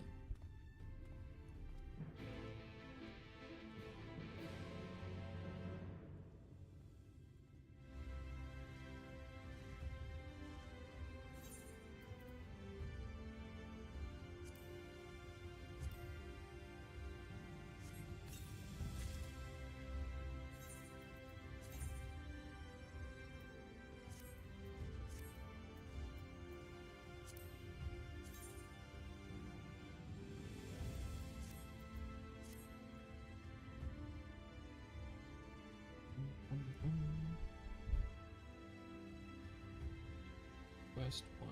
Talk to Aetheryte.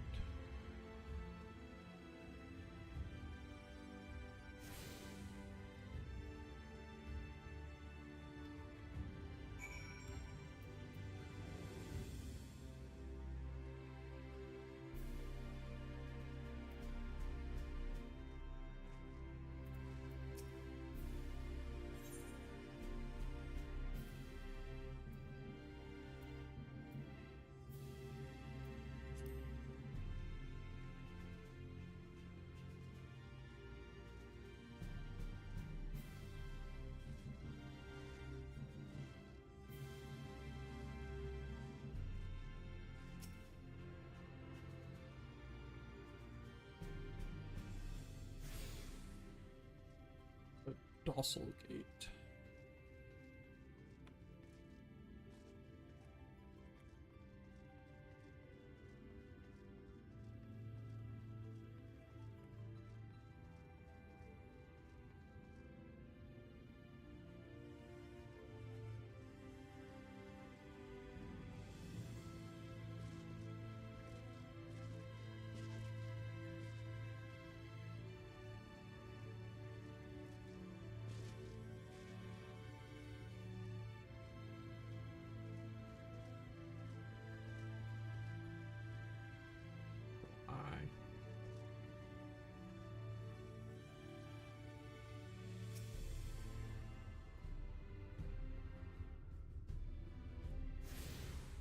Reached Amaro Time.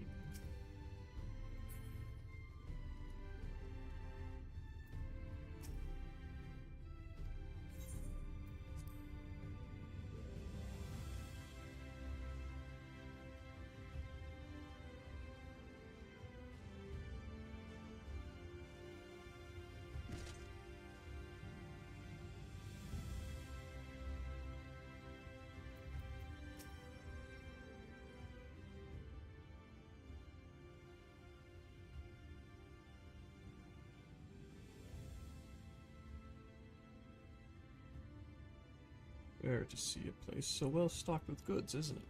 But not here. I'm going to guess you're new to our fair city. Well, for what it's worth, we've chosen a fine sanctuary. The Exarch can throw up a berry if the Sin Eaters come knocking, so it's a damn sight safer in here than it is out there. Safer, and more civilized too. Thanks to us and the mean, we work together to procure materials and resources, and craft the goods which make city life possible.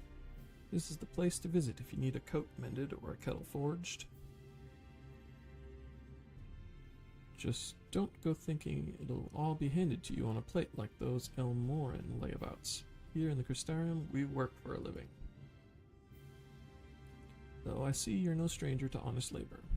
You don't have that whiff of indolence about you like some folk I've met. Still, can't quite pin down your profession. Where is it you're from? Well, the Exarch's countrymen, you say? I see. Well then, I'll work twice as hard to make you feel welcome. Our city wouldn't even exist if it weren't for him, and any friend of his is a friend of ours.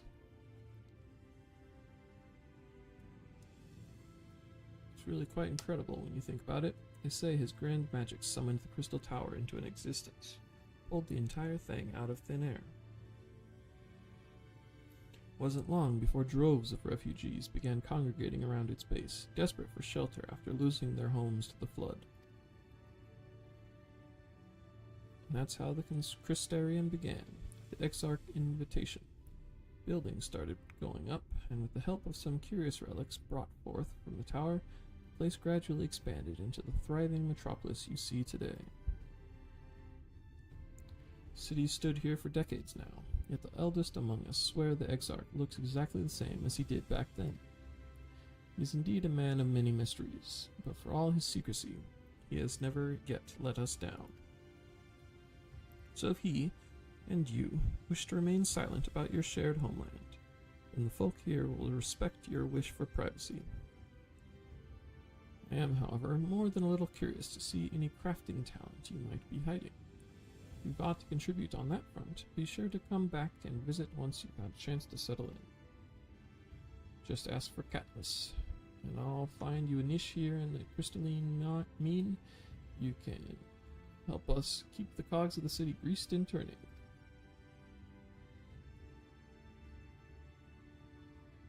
Life in the Crystarium.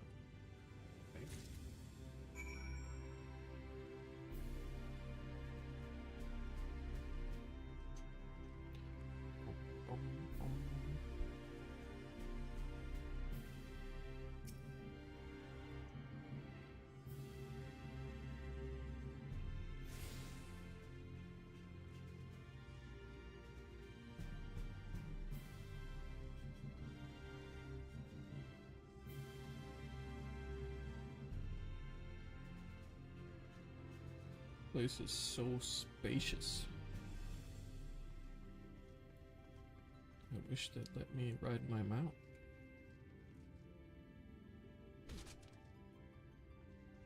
Clan Nutsy member. Back.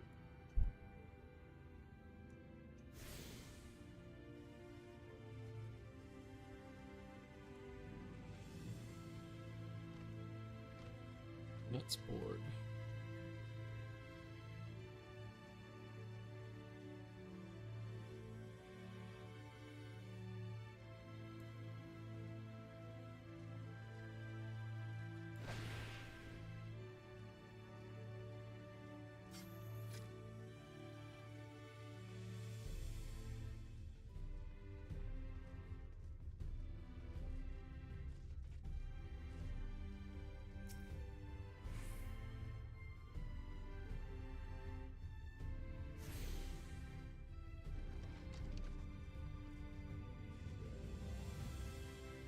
And Hebert.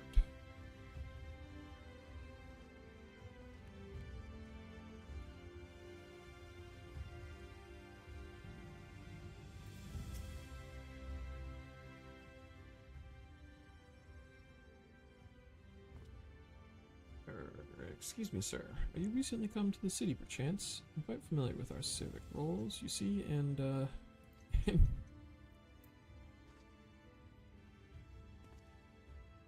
I mean to ask is, have you brought any books with you? A rumpled scroll even? Scrap of scribbled on parchment? My apologies. Literature is something of an obsession of mine, as well as a profession. Librarian Morin, at your service. This humble collection is known as the Cabinet of Curiosity. As your powers of perception have likely informed you, my colleagues and I are responsible for curating all manner of tomes, documents, and other vehicles for the written word. As horrific as the loss of life and land wrought by the flood unquestionably was, the damage to recorded knowledge was no less catastrophic. We few do all we can to preserve what wisdom survived. But tell me, what brings you to the cabinet today? Looking for any title in particular? Mayhap a spot of academic research? Oh ho, so you're an interest in modern history. Splendid. Thorough review of recent events can often yield novel perspectives. I quite agree. If you would prefer something visual to accompany the account, then I think I have an illustrated history book for children somewhere. Just a moment, and I'll fetch it for you.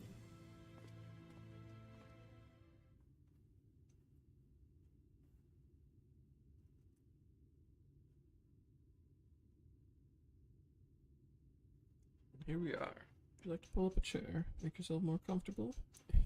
On with the lesson then.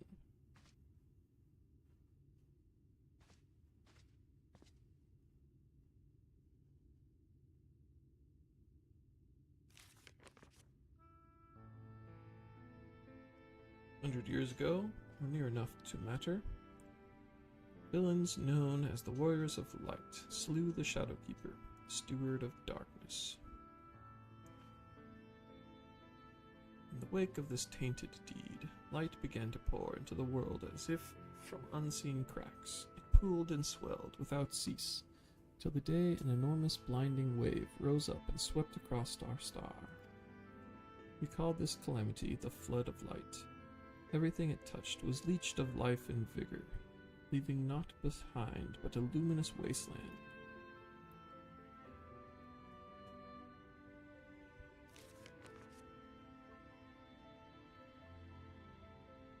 Yet, just when it seemed that all would be lost, a savior appeared before us. The Oracle of Light. She stood twixt us and approaching doom, and by her power did she stay the flood. Thus was Norvrant. Norvrant alone spared the fate of erasure.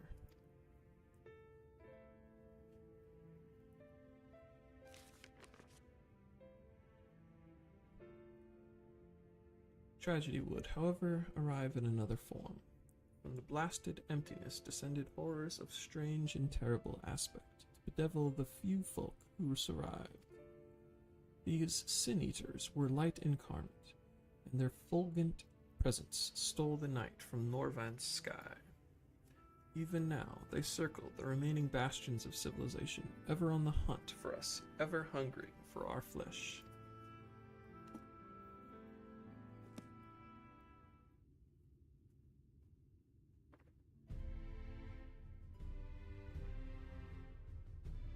Thus did the world become what it is. Should you ever wish to hear the tale again, I would be glad to retell it for you. Or, if you would rather I speak of other matters, that too would be my pleasure. I should be glad of the company. I don't know about the Flood of Light. Wow.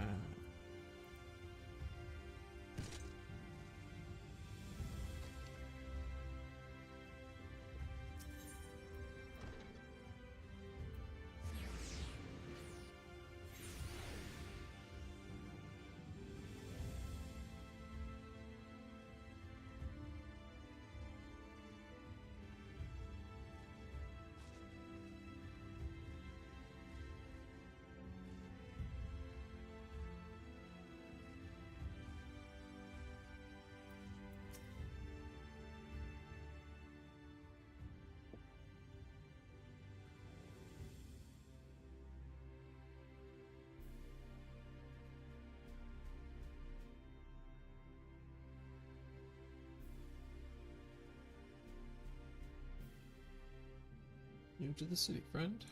Spinning head and wide eyes gives you away.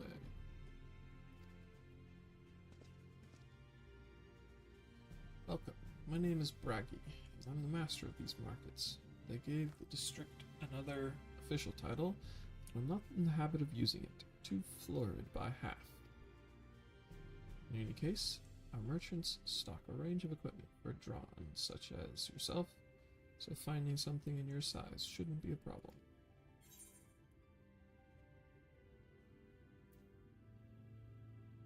Did you say drawn?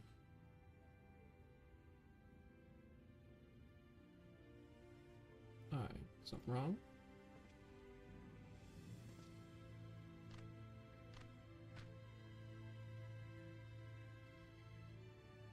Let's see if we can straighten this out. See those two in front of us? The shorter one is a human. The taller one is an elf. Yep. They got normal names here. That sturdy individual over there is a Galgant. Whilst the one with the horns is a drawn, like you.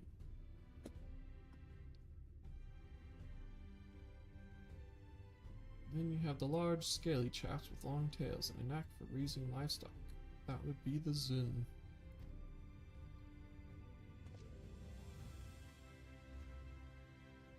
Which is apparently not the name you know them by. And I'm curious to know which far-flung region you hail from. Ah, the same as the Exarch, eh? Well, that explains it. Don't get much further flung than that. We've had a few of your lot pass through in recent years, and despite their obvious learning, they floundered over the simplest things. But not to worry, should you find yourself confused by the local language or customs, I'll be here to answer your questions.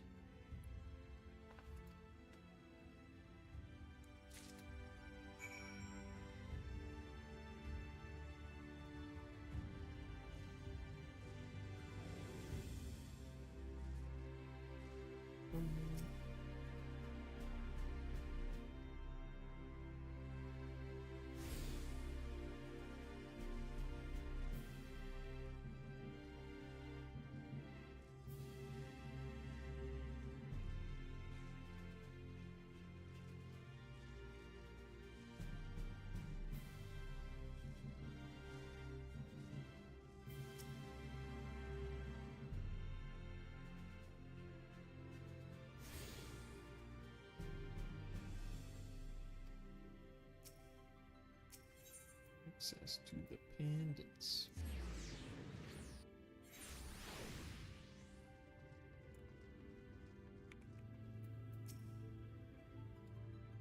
How did you fare? Did my colleagues help you form a clearer picture of this world and its people?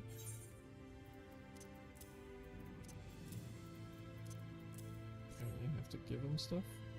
Yes, it seems you were treated to a most thorough introduction. I understand it was something of a chore, but 'twas necessary that you grasp these things before we proceed. As for the Crystal Tower's origin, you may have noted that details were sparse. The structure is, in fact, the selfsame one you know from the source, transported to the first in its entirety. It was my first attempt at breaching the boundaries between the worlds, something of a trial one for your eventual crossing, and although I do not know which era I tore it from, I do know that its arrival served to set the wheels of fate in motion.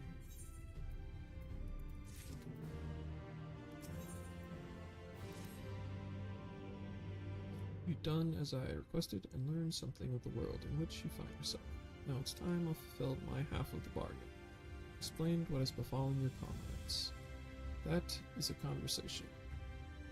I would rather have the privacy of my quarters, however. I must go on ahead to the tower and organize a few things, but I shall see that the guard knows to admit you.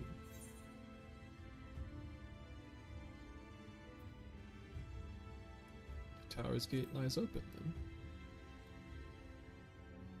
Well, yes, of course. It can be opened and closed just like any other. Does that seem strange to you? I know not how the tower functioned in your time, but I assure you there is no danger of us being locked inside.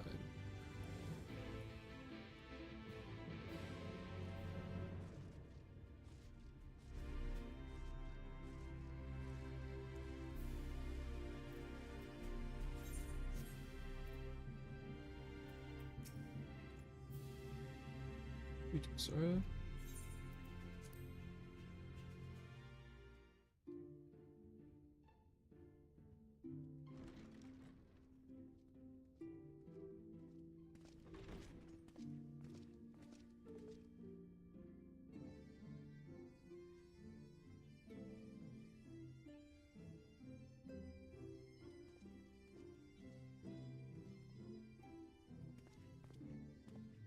Welcome to the Ocular, my private study. We can speak here without fear of being overheard. I have much to explain, but the truths which I must touch upon in doing so would cause only distress and confusion to the people of this world. Pray keep that in mind. Now, I am sure you are desperate to know the fate of your fellow Scions. To put it simply, they are here in the First. Their arrival, however, was not as recent as you may imagine. Here, time flows at a different pace from that of the Source. In the space of a single hour in your home world, an entire year might pass in the First, and the reverse could also be true. The pace fluctuates without rhyme or reason, and it cannot be predicted. That said, we seem to be entering a period of near equivalence. And thus, for the moment, you need not overly concern yourself with the passage of time. As for your companions, however, Y'shtola and Urianger have dwelled here for 3 winters, all told, while Thancred's count stands at 5. Even our more recent arrivals, Alphino and Alize, have lived in the First for almost a year.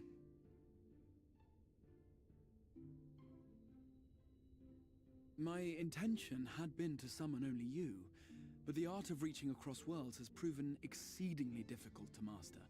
Thus it was that my fumbling hand closed upon those to whom your fate is most closely bound as well. As they were not the object of my summons, their transference was incomplete. Though they may appear to possess corporeal bodies, they are, in truth, merely spirits that one can see and touch. Consequently, while you yourself will be able to pass between worlds with relative freedom, they will not. Much as it grieves me, they are stranded here, unable to return.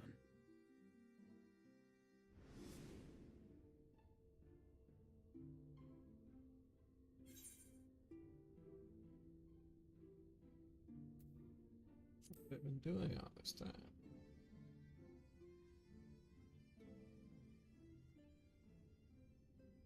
We spent every waking hour searching for a way to reverse the summoning. In the beginning, at least. As you may have surmised, however, our efforts met with little success. And then we all but abandoned the endeavor once Urianger shared with us the vision he had witnessed during his journey through the rift. In that chaotic no-man's land between realms, time and space warp and blend in unexpected ways. What Urianger saw was the future, that which would one day come to pass. In his vision of tomorrow, the First was rejoined with the Source. This collision of worlds brought about the 8th umbral calamity and the deaths of countless multitudes. Amongst those who perished, Urianger clearly saw the fall of the Scion's mightiest champion. He watched you die. Yes. And thus did the Scions embrace their exile, and began searching this world for a means to forestall the coming catastrophe in yours. Their souls are stranded in the First, yes, but they have fought on, desperate to save their home and you from destruction.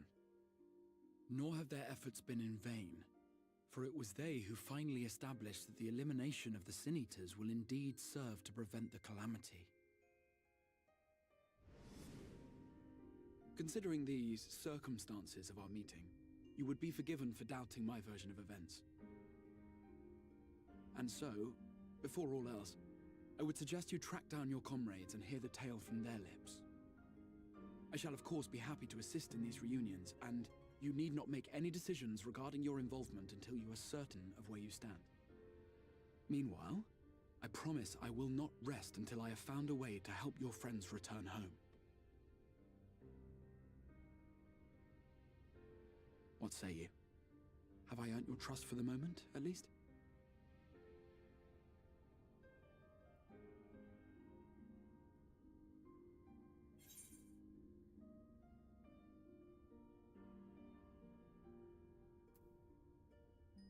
Alright, but I'll see you keep that promise.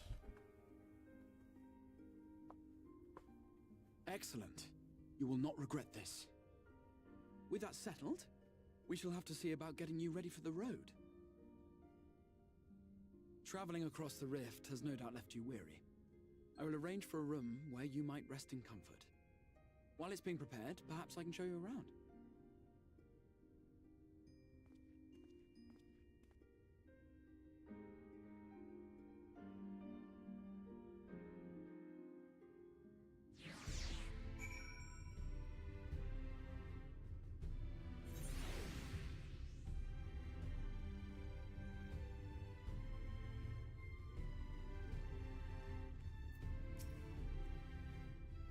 Orion boasts a number of residential districts. I have been informed that room has just become available at the Pendius, which, as it turns out, is perfect. The path there will take us past the markets, and I was hoping to give you my own introduction to their wares. Come along.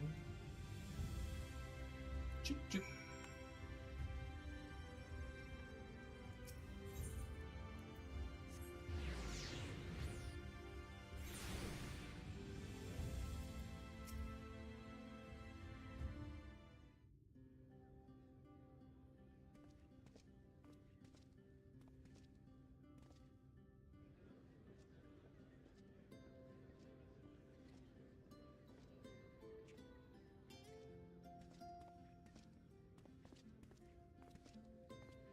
This is the Musica Universalis, the commercial heart of the Crystarium. Aught you might need to prepare for your journeys can be purchased here.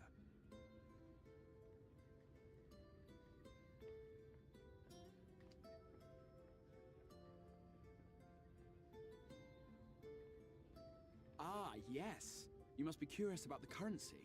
Fear not. The gil you carry will serve you well enough. Each nation once minted its own coins, but 'twas all a jumbled mess following the flood. After much debate, the local merchants eventually elected to revert to the old ways, wherein a coin's value was decided by the worth of its metal. As for a unit of measurement, we agreed upon the term gil, a word borrowed from coins uncovered within the Crystal Tower here. And as our traders peddled their wares across the land, so too did our usage of gil become common practice. From what Y'shtola tells me, a standard coin from the source equates to exactly 1 gil here, or near enough not to matter. Our way of life has benefited greatly from the artifacts we recovered from the tower, some of which may be familiar to you.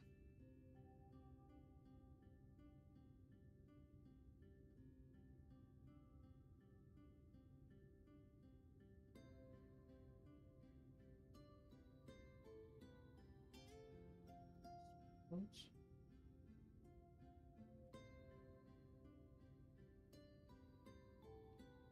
Is that supposed to be a meaningful But I thing fear to it would me? not be practical for us to provide everything to which you are accustomed.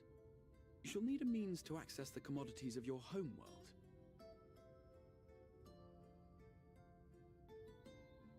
Avan Kerm Sin? Yes, I'm here! Of course I'm here! What amusements do you have for me today?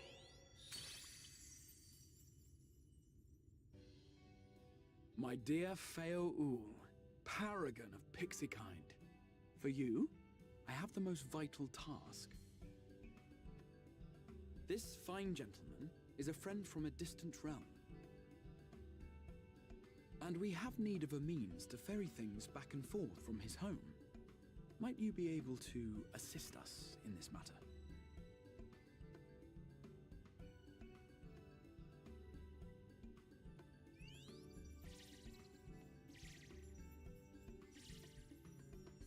You came from beyond, didn't you? From beyond the rift? How wonderfully exciting! What a brave and reckless and marvelous thing you did! You've the heart of a pixie, you do. After careful consideration, I have decided to grant you my assistance. Make a pact with me and the fun can begin. But answer me this, traveller. Did your garments come with you when you crossed over? Your teeth? Your nails?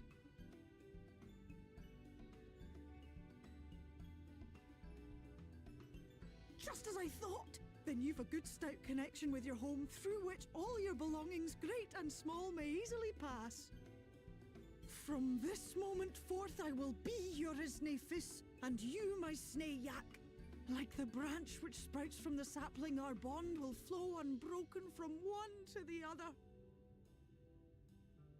Raise your hand.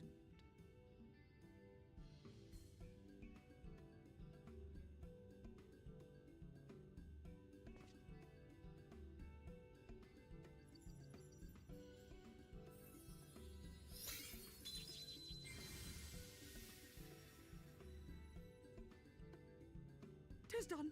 We are bound now, dearest sapling. Come then. Make your request. Tell me your desire. I wish to visit this world of yours. Mayhap a message to your friends in the Source to inform them of your safe arrival.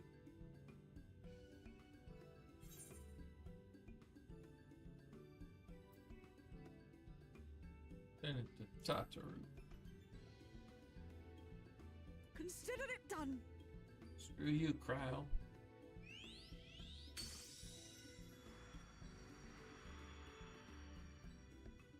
As you heard, that was Feo Ul of the Pixies. Their kind possess an affinity for magic akin to that of arcane beings. They rarely show themselves in populated areas, but Feo is insatiably curious even by Pixie standards, and seems to have taken a liking to the Crystarium. Right, we were going to organize a room for you, weren't we? Come along.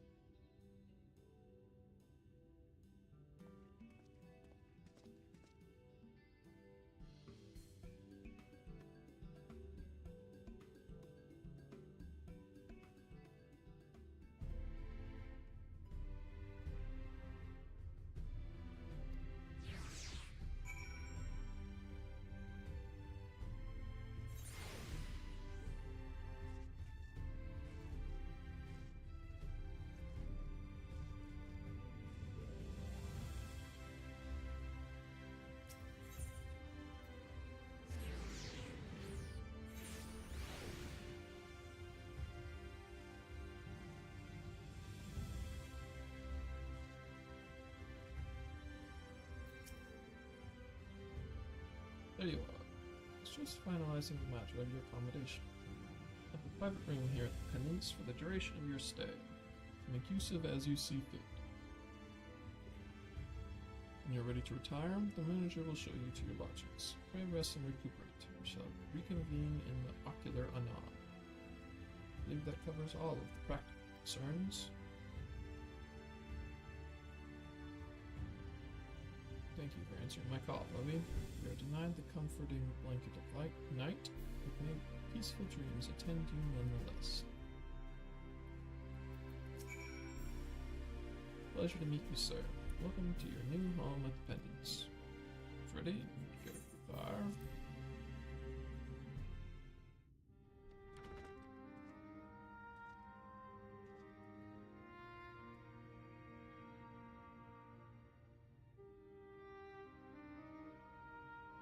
I think if a place was built with the assumption that there's never night, they wouldn't use lamps and shit. They would just have like mirrors, like little tubes with mirrors on it to just shine light into places.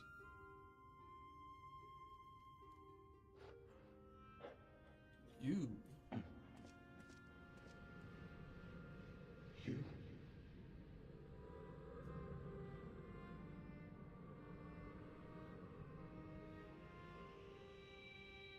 Moshy mosh. I know you. You're the warrior of light from the Source.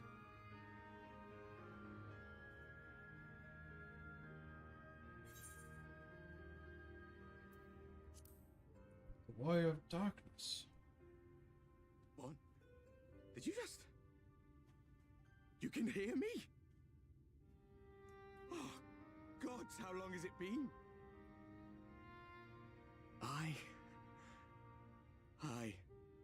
That was what I called myself in your world. The Warrior of Darkness.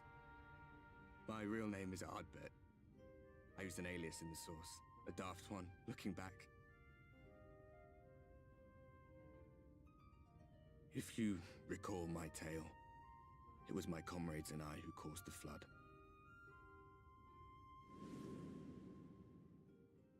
We thought our home doomed. And so we listened to the Ascians. Let them guide us to the source, and tried to hasten their goddamned ardor.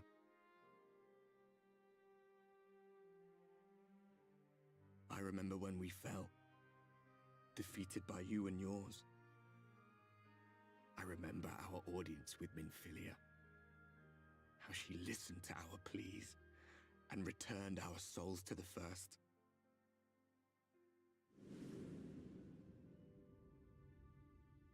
The flood was poised to swallow Norvrant. Minfilia and my friends, they surrendered what little they had left to hold it back. Just faded away, leaving me to bear witness.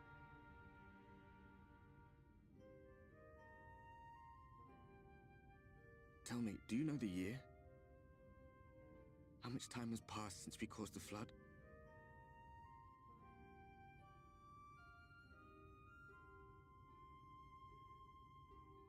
100 years. 100 long years.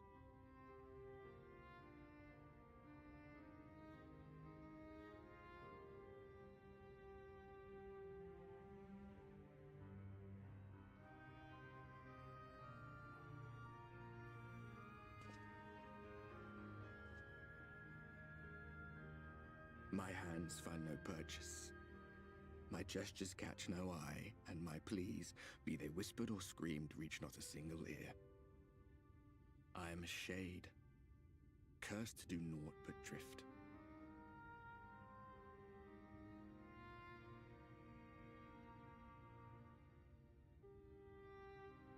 I feel as if I've been walking forever. I hardly noticed when my mind and body began to fray at the edges. Then bang! My senses were sharp again. I felt like a fish being reeled in, and before I knew it, I found myself in this room. Why is it that you can see me? What are you even doing here, come to that?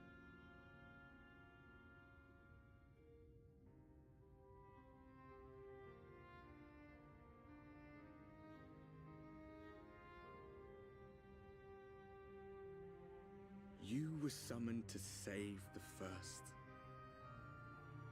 A waste of time. This world is beyond saving, like those who try to save it. Muddled as my mind may be, I've not forgotten that. But if fate has brought me to you, the one person in this God's-forsaken world who can see and hear me, then perhaps there is a reason I endured. If I can find out why I was left behind, then maybe I can bring this journey of mine to an end.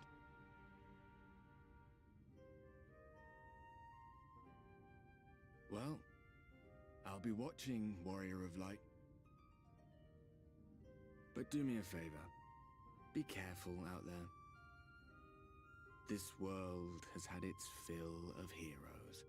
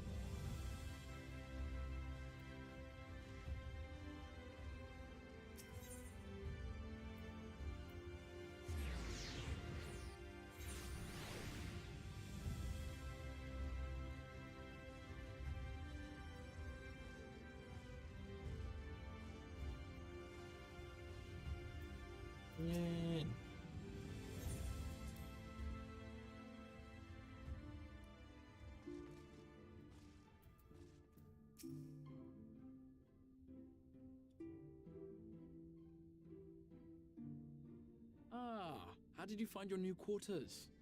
I trust you were able to rest?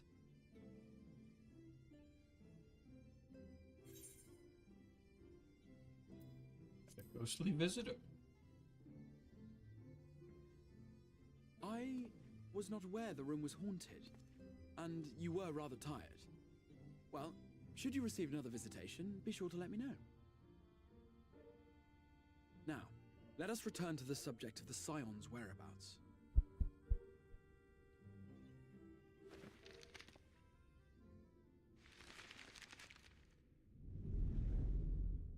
This map shows the lands of Norvrand, the only area to be spared the flood of light.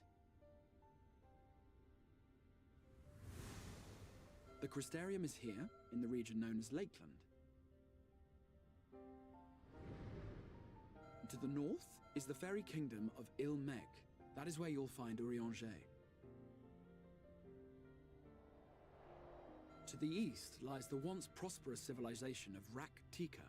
Your Stola is stationed there, in the heart of the forest. Alas, neither location can be reached without considerable difficulty.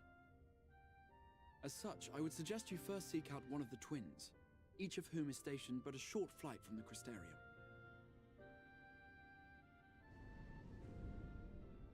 Alphino is on Calusia, an island off the western shore. It is home to a city called Yulmore, where the rich and privileged while away their days in idleness. For his part in furthering our cause, Alphino journeyed there to meet with the citizenry and forge alliances. From what I hear, he has since kept himself busy gathering information on remains settled. Alizé, meanwhile, travels south to the arid waste of Armagh. They lie on the very edge of the inhabitable world, where the floodlight was halted. Those who dwell there live in constant fear of attack by diseases. In contrast, her brother, Alizé, felt that her energies would best be spent learning about the enemy, and thus she sells her services as a guard, both to hone her skills and gather information on our foe.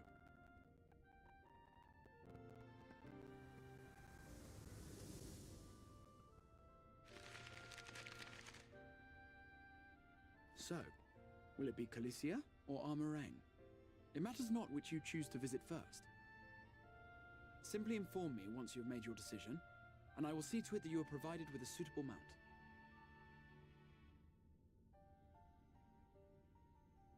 Ah, but you must be wondering about Thancred. He has taken up with a new companion, and is presently engaged as a wandering hunter of sin-eaters. Being ever on the move, his whereabouts are often difficult to ascertain, but I am certain your paths will cross ere long.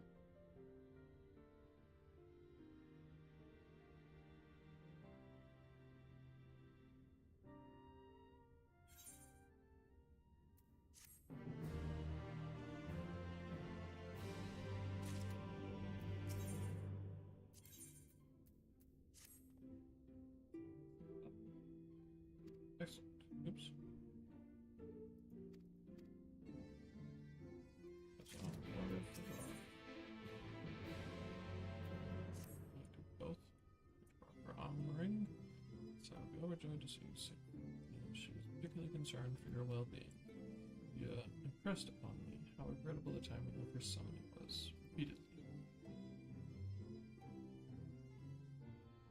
And I hope that my part in sending you to her will garner me some measure of forgiveness. Here, this is a letter of introduction addressed to a man named Kassar, master of a merchant caravan.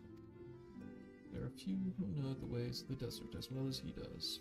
Find him at the Amara Lodge, and he will see that you reach your destination.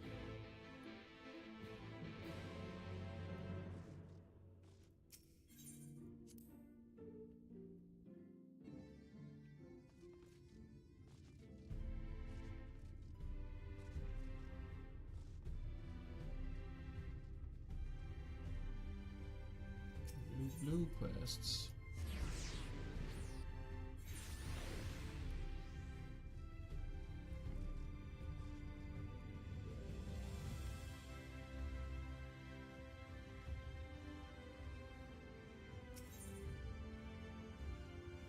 upstairs.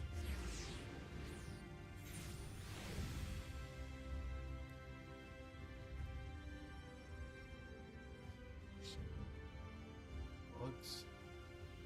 These bugs can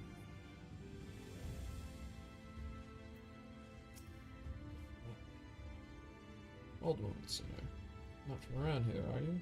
Fellow wandering soul? Eternal inhabitant of the road? I thought so. Herr Laus the name. My aspiration is to travel the whole wide world, though it's a fair bit smaller than it used to be. So as far as dreams go, it's a lot more realistic than you might think.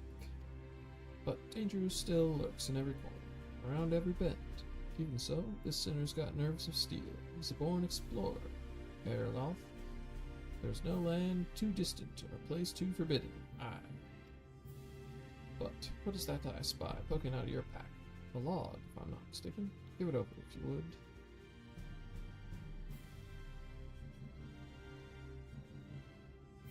Aha, I thought so. Record of fantastic vistas and unforgettable sights. Your kindred spirits, a morrow of a feather. Excellent, excellent. 'Tis only right that I share with you such wondrous experiences as you have with me. A collection of amazing vistas I catalogue myself that I guarantee will rival the best you have ever seen. Orbrent may be a shadow of its former glory. There is still joy and excitement to be found if you know where to look, my friend. So I implore you, look, look, look. Follow in my footsteps, savor every moment of the journey, and then, when you feel you have discovered every secret this realm has to offer, start again. Promise you won't be disappointed.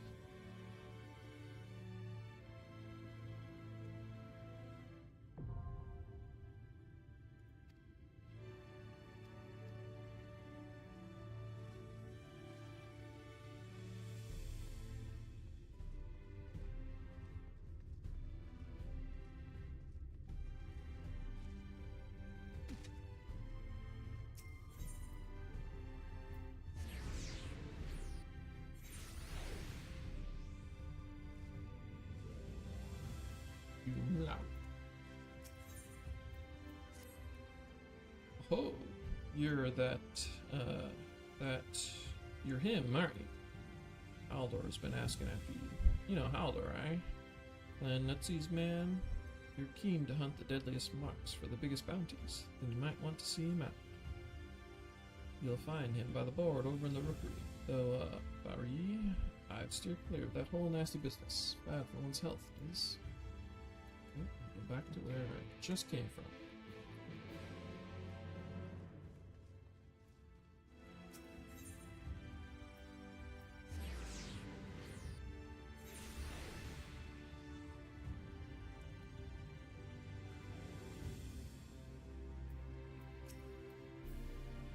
Be the esteemed warrior himself? Well met, sir, well met. You are a very hard man to track down, by all accounts, yet here you are, in the flesh. How very blessed I am to make your acquaintance. I am Haldor of Clan Nutsy. Perhaps you have heard of us?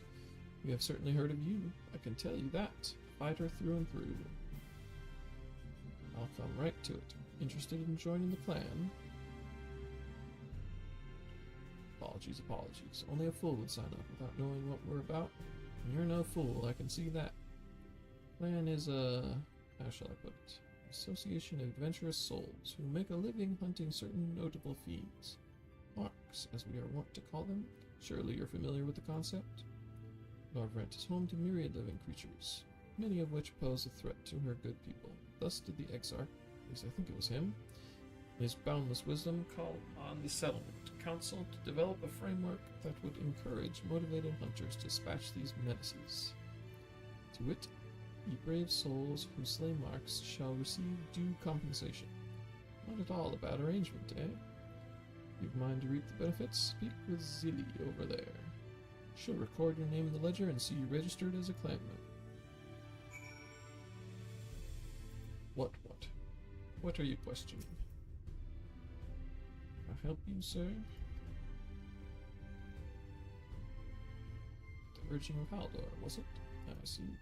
You are plainly more than capable of acquitting yourself well enough in battle, so I have no grounds to refuse you. Hereby accept your application to join Clan Nutsy. board for the latest bills. The tougher the mark, the better the reward. Hunt what you like or nothing at all. Here, you may only undertake hunts designated appropriate for a member of your current status, a novice. The plan is disinclined to allow unproven hunters to commit suicide by marks. Once you have achieved a sufficient measure of success, you will be free to pursue more dangerous fiends. Do try not to die before then.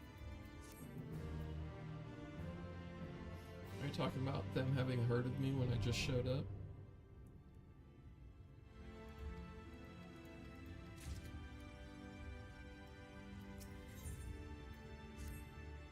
Still at it, are we? I thought you might be. I felt you had a bright future with playing Nazi. Sure enough, you're not dead yet. Just more than I can say about some other poor sods. I've even heard whispers that you've caught the eye of our Earl Morin patrons. I don't know how I did that. But no one told you. The whole system we got here in the Crustarum first originated in Ilmor. Once upon a time, a few perfumed gentlemen were bored out of their wits and desperate for entertainment, and so they pooled their considerable resources and started placing bounties on dangerous beasts to attract hunters. Their original intent was apparently to derive amusement from the gruesome deaths of those foolish and greedy enough to pursue these marks. Reprehensible pastime, wouldn't you agree? But people are stronger and more clever than many realize. Like you. One nut marks hardly pose a challenge to you now, do they? All the more reason to pester Zilly for permission to take on 2 nut. So, Haldor thinks you're ready to undertake 2 nut bills now, does he? How intriguing. Well, why not? Down a few ranking hunters, so perhaps you can make up for their absence. Do bear in mind that should you die whilst in pursuit of a mark, you will receive no compensation. You'll also be dead, which will be an inconvenience for the both of us. We have great expectations for you, Hunter.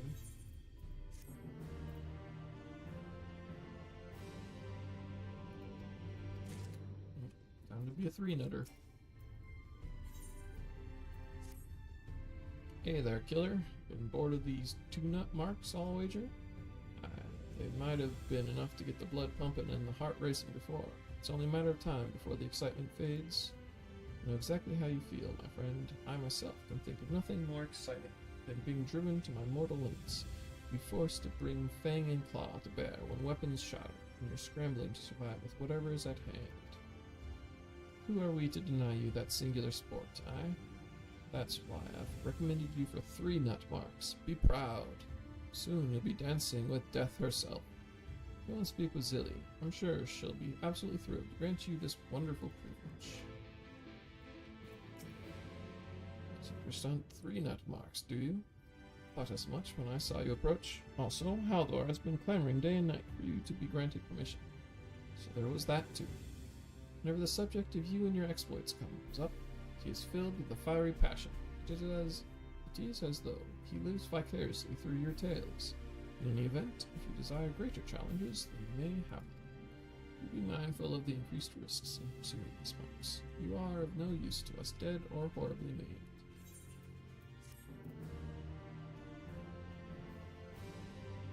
Do I get a 4th nut? Nope.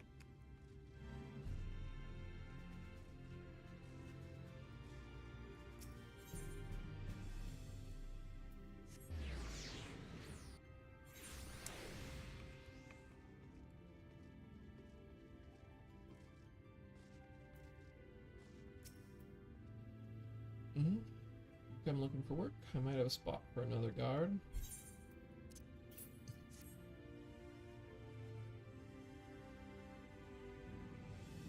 Oh ho, a friend of the exile. Hoping to meet someone in Amar rank, are you? I shall be your guide. I was about to set off for our outpost there, as a matter of fact, so you can leave right away. Assuming you have everything you need. All set. Away we go.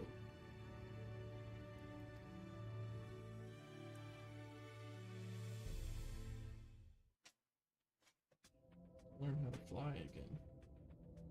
Arang. From this parched earth, the nation of Nabath, Arang once rose. When I journeyed here, long ago, I spoke with a sun-weathered elder. He told me Armarang meant majestic land in the language of his people.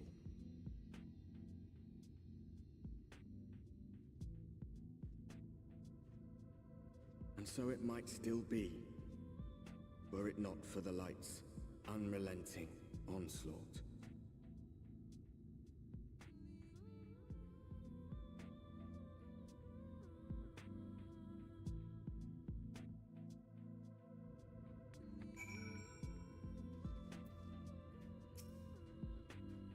No matter how many times I come here, the heat never fails to catch me off guard. Don't be surprised when the temperature drops at night, though. The sky is still bright, of course, but it gets brisk enough to make you shiver. Now, the Exarch's letter said I was to take you to the inn at Journey's Head, which is where this Alcai friend is staying. It's a fair old distance, so I propose we make a stop in Mord Souk to break up the trek, allowing me to attend to some business, and you to enjoy the local hospitality. Sounds good? Good. Alright, you lot, I'm off. I'd better not see the goods covered in sand when I get back.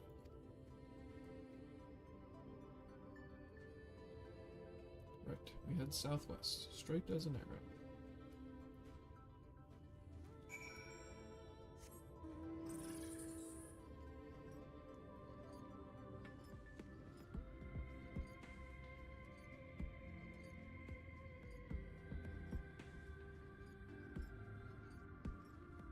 Giga tender.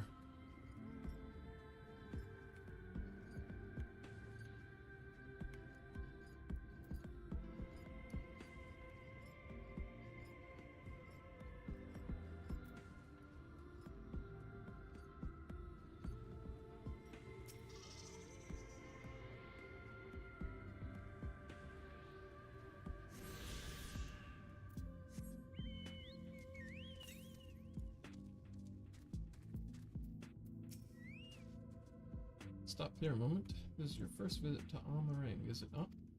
Right across the river of sand, you need to turn around and feast your eyes on that. The city? Giga tender?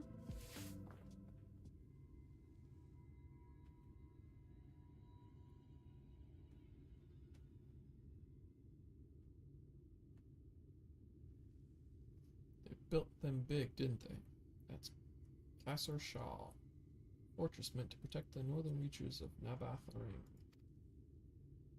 Seeing what was left behind, I believe it when they say that it was once one of Norvan's mightiest nations. At least until the flood came along. Great chunks of Nabath Arim's land were lost to the light, its great city included. The few who survived didn't see much point in staying. Most of them, anyway. No, not many choose to come here these days, not with everything in ruins. Even that hulking great fortress has become little more than an Amaro roost for me and my caravan. But not everywhere is as deserted as this place. Just wait until you see Mord Souk. Let's press on, shall we?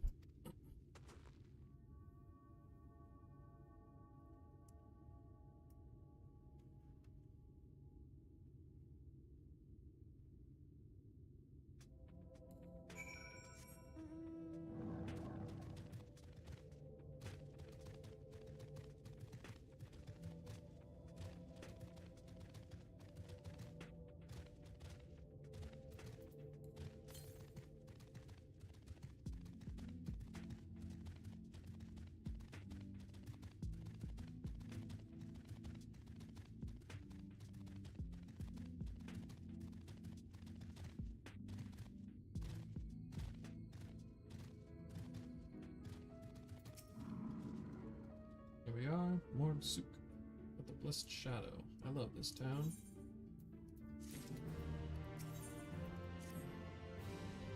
Mord Souk, not just full of Mord, but Humes and all manner of others too. It has long been a refuge to displaced by the flood, so the population is nothing if not diverse. You met a Mord before. They might look like shifty little blighters. A more welcoming lot you could never wish to meet. Speaking of which, Should pay our respects to Master Gengen.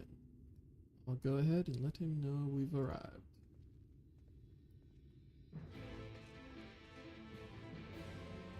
Kobolds or whatever. Okay.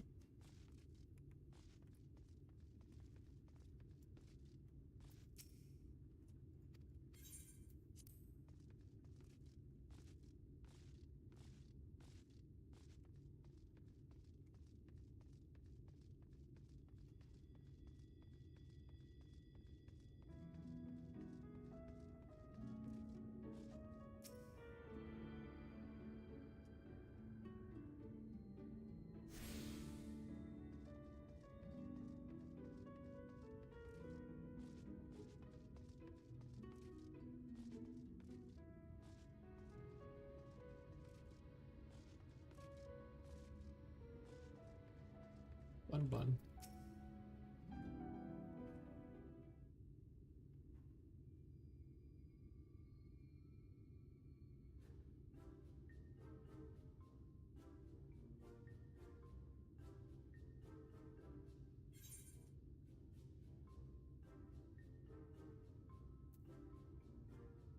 So this is a mod.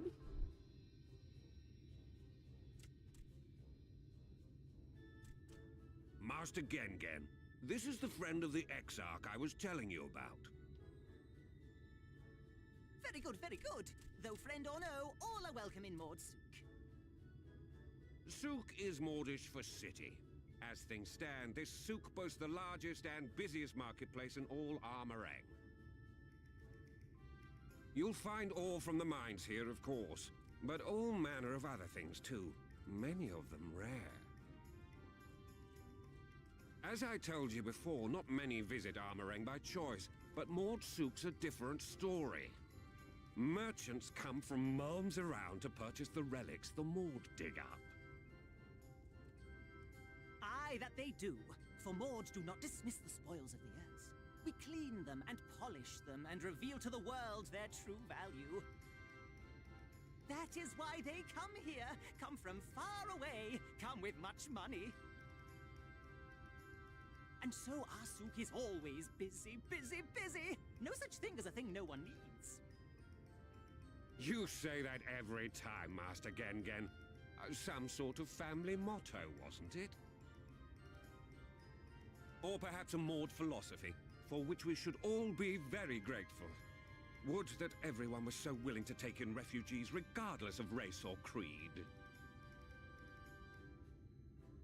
Now then, if you intend to spend any time here, you'll want to gain the trust of the locals. And there's a little custom all newcomers are expected to observe. The cracking of the coin purse. You buy one thing from the market. Price can be low or high, just as long as you buy. As the good Maud says. In fact, the Exarch sent a little something to cover this very expense. A Verbert gold piece, no less. The first I've held in years. Verbert gold? Real Verbert gold?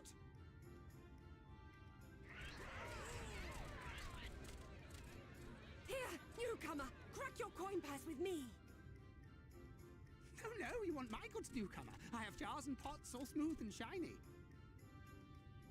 Oh shit, pots. Come and look! You buy I've always wanted pot.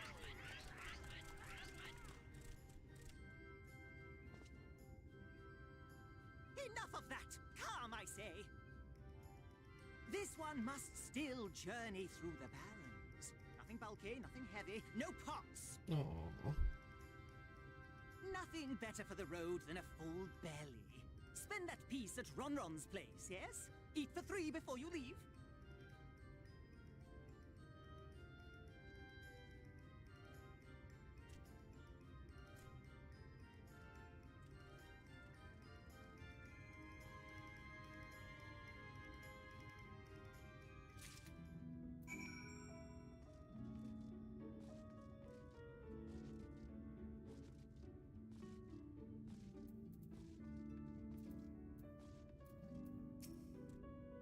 Welcome to Ronron's traveler.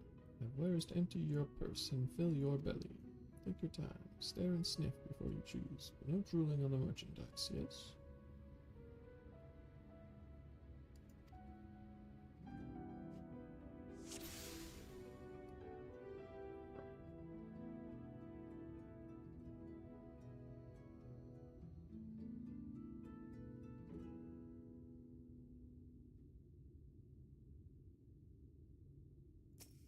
Flatbread.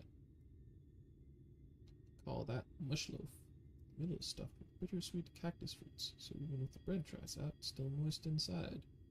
Keeps you going in the heat. Okay. That's my ever-burning bounty, made with the best parts of the lizard, cured with special spicy spices. Some find the smell challenging, but it'll warm you up on chilly desert nights.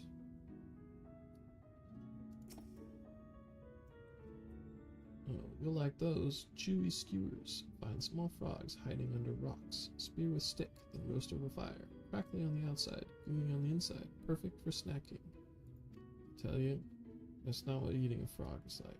It's all bones. Everyone's favorite, plump white worms slathered in honey. Once you eat a glazed wriggler, you'll never want any other treat.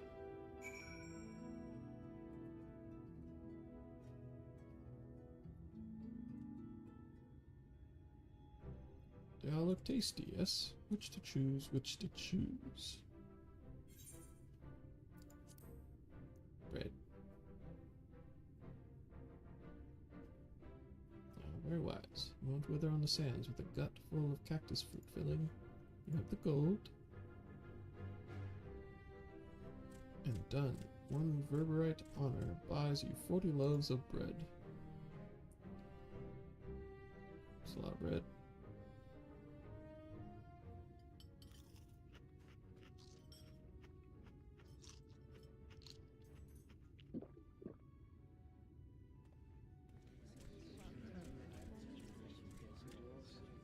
You just eat 40 loaves of bread.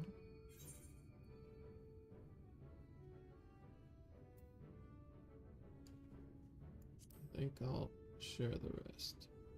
Guys. Our visitor invites us to feast. Let us give thanks for his great generosity and small appetite. Consider your coin purse cracked. I am pleased to accept your custom, and Genyen will be pleased that you honored ours. Why am I so fucked up? Merchandise down, yes? No returns. I guess bread with cactus fruit is terrible? I don't know what just happened.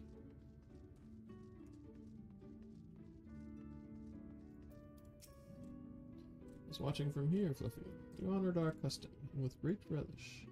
You will always be welcome in Ward Souk. Need anything in Amarin?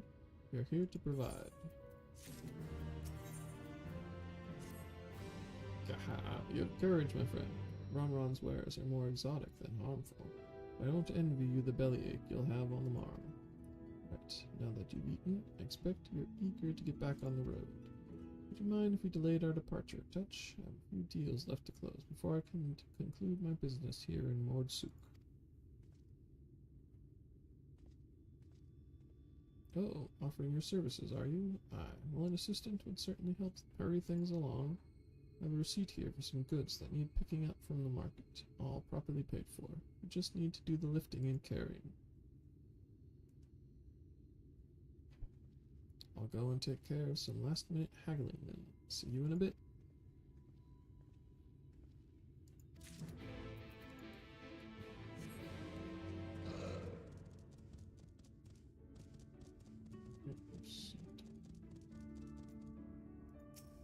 Again, Ron.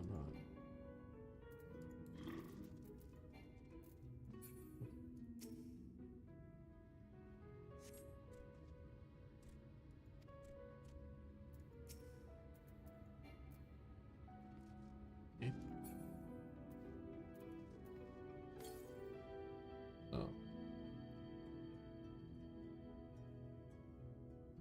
Thonton. round table cactus. Thal iron ore. Nabath array antiques. To be collected from Lulu. Okay. Whatever you say. That's not.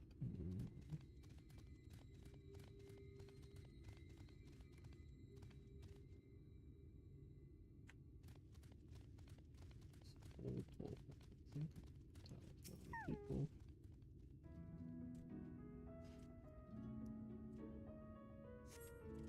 It says right there. Give me iron ore.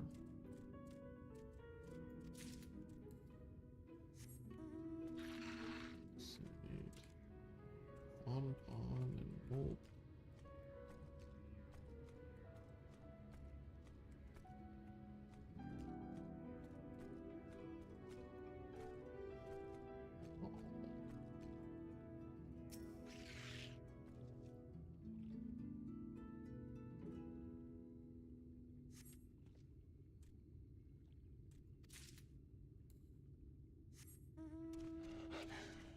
Wood.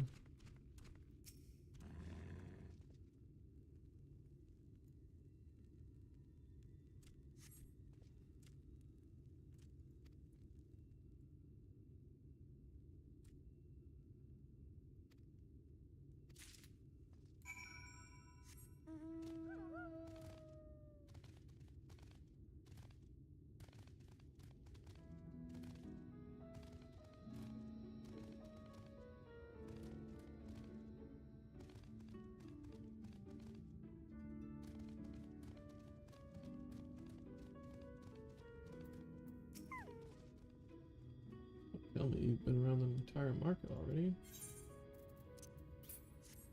Okay, I won't tell you. That's the lot, alright. Good work. Quick work, too, considering you've not set foot in the place before. You want to sit in the city like the exile. Something tells me you're not a stranger to visiting strange lands.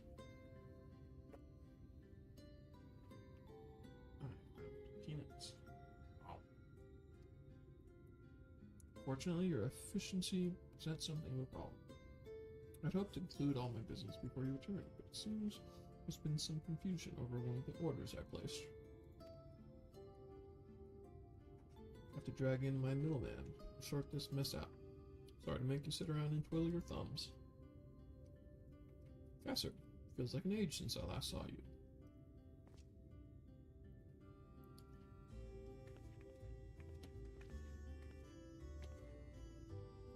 If isn't a lovely Tesleen.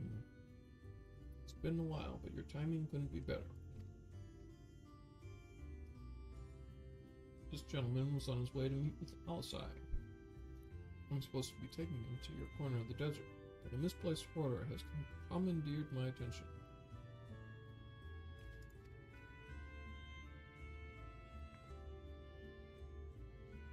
Wait, I know who you are. Alisai has told me so much about you. You're flipping gear, aren't you?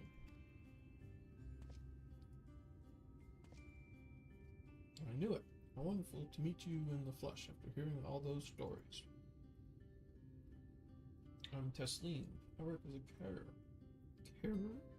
at the inn, and I've gotten to know Alisai quite well since she took up guard duties there. Carer. Don't mean to take over as Fluffy's guide, Cassard. My shopping's all done and packed for the road, so it'd be no trouble. It would be a great help, thank you.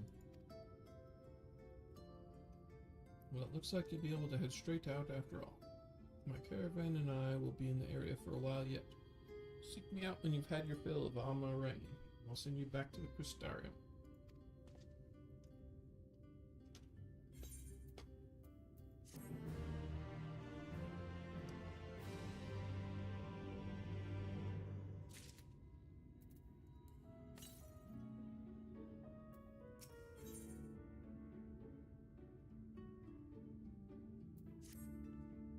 was saying, has been desperate to see you, Fluffy, so let's get you to her sooner rather than later. The inn isn't too hard to find, really. You can actually see the top of the rock spires from here. You just need to swing around the ridge, then head south. Come on, I'll get my supplies together and meet you outside.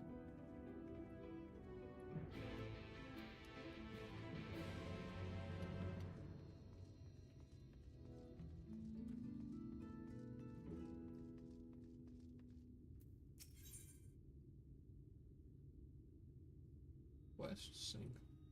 What does that mean? Oh, it's gonna make me be lower level. Okay. Greetings, friend. You like helping people, yes? Maybe you can help me too. See, my son Gungun makes me very proud, but very worried. He works very hard, too hard for his own good. He follows orders, yes, follows them until someone tells him to stop. This is very dangerous, bad for his health.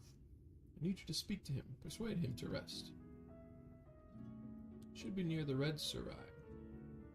Probably leaving no stone unturned in his search for relics. Please tell him his father orders him to stop.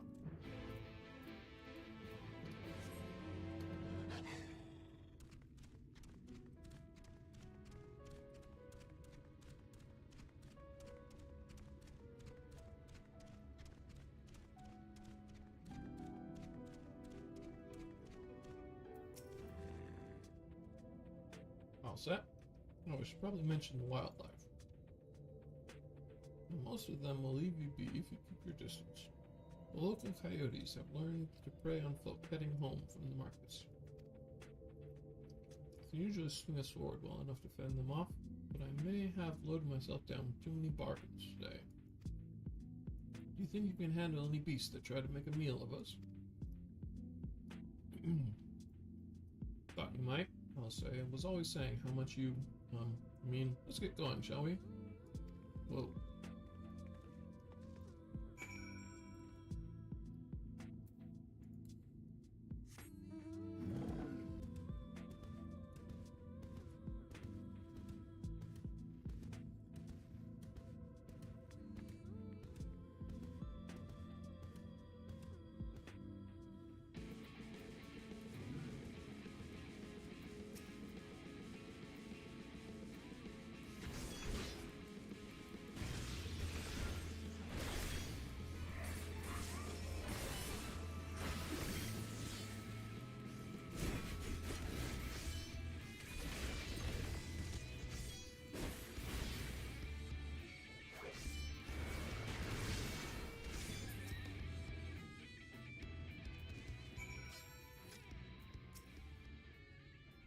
There wasn't much time to shout a warning. Were you bitten? Those things can be nasty. And yet hardly a match for you, it seems. I'd always thought Alice was strong, but in her mind, she was never... Now it makes sense. Ahem. Well, we should push on. It might be best if you scout ahead and clear any coyotes that have our scent. I'll let you so you can fight without any distractions.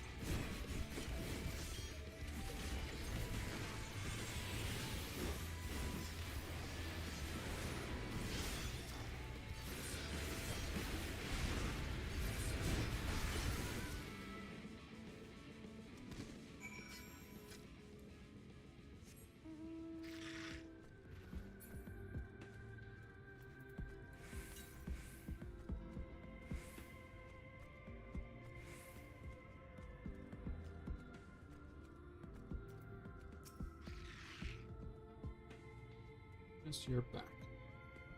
hear the howling and snarling from here. Frightful creatures. Let's hope the rest have seen your handiwork and know to avoid us now. We need to get these supplies back to the inn.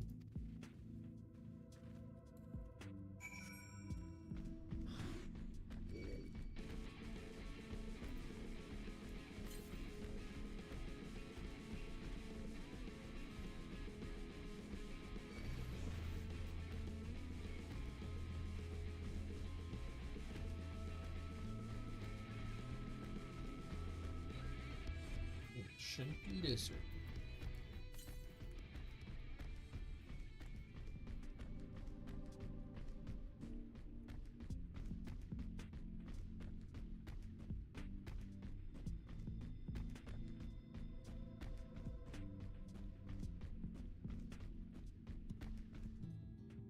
Oops.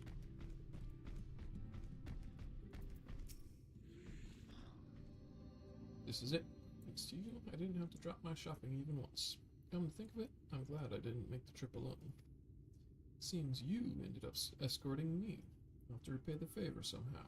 First, let's head inside, shall we?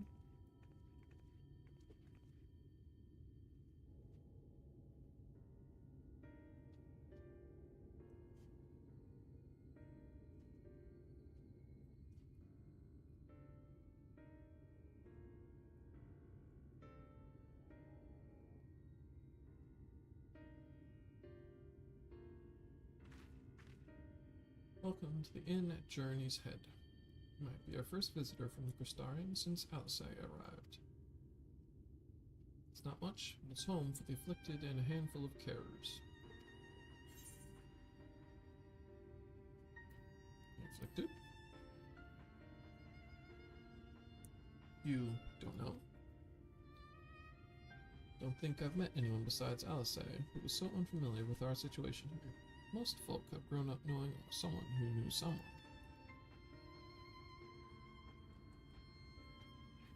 About something obvious, so it may be best to have Alcé give you the full explanation. Okay.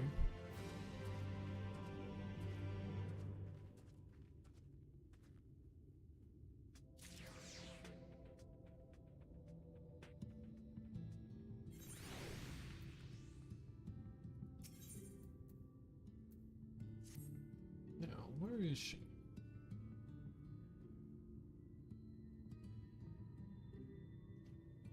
I think she might be out on patrol. Could wait, I suppose, but why not go and surprise her? She usually takes a look at things from the watchtower first, so you might be able to catch her there. It's not far. Head out the south side and you'll soon see it. I'll stay behind in case she comes back while you're gone.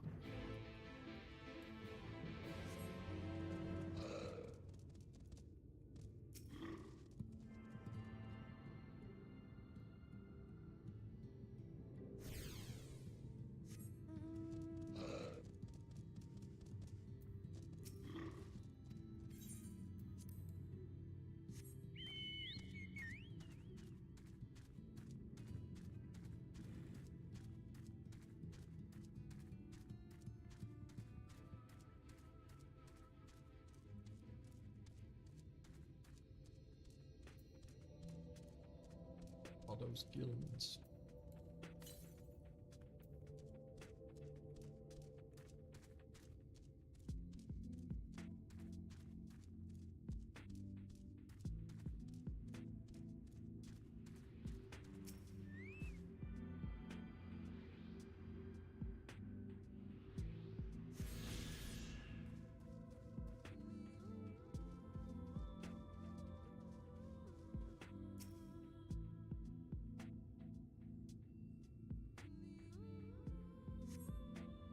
Say it's nowhere to be seen. Spot fresh footprints on them. Look to be about the right size.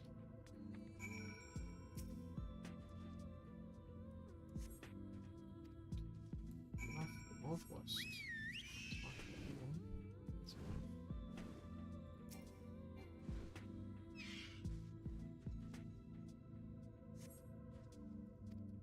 Northwest.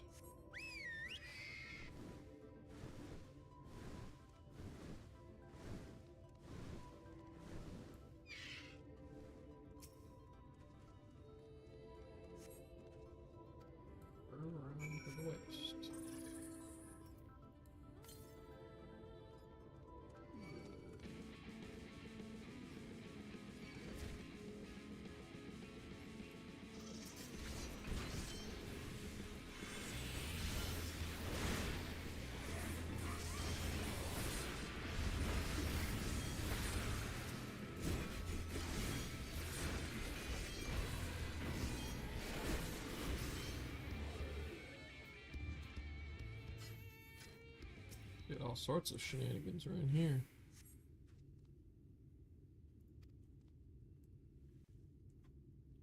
Into a mess of disturbed sand.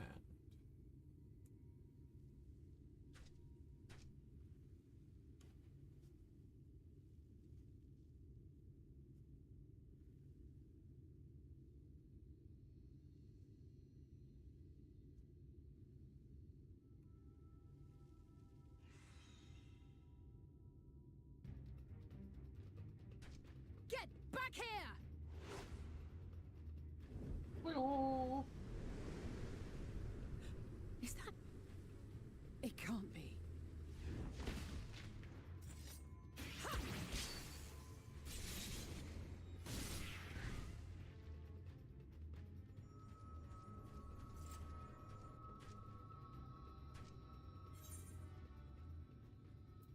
impressive.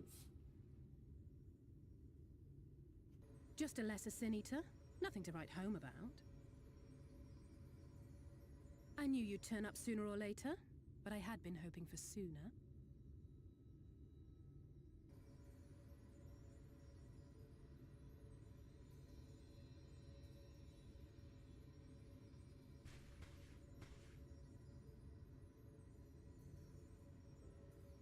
How are you?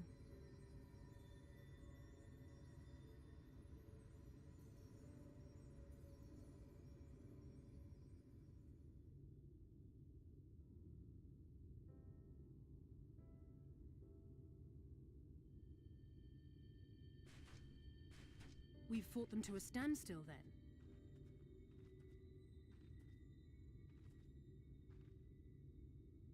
The Exarch did say that the Empire seemed to have drawn back when he last looked in on the source.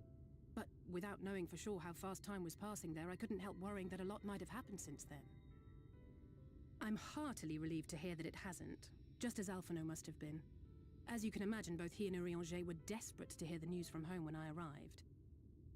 I haven't actually seen Thancred and Y'shtola yet, but they will have heard all the latest developments from the Exarch by now, or should have at least.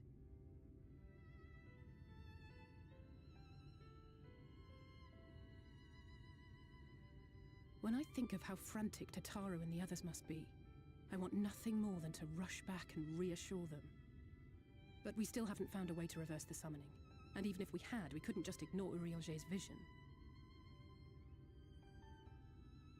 He may use 10 words where one would suffice, and they may often obscure as much as they reveal. But on this matter, he was as clear as day. I do not doubt for one moment that he saw what he claims. Nor how difficult it must have been to speak about them. The 8th Umbral Calamity and your death aren't exactly topics for idle conversation. As much as I might want to go home, I don't want to go home to that.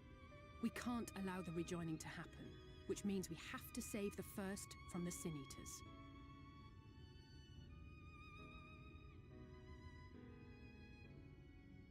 That great wall of white is a remnant of the flood. 100 years ago, the balance in the first tipped decisively in favor of light. From that moment, it rose and swelled with each passing day, and then, without warning, it burst forth like water from a broken dam. A colossal wave of pure light, drowning everything in its wake. Only Norvrant was spared. For the most part, living things are composed of ether of various different aspects. But when exposed to such a flood, their etheric harmony is shattered, and their natural form breaks down.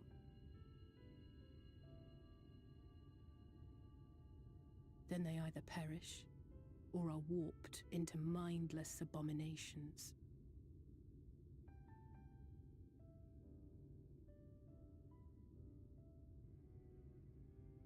Yes, that's how the Sin Eaters came to be. They were once living creatures, or people, that were caught in the path of the flood.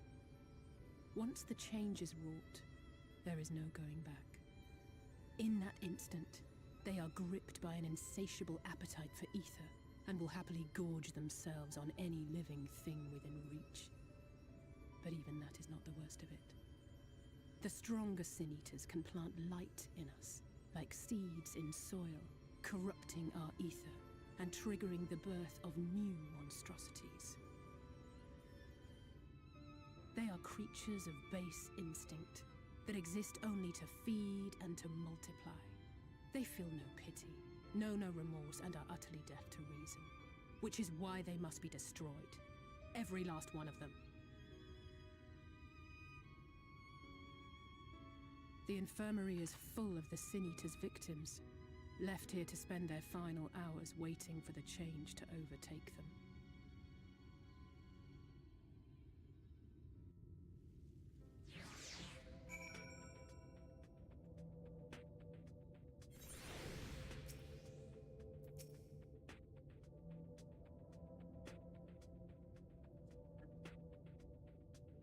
Some, less for others. Those patients will all become monsters in the end. To add insult to injury, the afflicted are feared, shunned, cast out of society, and exiled here to the edge of the world. The only good thing I have to say about this hellish place is that it has served me well as a training ground. Thessaline and the others have also been kind enough to share their knowledge of the Sin Eaters, which is knowledge I can now share with you, while you help me finish my patrol, of course.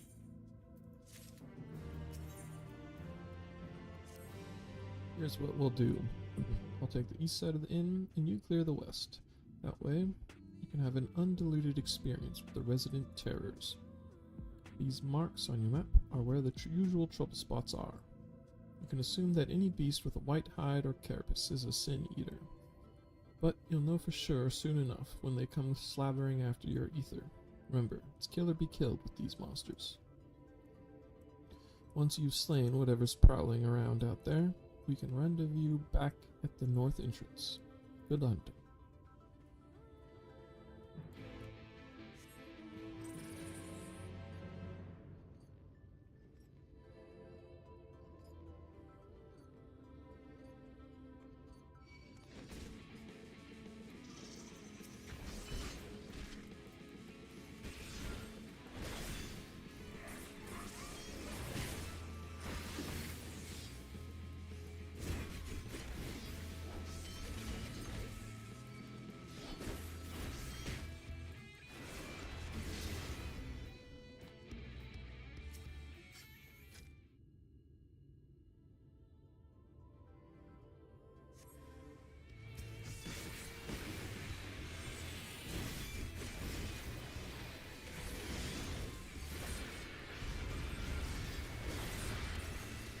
Even powerless.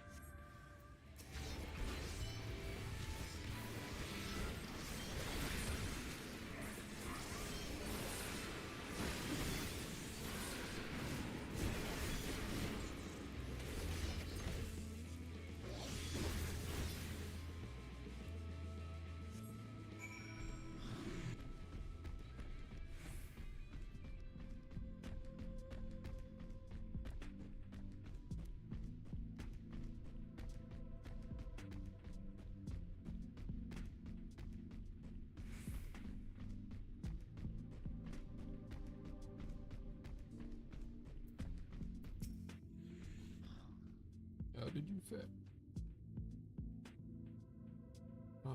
Thought there might be one or two lurking on the fringes. Nothing out of the ordinary for this area. Expect you noticed it yourself, but individually, These lesser sin eaters are no more deadly than any natural predator you might encounter in the desert. It's when they appear in numbers that they pose a threat. Much like the void scent, they have an unfortunate tendency to flock to the strongest of their kind. Thus, when a powerful sin eater goes on the hunt, he might be attended by a veritable swarm of weaker kin. Imagine an army of such creatures descending on a village or hamlet. That's the basic idea behind my patrols, to hold their ranks often enough that their numbers won't be overwhelming when the big ones come out to play. And you've certainly helped on that front. Support our victories to Tesleen, shall we?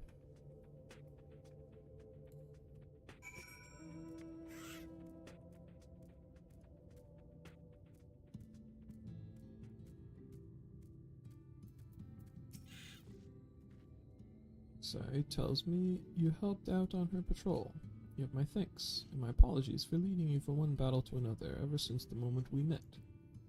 In any case, I'm glad to see the two of you found each other. You have no idea how badly Alice has missed your company. Everything is always, if Fluffy were here, he would. That's an exaggeration, and I don't sound like that either. I was simply trying to view matters from another perspective, and I respect Fluffy's methods. Honestly, after seeing him in action, I can understand why. The way he leaps into the fray without hesitation really is something to behold. I might be a little smitten myself. Hey, I'm only teasing, though I've no doubt he deserves all the admiration he gets, just as you do.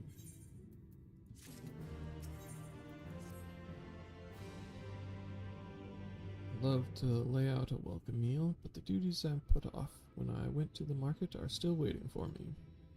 Arg, there are 101 things that need doing. Sorry, but would you mind waiting here with Alcei? What, twiddle our thumbs while you work yourself to death? Surely there's something we can help you with.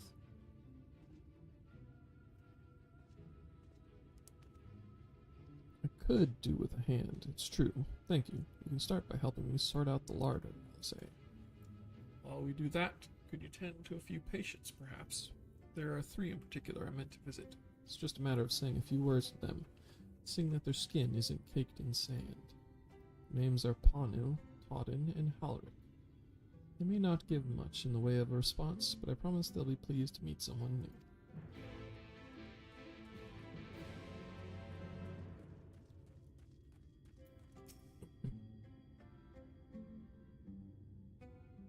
Go. Thank you.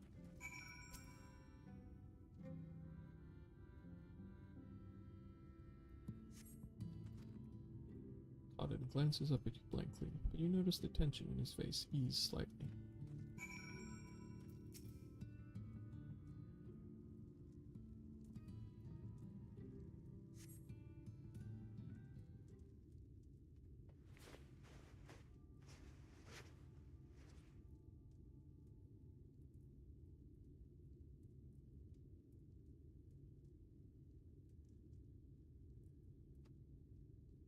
It has hardened into something akin to plaster.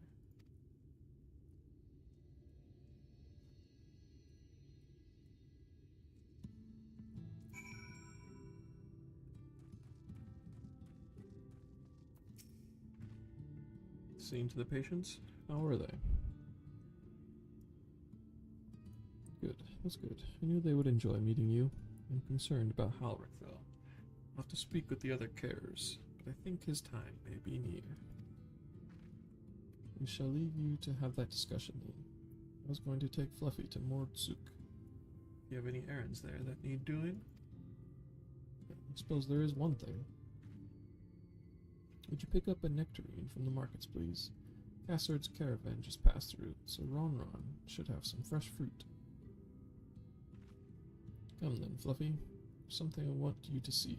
Right after we stopped at Ron's stall, of course.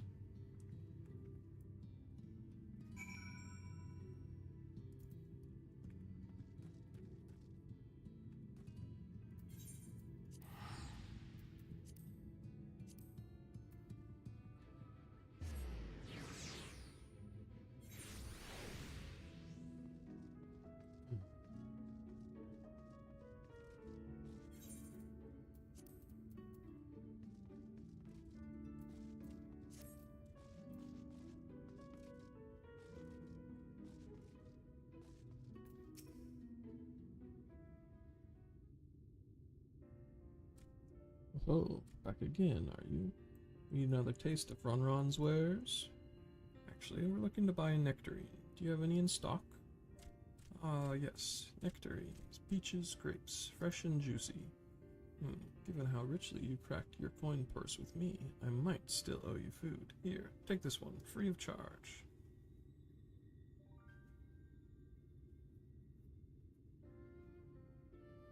Gods, I've never seen a moored merchant give away something for nothing before. How much coin did you spend here? Oh yes, I'll take a jar of honeyed worms as well. Oh no, they're not for me. It's an offering of sorts. The worms, if you please. Only the best wrigglers for you. Come again, my friends.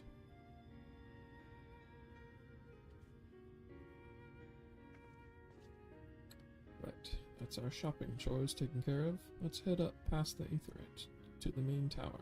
The view I want to show you can only be seen from its very top.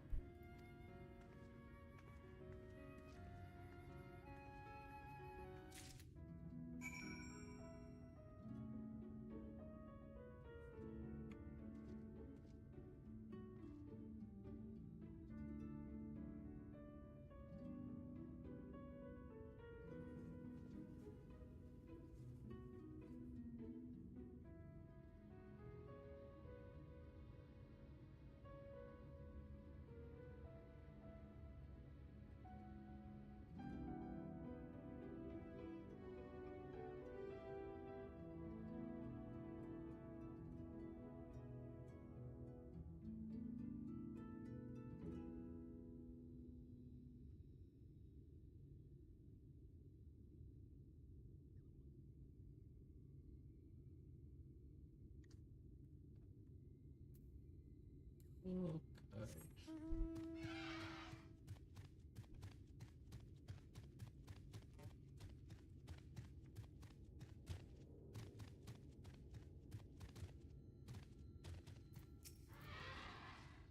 Here are your precious worms. That buys us a trip to the top of the tower, does it not? Glazed wrigglers, you actually brought them. Really shouldn't let you, but just this once, alright? Only once. Never fails, shall we?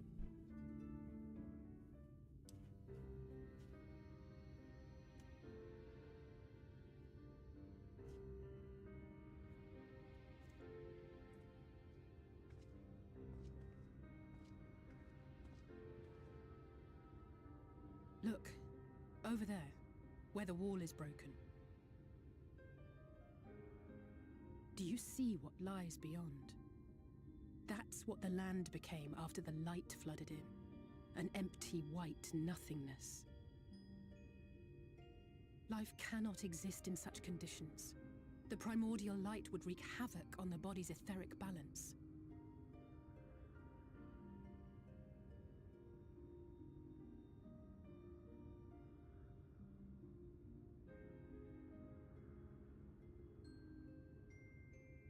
That nectarine you bought, it's Halric's favorite fruit.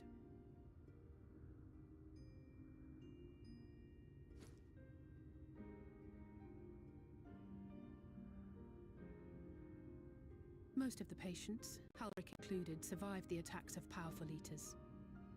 But their fate was sealed all the same. The monster's corruption has entered their bodies, and their very essence is being subsumed by light. The twisted state of the world itself just makes matters worse. Under normal circumstances, a person's ether naturally tends to equilibrium. But for these poor souls, the opposite is true. Sooner or later, every single one of them will turn.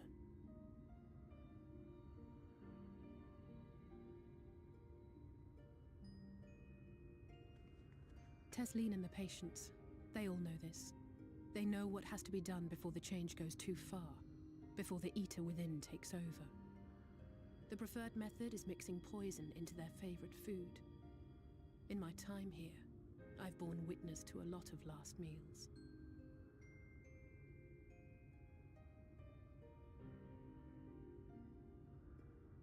I feel just as helpless as before. No matter how hard I fight, it's never enough.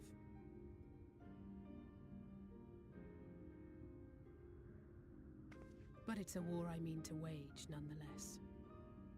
Speaking of wars, do you remember how I made you promise not to leave me and then promptly collapsed?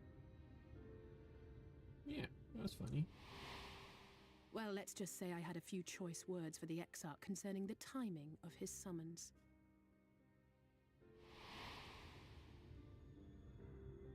But even if the fault lay with someone else, I couldn't shake the feeling that I'd abandon you on the battlefield. So I swore that I'd make up for my absence there by making a difference here.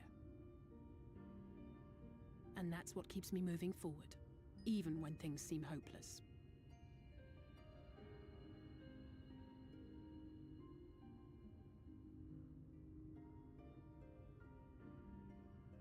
On which note, it's time we headed back. The longer we keep Tesleen waiting, the harder this will be for her.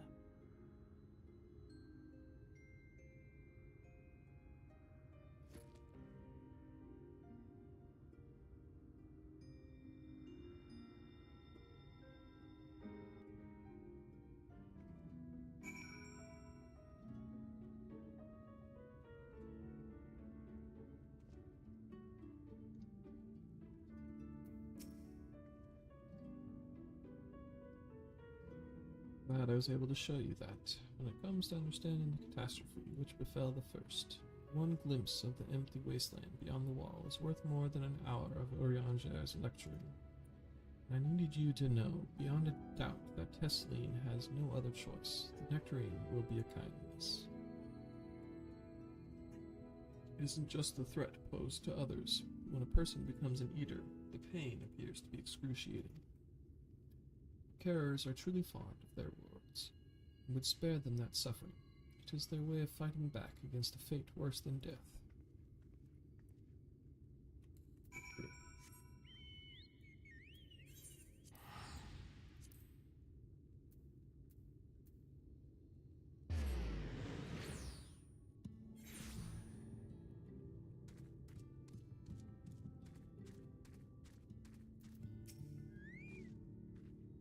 You're back.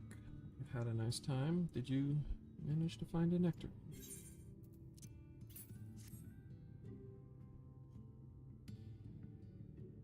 Thank you. Alice has explained why I wanted this, has she? I can see it in your eyes. We may not need it just yet. I spoke with the others, and we've decided to keep an eye on Howard. Thanks to you, though. If his time does come suddenly, we'll be ready to send him on his way with a taste of happier days.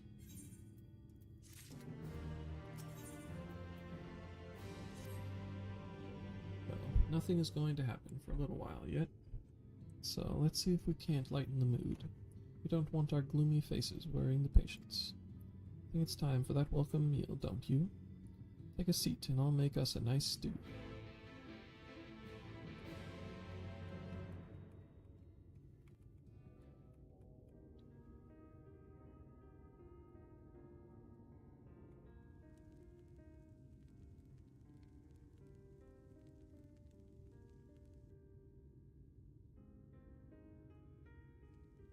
Speak up if you'd like another helping. I made a little bit more than usual today. And you've added something special to the broth, if I'm not mistaken. Aye, well, it's not often we have visitors from the Crystarium, so I may have thrown in a few extra bits and bobs.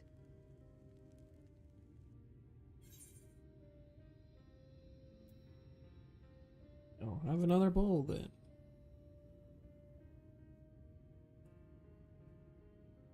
That's what I like to hear. Give me a moment to warm up the pot. She gets a pot.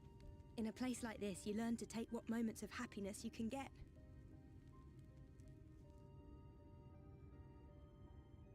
I remember when I first came here with my mother. She was showing the early signs.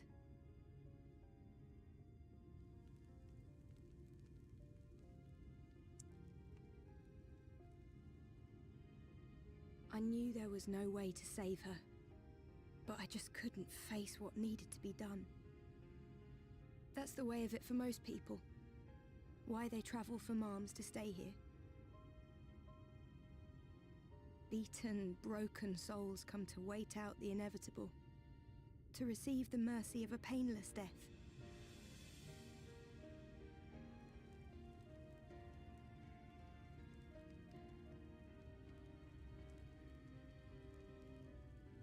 When my mother finally left this world, I was mad with grief, but also thankful that her passing was a peaceful one.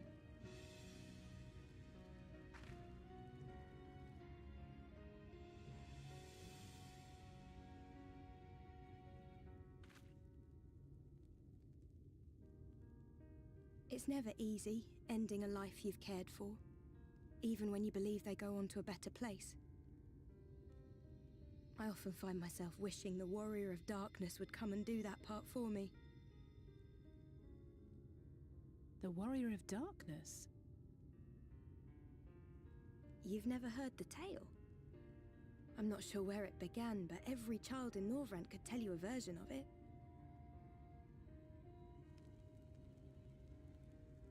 Warrior of Darkness, servant of death, take care of our souls at our dying breath.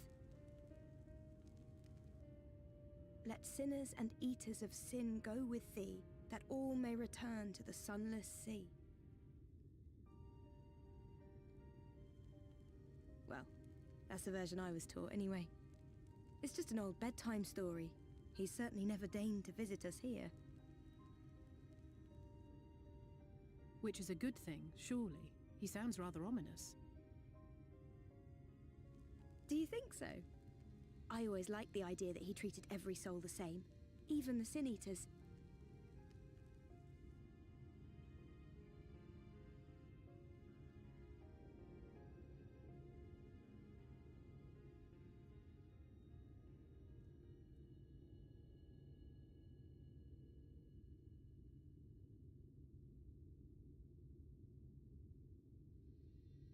They're coming.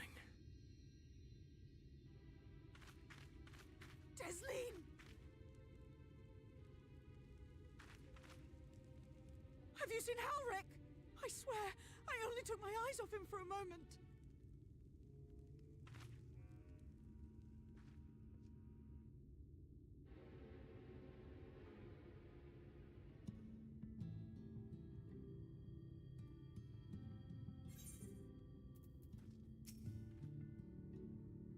Let's say, I have to go look for Halric. Don't know what's gotten into him, but he was wandering out there alone. We'll assign search areas and split up. Any idea where he might be heading? No, he's never done anything like this before, but it can't be a coincidence that the other patients are suddenly so agitated. They can sense something. In any case, let's keep the search close to the inn.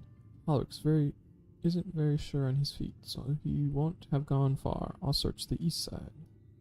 Halric, please be alright.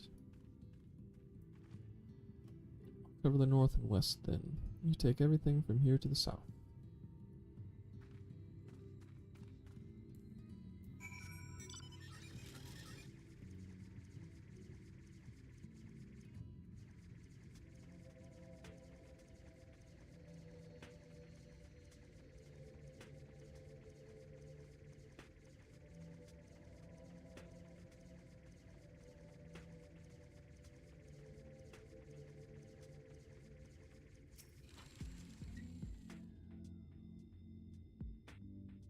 This chasm. So no sign of Halric. Maybe he went further west.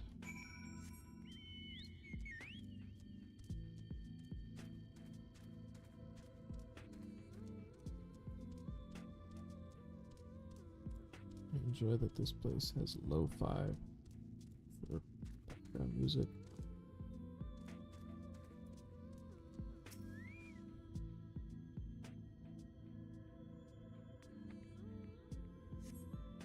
Scan your surroundings in search of Halric, and suddenly find yourself under attack.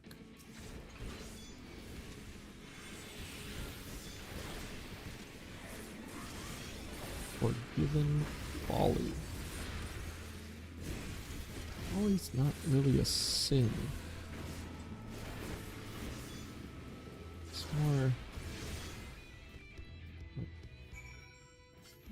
like the the circumstances of a sin or something? What the? Whatever.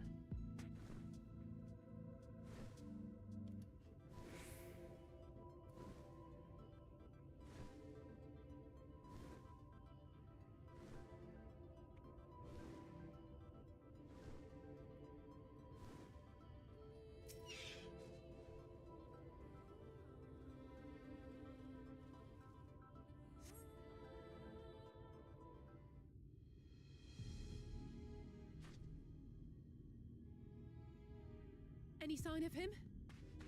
Sure. No luck then. But he surely can't have gone far. We should keep looking. The Sin Eaters are out in force, and if we don't find him soon, you can be sure they will.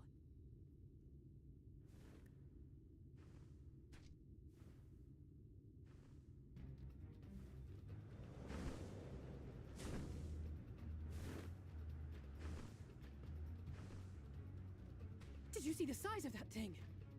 It must be one of the nasty ones. Wherever it's going, it can only mean trouble. After it!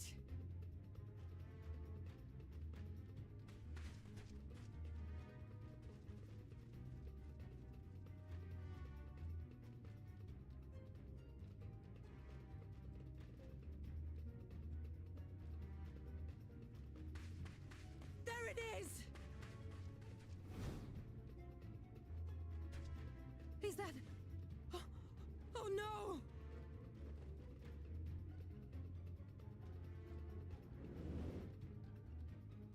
Halric!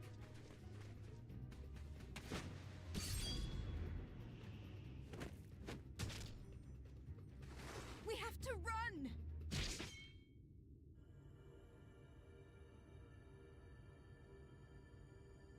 Tesleen! No!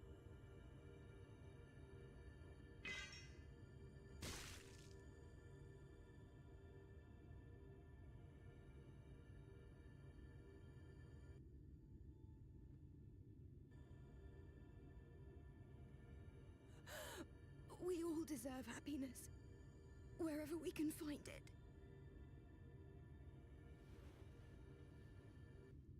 The time left to you is precious. No one should die in pain. Mother, I...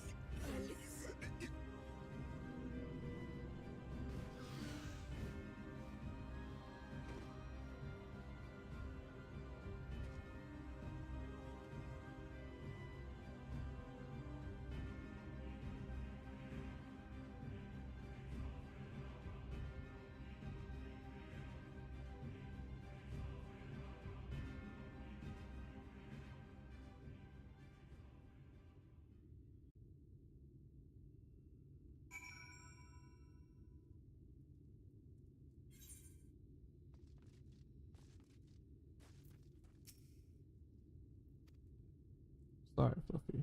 Tried to tell the carers what happened, but can't be the shoulder they lean on. Not like this.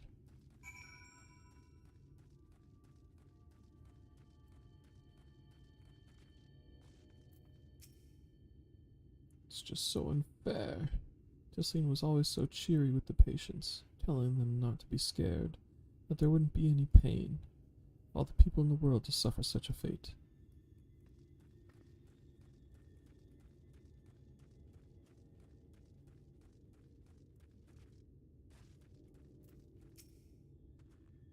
Imagine you're just as shocked as the rest of us, so I appreciate what you're doing here. Me?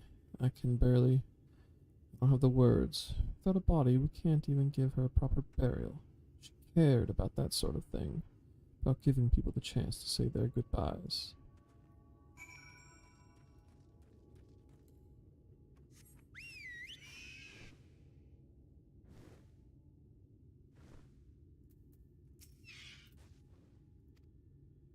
Alec is unresponsive as ever. He stands motionless, staring up into the sky where the Sin Eaters made their escape.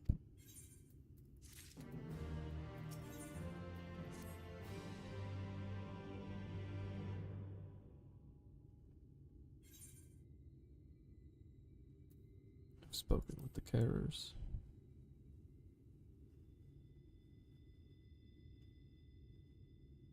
Thank you. What you're doing, it means a lot to them. To me.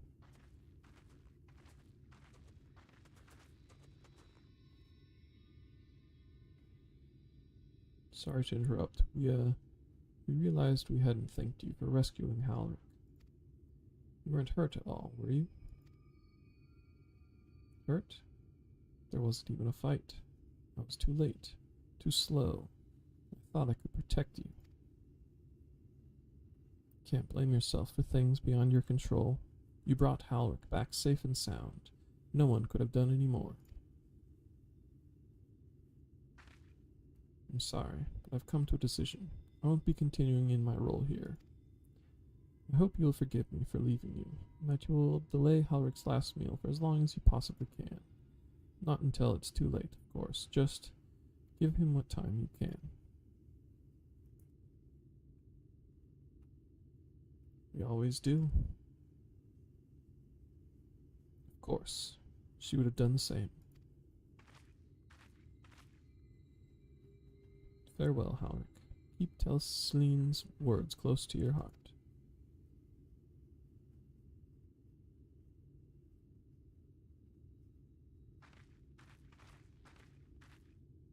Wait, leaving this very moment. I understand how you must feel, but surely this is a bit hasty. Do you even have anywhere to go? I have a destination in mind, yes, and a purpose. This damned light, building without cease, is the reason we can't save those corrupted by the Eaters. But what if we corrected the balance? Even if it were only by little, even if it took years, it would surely make things better. Now, hold on there. Everyone knows there's too much light, but how could you ever hope to get rid of it? You'd have to change the whole world. That's right. We should return to the Crystarium. I may not be able to repel the Eaters on my own, but I can still use the skills I have gained here to hurt them.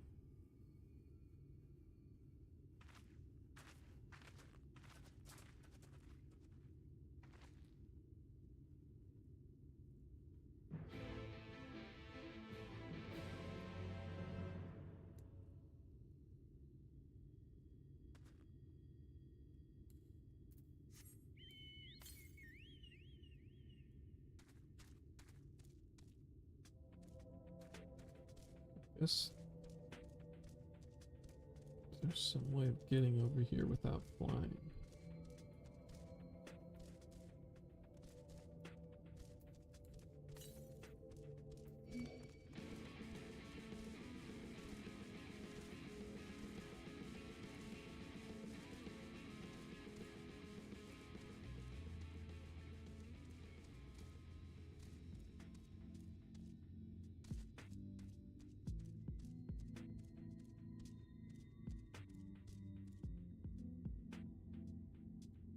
Get around to it.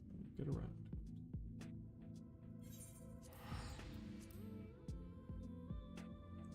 Yeah, it seems pretty dark.